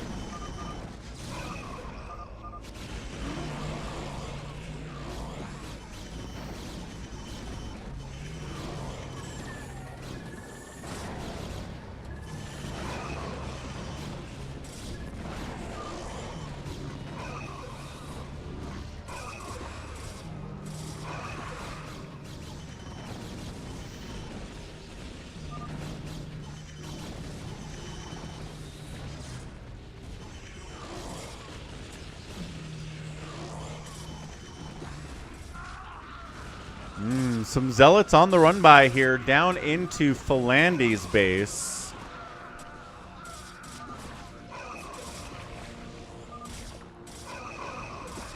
Yeah, this third base coming in is nice. Expanding here for Team Purple would be good too, but the Zerg players are just getting overrun right now. It is not looking good for them. They're trying, but the combination of Psystorm plus Mech is tough.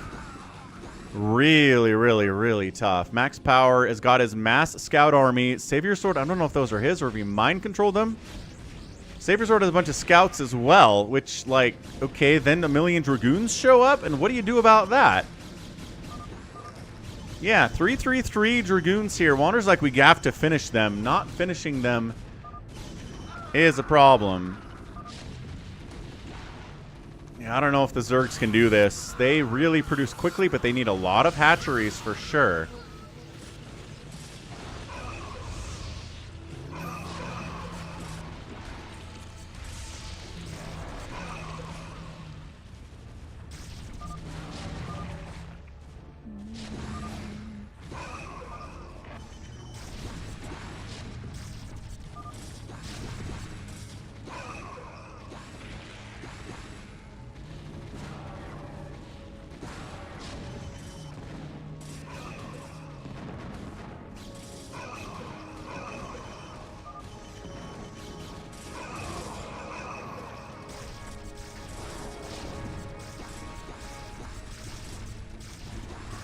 And Wander and Baby T-Rex have ginormous bases, man. Farewell is rooting for Team Red. They might be the favorites here, especially if they can finish off Savior Sword and Max. Kind of so many High Templar that are just kind of standing around. They've all got storms available. Come on, Goat, you can storm this. There we go.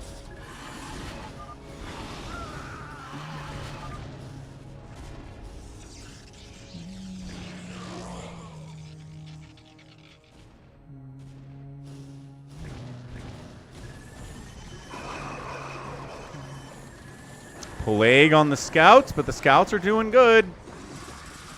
Against these Guardians especially. Not sure why we're making Guardians at this point, but hey, I mean, Mass Hydra, I think out of Baby T-Rex would be enough. Really should be enough. Ah, Carrier swinging deep into Philandy's base. Scourge! Scourge. Also, Scourge.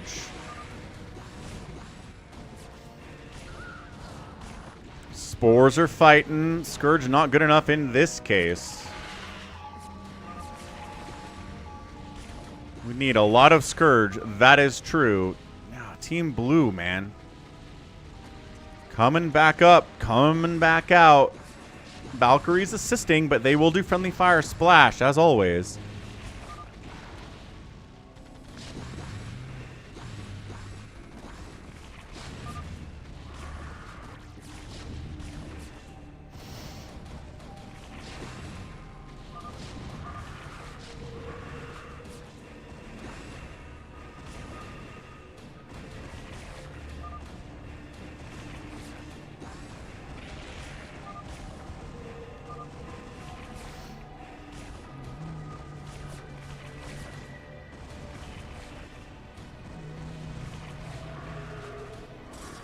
Man, Savior Sword, as always, just hanging out. Big old recall in on max power. It's not huge. It's pretty good. Psystorming these guys would be nice, especially because they're all sorts of clumped up. There we go. There's the Psystorm on the Scouts. Another Psystorm would be good. There are so many High Templar with... Oh, he stasised them and then stormed them. That's not how that works. Yeah, should have just stormed them. The stasis was a bad move. Pushing it on max power at the same time as Baby T-Rex. Cannon rush against Rengar from Wander. What?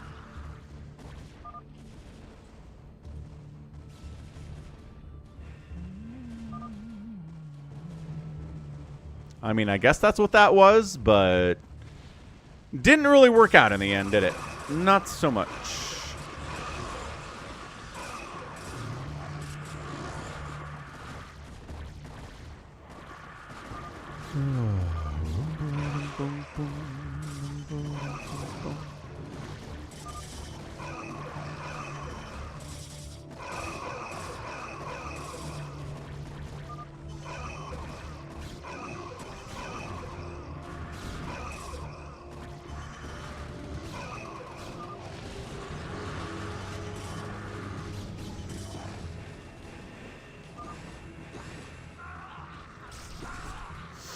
Flandy looks dead. The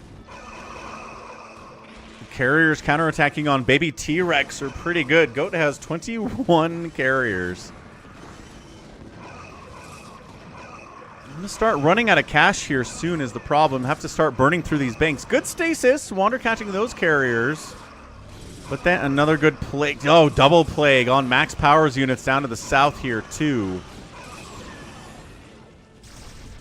Sieging up, trying to finish off Toma, who's alone as Philandy is basically dead here.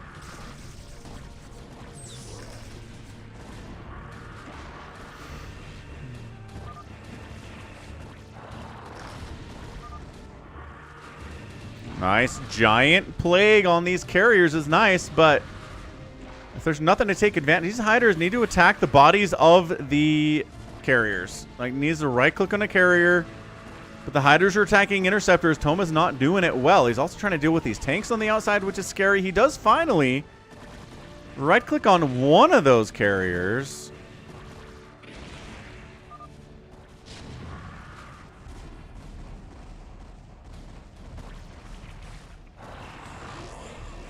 Flandy's trying to rebuild down here, but good luck, sir.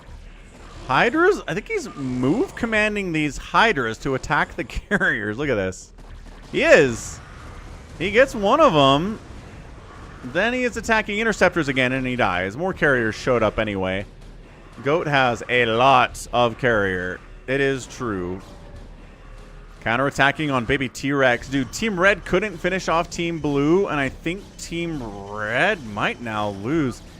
This is crazy. Takes 7 siege tank shots to kill 1 Ultra. Untrue.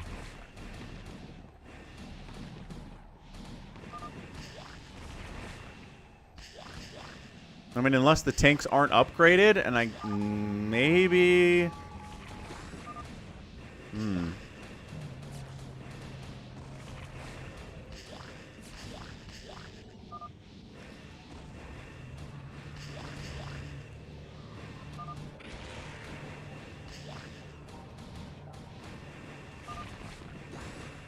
Brute force Falcon, says Max.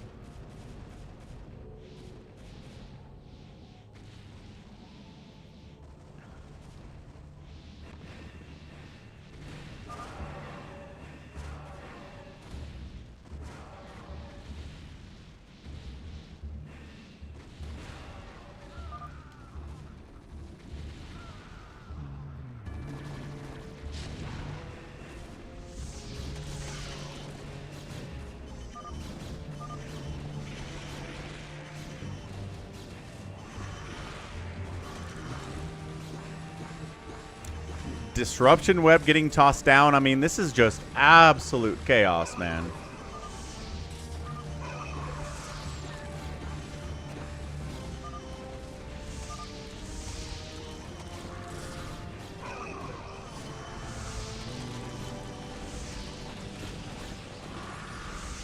I mean, Devours, sure, but I think they're just kind of attacking interceptors right now.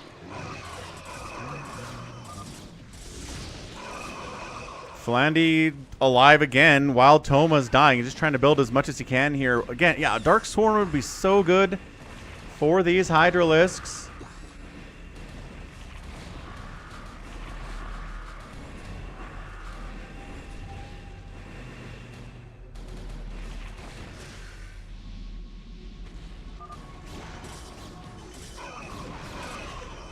Max Power is getting a Nidus.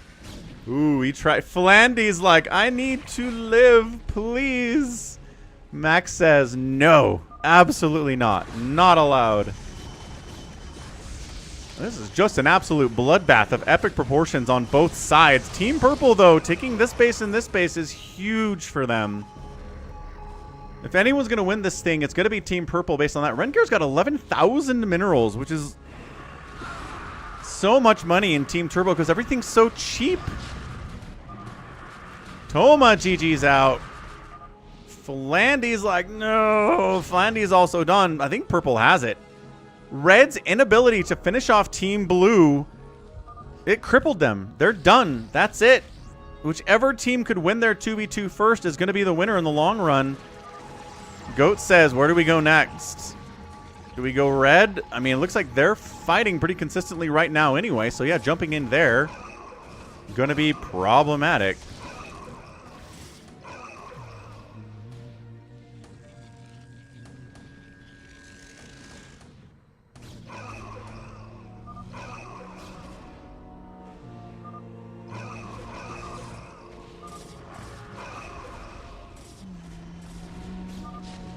Flandy's alive. Flandy lives. Team Teal fighting hard. Purple's ignoring him because now they're busy engaging with Team Red up here. A little bit of a zealot counterattack from Team Red.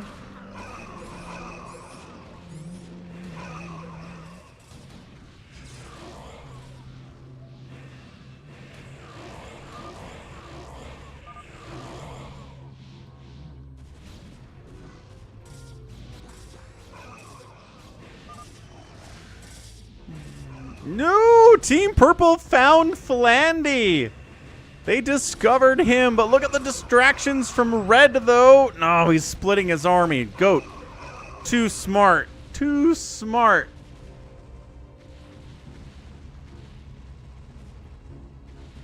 Is this max power or Savior Sword on Flandy's attempt to expand over here, too?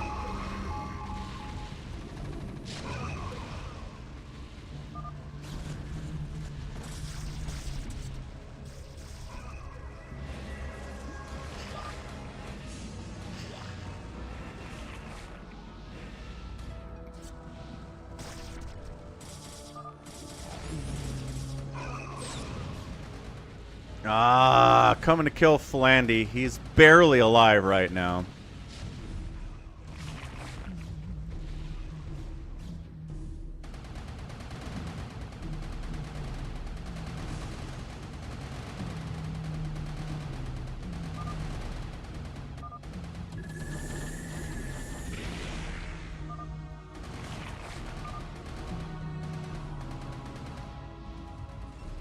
Flandy lives. Flandy's refusing to die. He's cockroaching super hard in this game,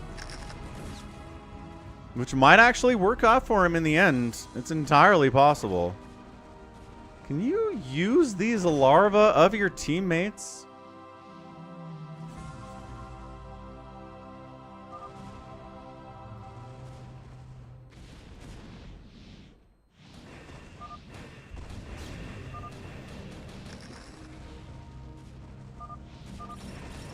Yeah, max power getting hit by every carrier known to the universe here. Ah, Flandy got scouted there. Flandy's only hatch is down here behind my face. Big recall from Team Red, though, countering into Team Purple.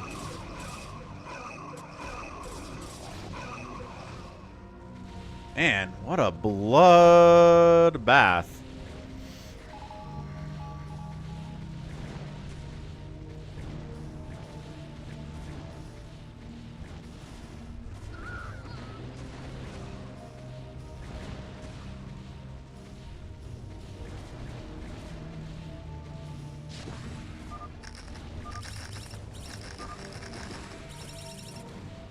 Man, Goat is hunting Flandy right now? Flandy says his parasite is working. That'll maybe keep him alive, but I think all this other... Yeah, he's just killing... He's killing Toma. Flandy doesn't have any money. He's supply blocked into the ground. Now Flandy's being eliminated, finally.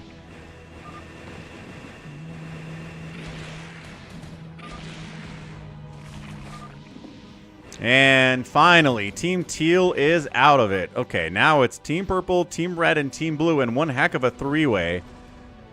Trying to scout attack on in here. Psystorm and Goliath chase those guys out of it.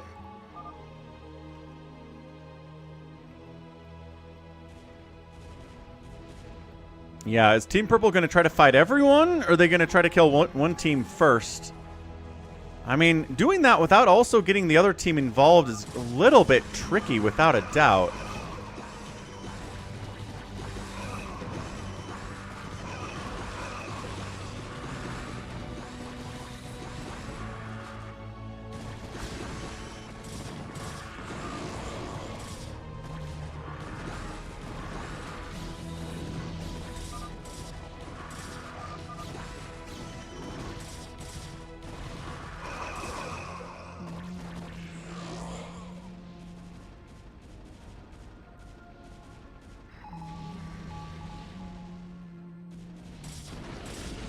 Another recall left side on Rengar.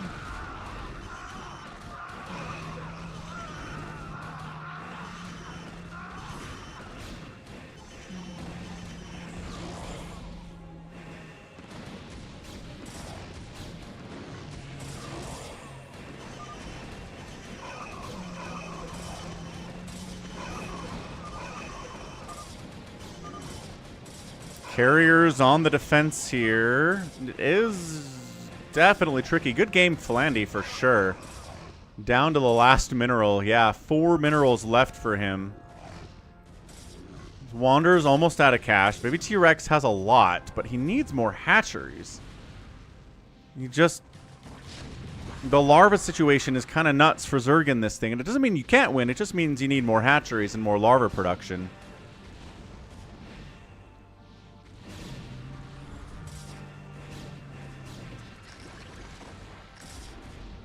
Hi, Mr. Wonderful.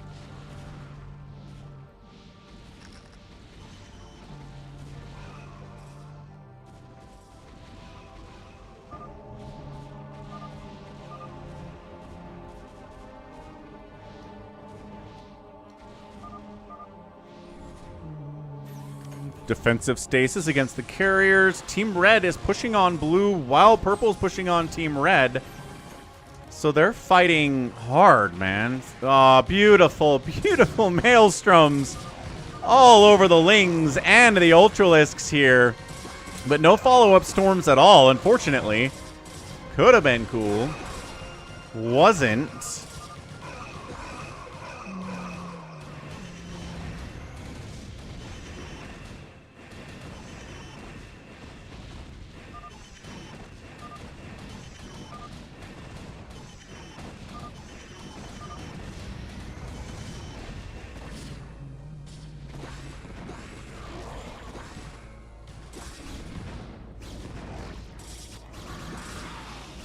RJB is definitely stream sniping in this game.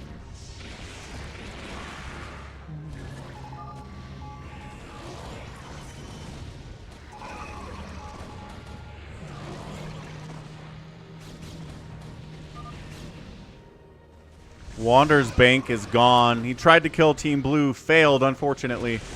If there was a resource trading, that's it. Team Red is out of there. Man. If only resource trading was available, Baby T-Rex could give Wander a bunch of cash, but not in the Brood War. So we got all these Zerg units running around headless. They have no direction because, yeah, look at this. Just running around because their queen is gone. The Overmind is gone. Kerrigan is gone.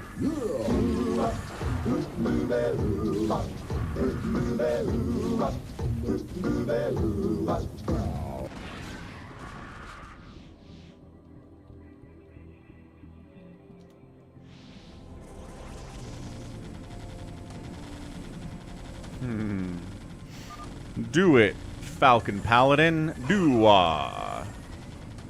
Savior Sword and Max Power just have no money left. Either the Goat and Rengar are at 10,000 resources in minerals apiece.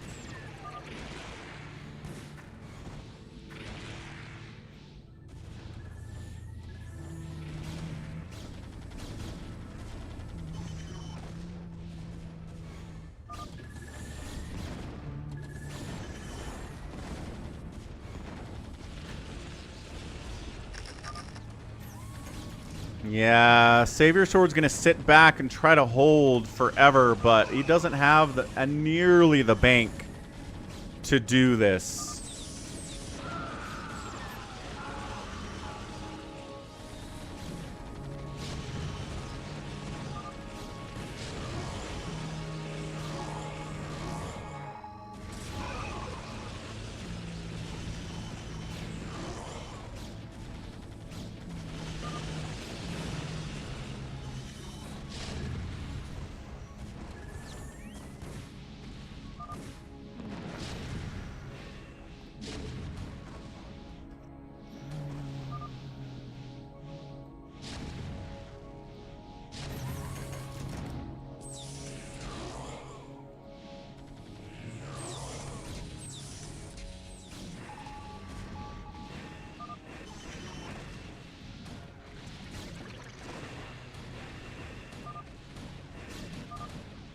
Yeah, both Max and Savior Sword will fight to the last breath, even if they have zero chance of winning.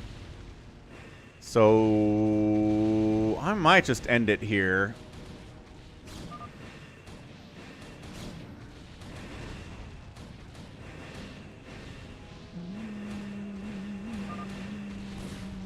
Max Power says he has a secret.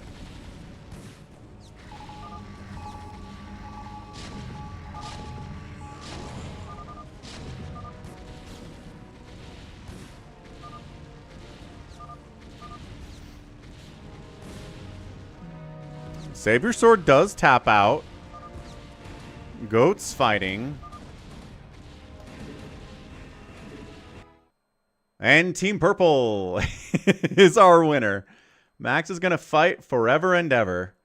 So Team Purple gets the win. Protoss Terran is the composition here. Goat and Rengar doing it together. Excellent job. Excellent, excellent job there.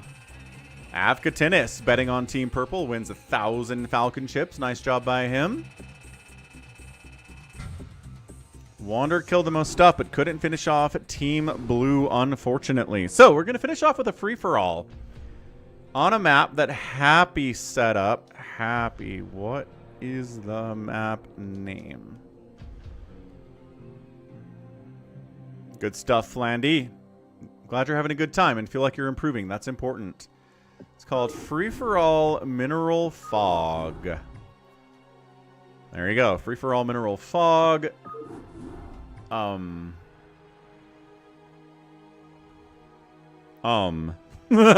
What is this? Oh, Friends 98. Is this like? Is this SC2 version of the Friends 98 Warcraft 2 map?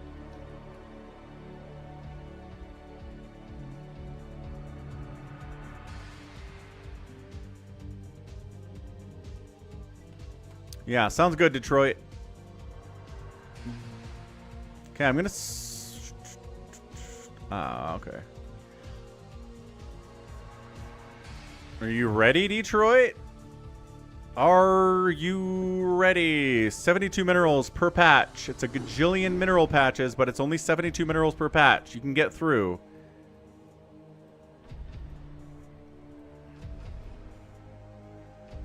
$32A, Happy, Avkatinis, Hamster, Wonder, Saber, Sword, Goat, Flandy, Happy leaves, Gen X, Unrushed, Max Power, Manu.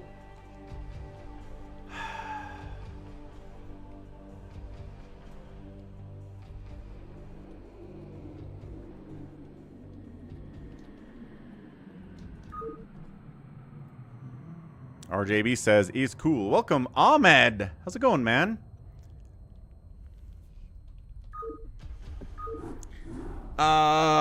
Did I cast Ahmed's replay today? I don't know if I did, sir. I'm not sure. I cast a lot of replays today, but I don't remember. What name did you play under, Ahmed?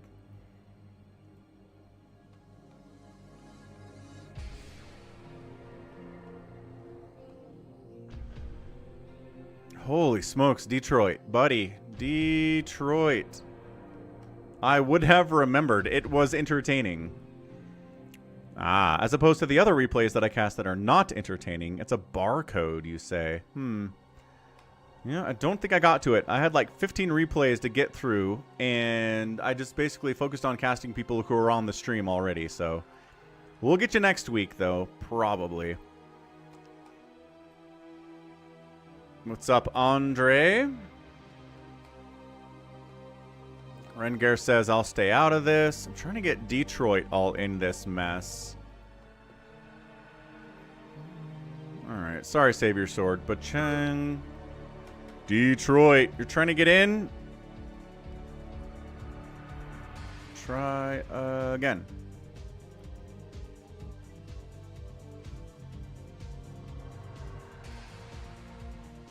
Come on, Detroit.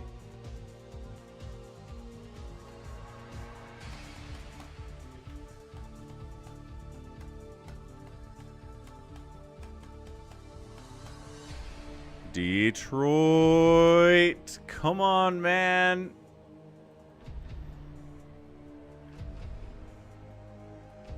Waiting for Detroit to join in the game.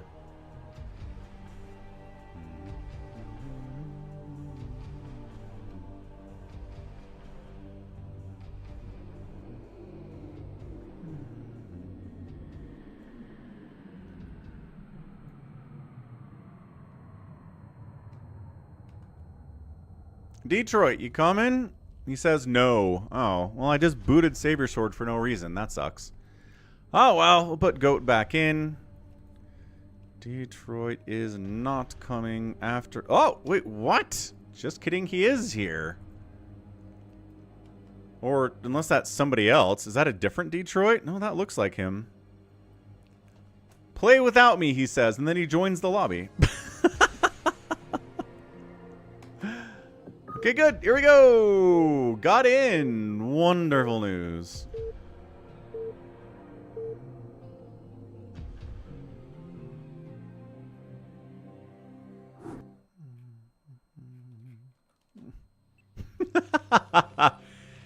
Here it is. Here's the map. Everyone's right next to each other, but there are these minerals in the way. There are 72 minerals on each patch. So you can get through, but you have to strategically determine to get your gas. Do you want to rush somebody? What do you want to build? What a mess. I hear you, Ahmed, but if you really want it cast, I need you to be here for some time in the last 5 hours for the stream, man. Like, if you prioritize it, you want me to prioritize it, you prioritize being here. I think that's how this works. Because other people were here. Other people want me to cast their games, and they were in the chat. So, that's how I determine it. Detroit.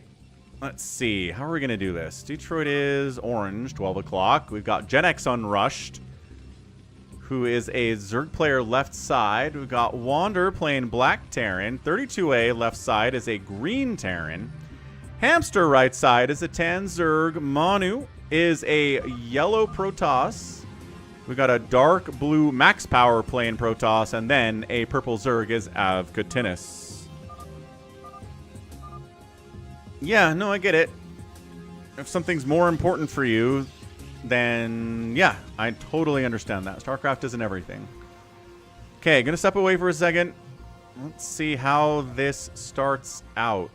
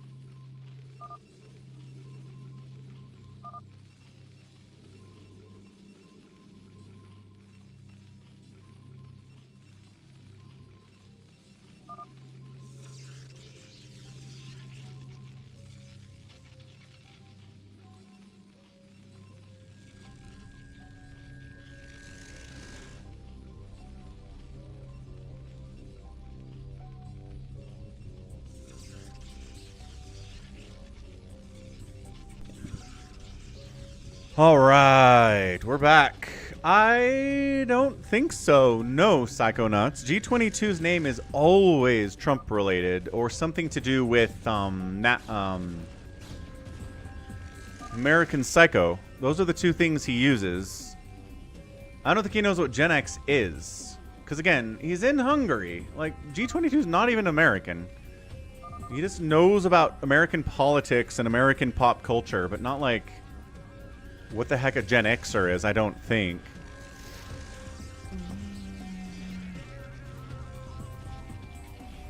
It is weird. So is anybody... Looks like we're just kind of getting gas. Everybody is. Ooh, lost an Overlord, though. So Avkatinis is supply blocked. He poked it over a little bit too close. Cannons are going to be a problem. He needs to put a sunken in, like, right here. If he can fit a sunken... Yep, he is. He's fitting a sunken in. He needs it so bad. Wander's got mutas coming already. Oh my gosh, he's got a Spire. You're right. So Zerg has an advantage here. Because they don't need as much room to build things, but also they're never going to be able to get a second base, which they kind of need to compete. So I am curious how this is going to work out. Yeah, Sunkens are covering. Max Power has got cannons up, which is going to help him a little bit.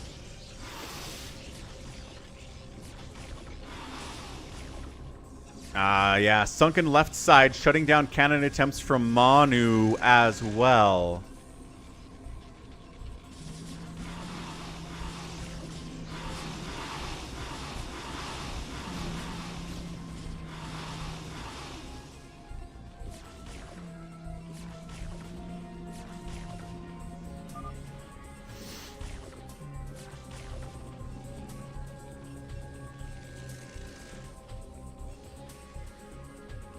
This is crazy, man.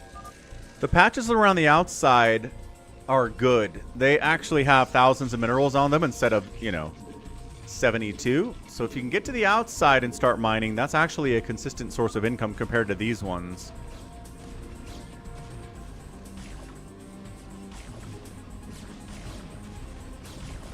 Oh, look at this. Look at that sunken positioning. Oh my gosh. Look, they're both hitting each other's workers, which is funny. Mutalisks from Afkatinis are trying to hit over here on Manu, not working out. Yeah, Cannon versus Sunken. Sunken wins that every time. We've seen that earlier in the stream today, too. Tanks are really good here as well.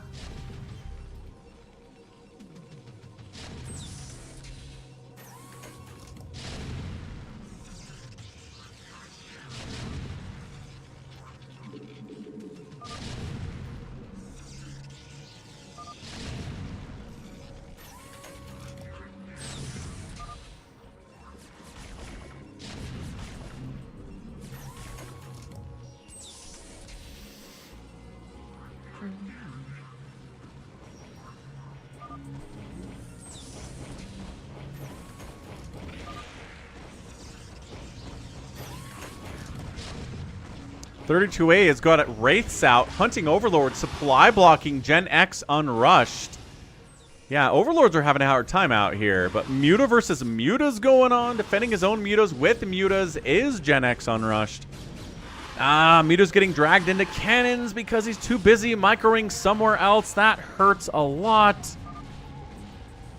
Wraiths jumping in top left here into Gen X unrushed space. Hamster over on the right side has got his own Mutas, continuing to pressure Max Power, who really doesn't have much except for cannons to defend with.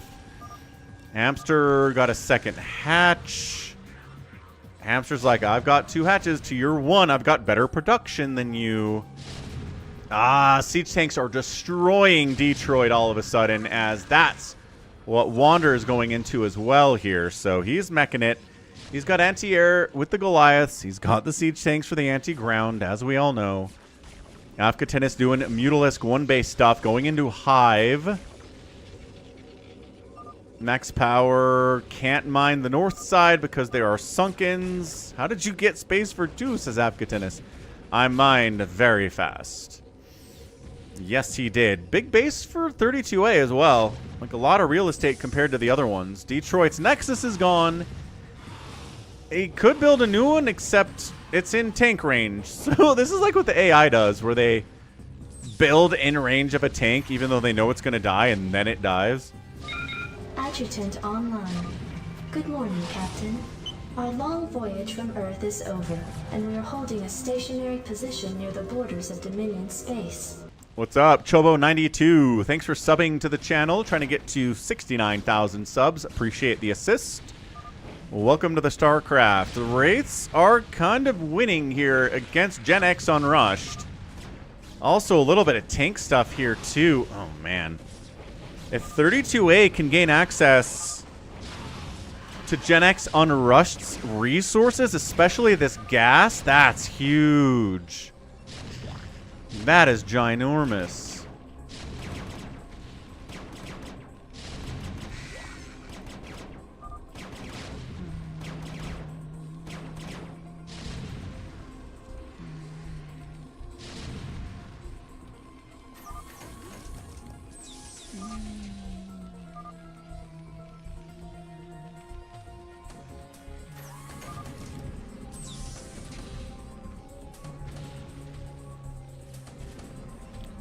Detroit says this was different, and he's extremely dead.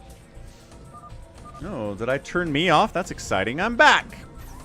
Max is going to die to Guardians. Yep, because all he's got is cannons. Why can't we play a normal map, says Max.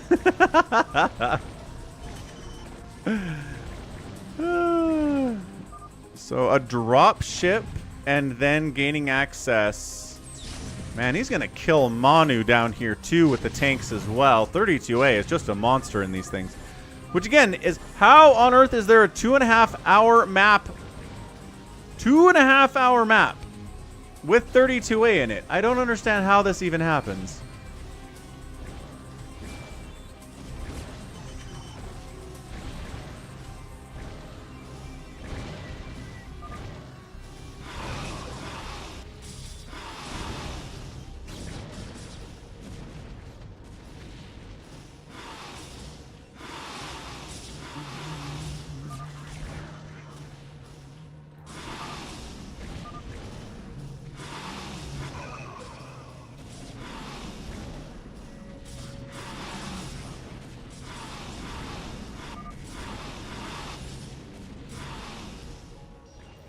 Yeah, I think gaining access to a couple more refineries. Yep, Guardians pushing Protoss the left side too.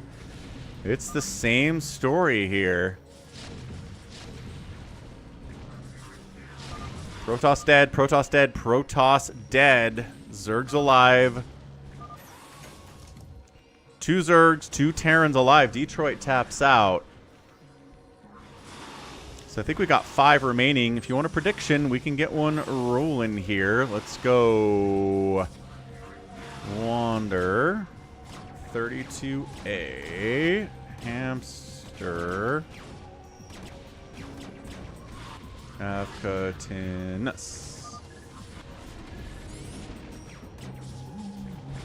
Because Manu is dead.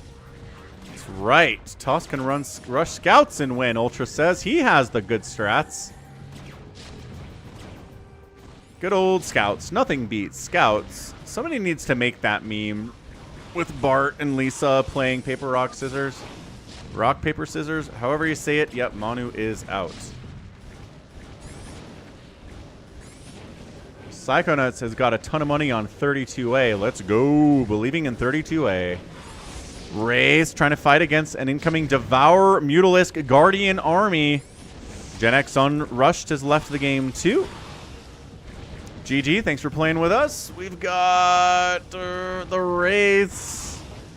They're getting ensnared. Not ensnared, but acid spored, which reveals them, which we don't see that being the mechanism a lot. He kills the Devour. He's taking a lot of hits, though, from the Mutalisks with the acid spore. Goat taps out. 32A is in trouble. The Guardians are pushing on 32A as well. Suddenly, 32A is in a tough position. 3? I mean, I definitely see Hamster and Afkatinus here, but I don't... Oh, okay. There were some tanks, I guess. Fair enough. The Wraiths are getting backed into a corner. They're microing against the Scourge as much as they can. He's mined into... If he can stabilize... Look at these Guardians. And then... Mutas. He needs a couple turrets. Maybe a couple Valkyries to handle these Mutalisks too. That would be nice.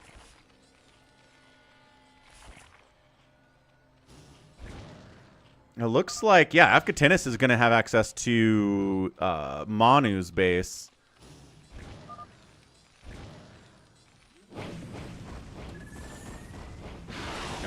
Little Scourge attempt. He needs like a turret, man. Goliath, yes. Turrets also, yes. This is intense. But, yep, here on Detroit's base is Wander. Wander's ginormous and very scary as well. I don't know. I don't know if I want to count 32A out yet, but there's a lot of good, scary players left on this map. Oh, that's interesting, Psychonauts. Is that true? The Scourge couldn't hit the Wraiths past the minerals. For some reason, the Scourge couldn't get out there. And then look at Hamster building down into Max Power's base as well.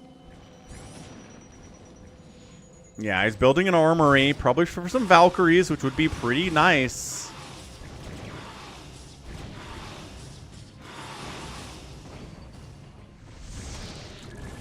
Yeah, Afghatinus pushing in pretty hard here.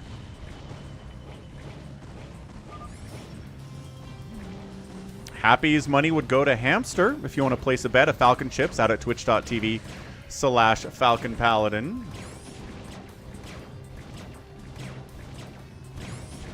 Oh, he cloaked it, says Baby T-Rex. 32A is supply blocked. Almost, but functionally, these supply depots dying did not help. Happy's got money on Afghatinus now. Or somebody has money on Afghatinus. Yeah, I think Wander's pretty scary.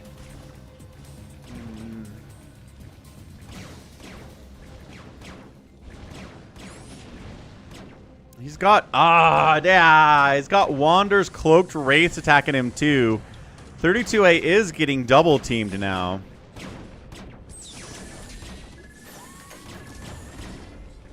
But defending as well as he can.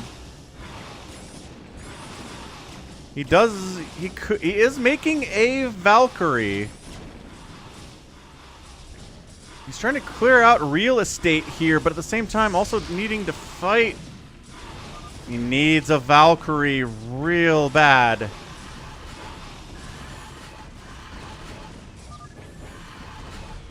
Did he make another Wraith, or is this a Valkyrie coming out of that starport? It'd be nice. He actually does get Afghatinus to fall back entirely out of his base.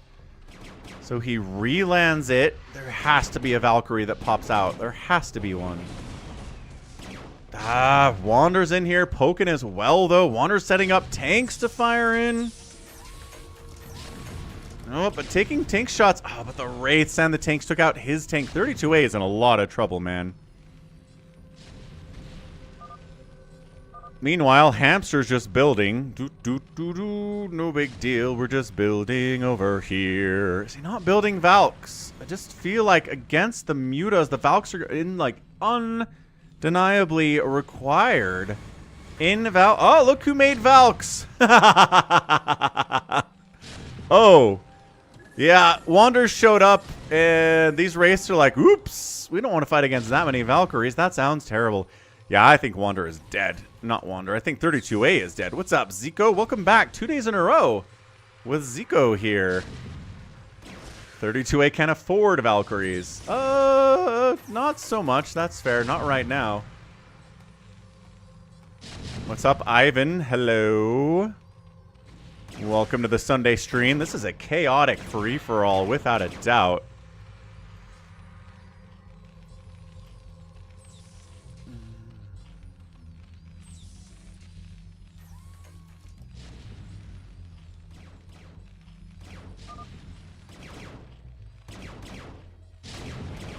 Happy looks at the map layout. They all went counterclockwise. Kind of looks like a fidget spinner.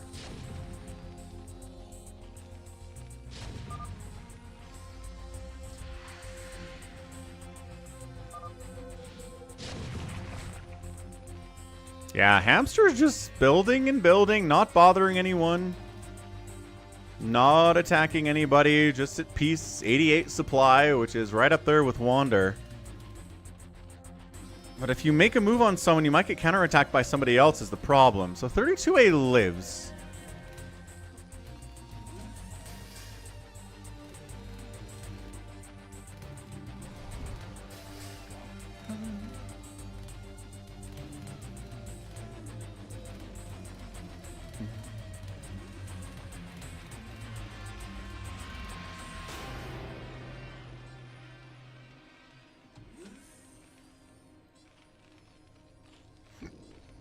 Psychonauts is quoting song lyrics at us.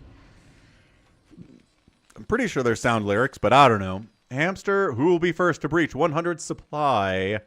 Looks like probably Hamster at this rate. Yeah, Zico. So these are 72 minerals mineral patches. They're tiny, but you have to mine through them for access to ground attacking your enemies. Happy made this map.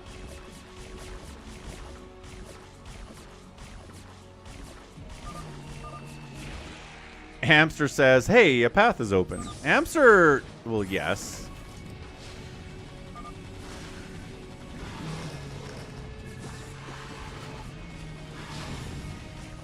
Non-Charon boosted Goliaths are really... Oh, got a plague on the Wraiths. Massive plague on the Wraiths. What a hit from Avkatinis. Oh, yeah. The Wraiths can't engage now. They're plagued. Like, they could barely engage before. Now it's worse.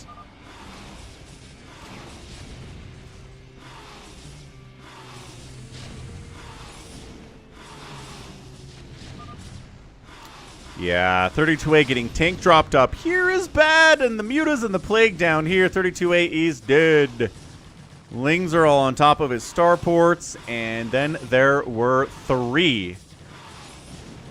Wander, Hamster, and Avkatinis. Avkatinis is the smallest by a lot. Hamster's well over 100 supply now and looking really scary. Also actively mining from the good mineral patches. GG 32A. And rest in peace, Psychonauts Falcon chips, man. That is tough.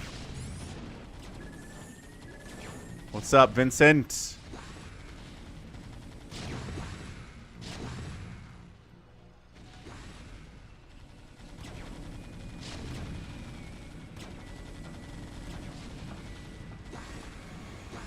You know, the Valkyries might just kill Avkatinis.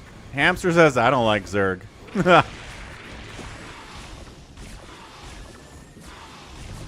Oh, huge plague. Oh, plus spores. Yeah, let's get them out of there. Nice plague. Let's repair them up. Oh, maybe get some of these overlords.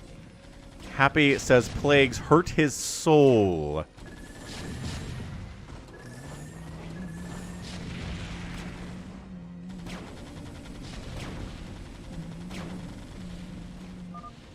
Still, nobody's bothering Hamster over here. Avkatinis has nothing left. I want a real FFA. What is this? It's a real FFA. What are you talking about? It's 8 people? You're one of the top 3? That's awesome.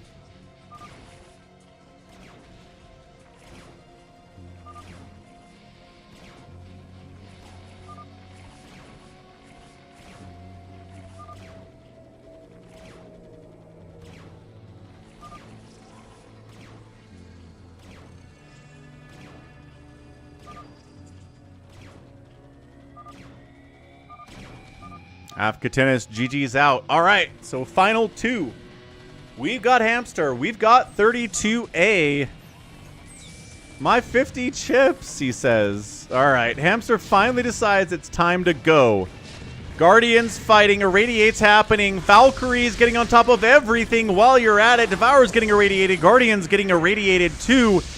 The Valkyries, they don't seem to be here anymore. Devours plus Muta's getting some good work done. Also dropping a bunch of Hydras into the base as well. Cloaked Wraiths show up to try to defend this, but Overlords do exist. The Wraiths are all going to die. And I think Wander might just be dead here. Darkstorm Hydra inside his base. The Guardians still shelling buildings from distance. It is 142 to 50 supply, and Hamster I think might have pulled off the win here just with that maneuver. Yo, Connor was not happy about Afghatinus bowing out like that. Got to deal with Wander's attempt to set up over here as well. Can't let him cockroach to the left side of the map. And that's it. Ba-bam, Hamster gets the win in a 24-minute 8-player free-for-all on, what is it called? Mineral Blind free-for-all. And not wrong about that. Insane. Crazy stuff. All right. Good stuff, Hamster. Outspent everybody. Ended up outproducing everybody, too. 32A was killing a lot. So was Wander, but third place Hamster on that one. All right. GG. Baby T-Rex says he's setting up a free-for-all. If you want to play it, I'm going to go take a nap. It has been a 5.5-hour stream today. Too little sleep over the weekend. Let me raid somebody real quick, and then we'll toss it up. But tomorrow, I'm going to schedule the time for tomorrow. I'm thinking we'll be good to do a later stream, so maybe something starting around 5 p.m. Eastern. Let's raid Ozzy. And thanks again for the support today from people like Phoenix with 100 bits, Josh, $20 super chat, Unknown Alex subbing with Prime for 6 months, Ganon subbing at tier 2 out on Twitch for a whole year, $5 super chat from Scott, Prime sub from Buzzard, Jade Dragon Mail, $5 super chat. And that was our support today. So yeah, come to US West BattleNet. Go to the Falcon Paladin channel. Baby T-Rex is setting up a free-for-all if you want to play. Be sure to like the stream. Go say hey to Afghatinus. Let's pay out the predictions for Hamster. And we'll catch you tomorrow with more Brood War. So actually, tomorrow's not Brood War. Tomorrow is Expedition 33. So never mind. Tuesday is Brood War, though. We'll check that out. All right. Love you. Bye.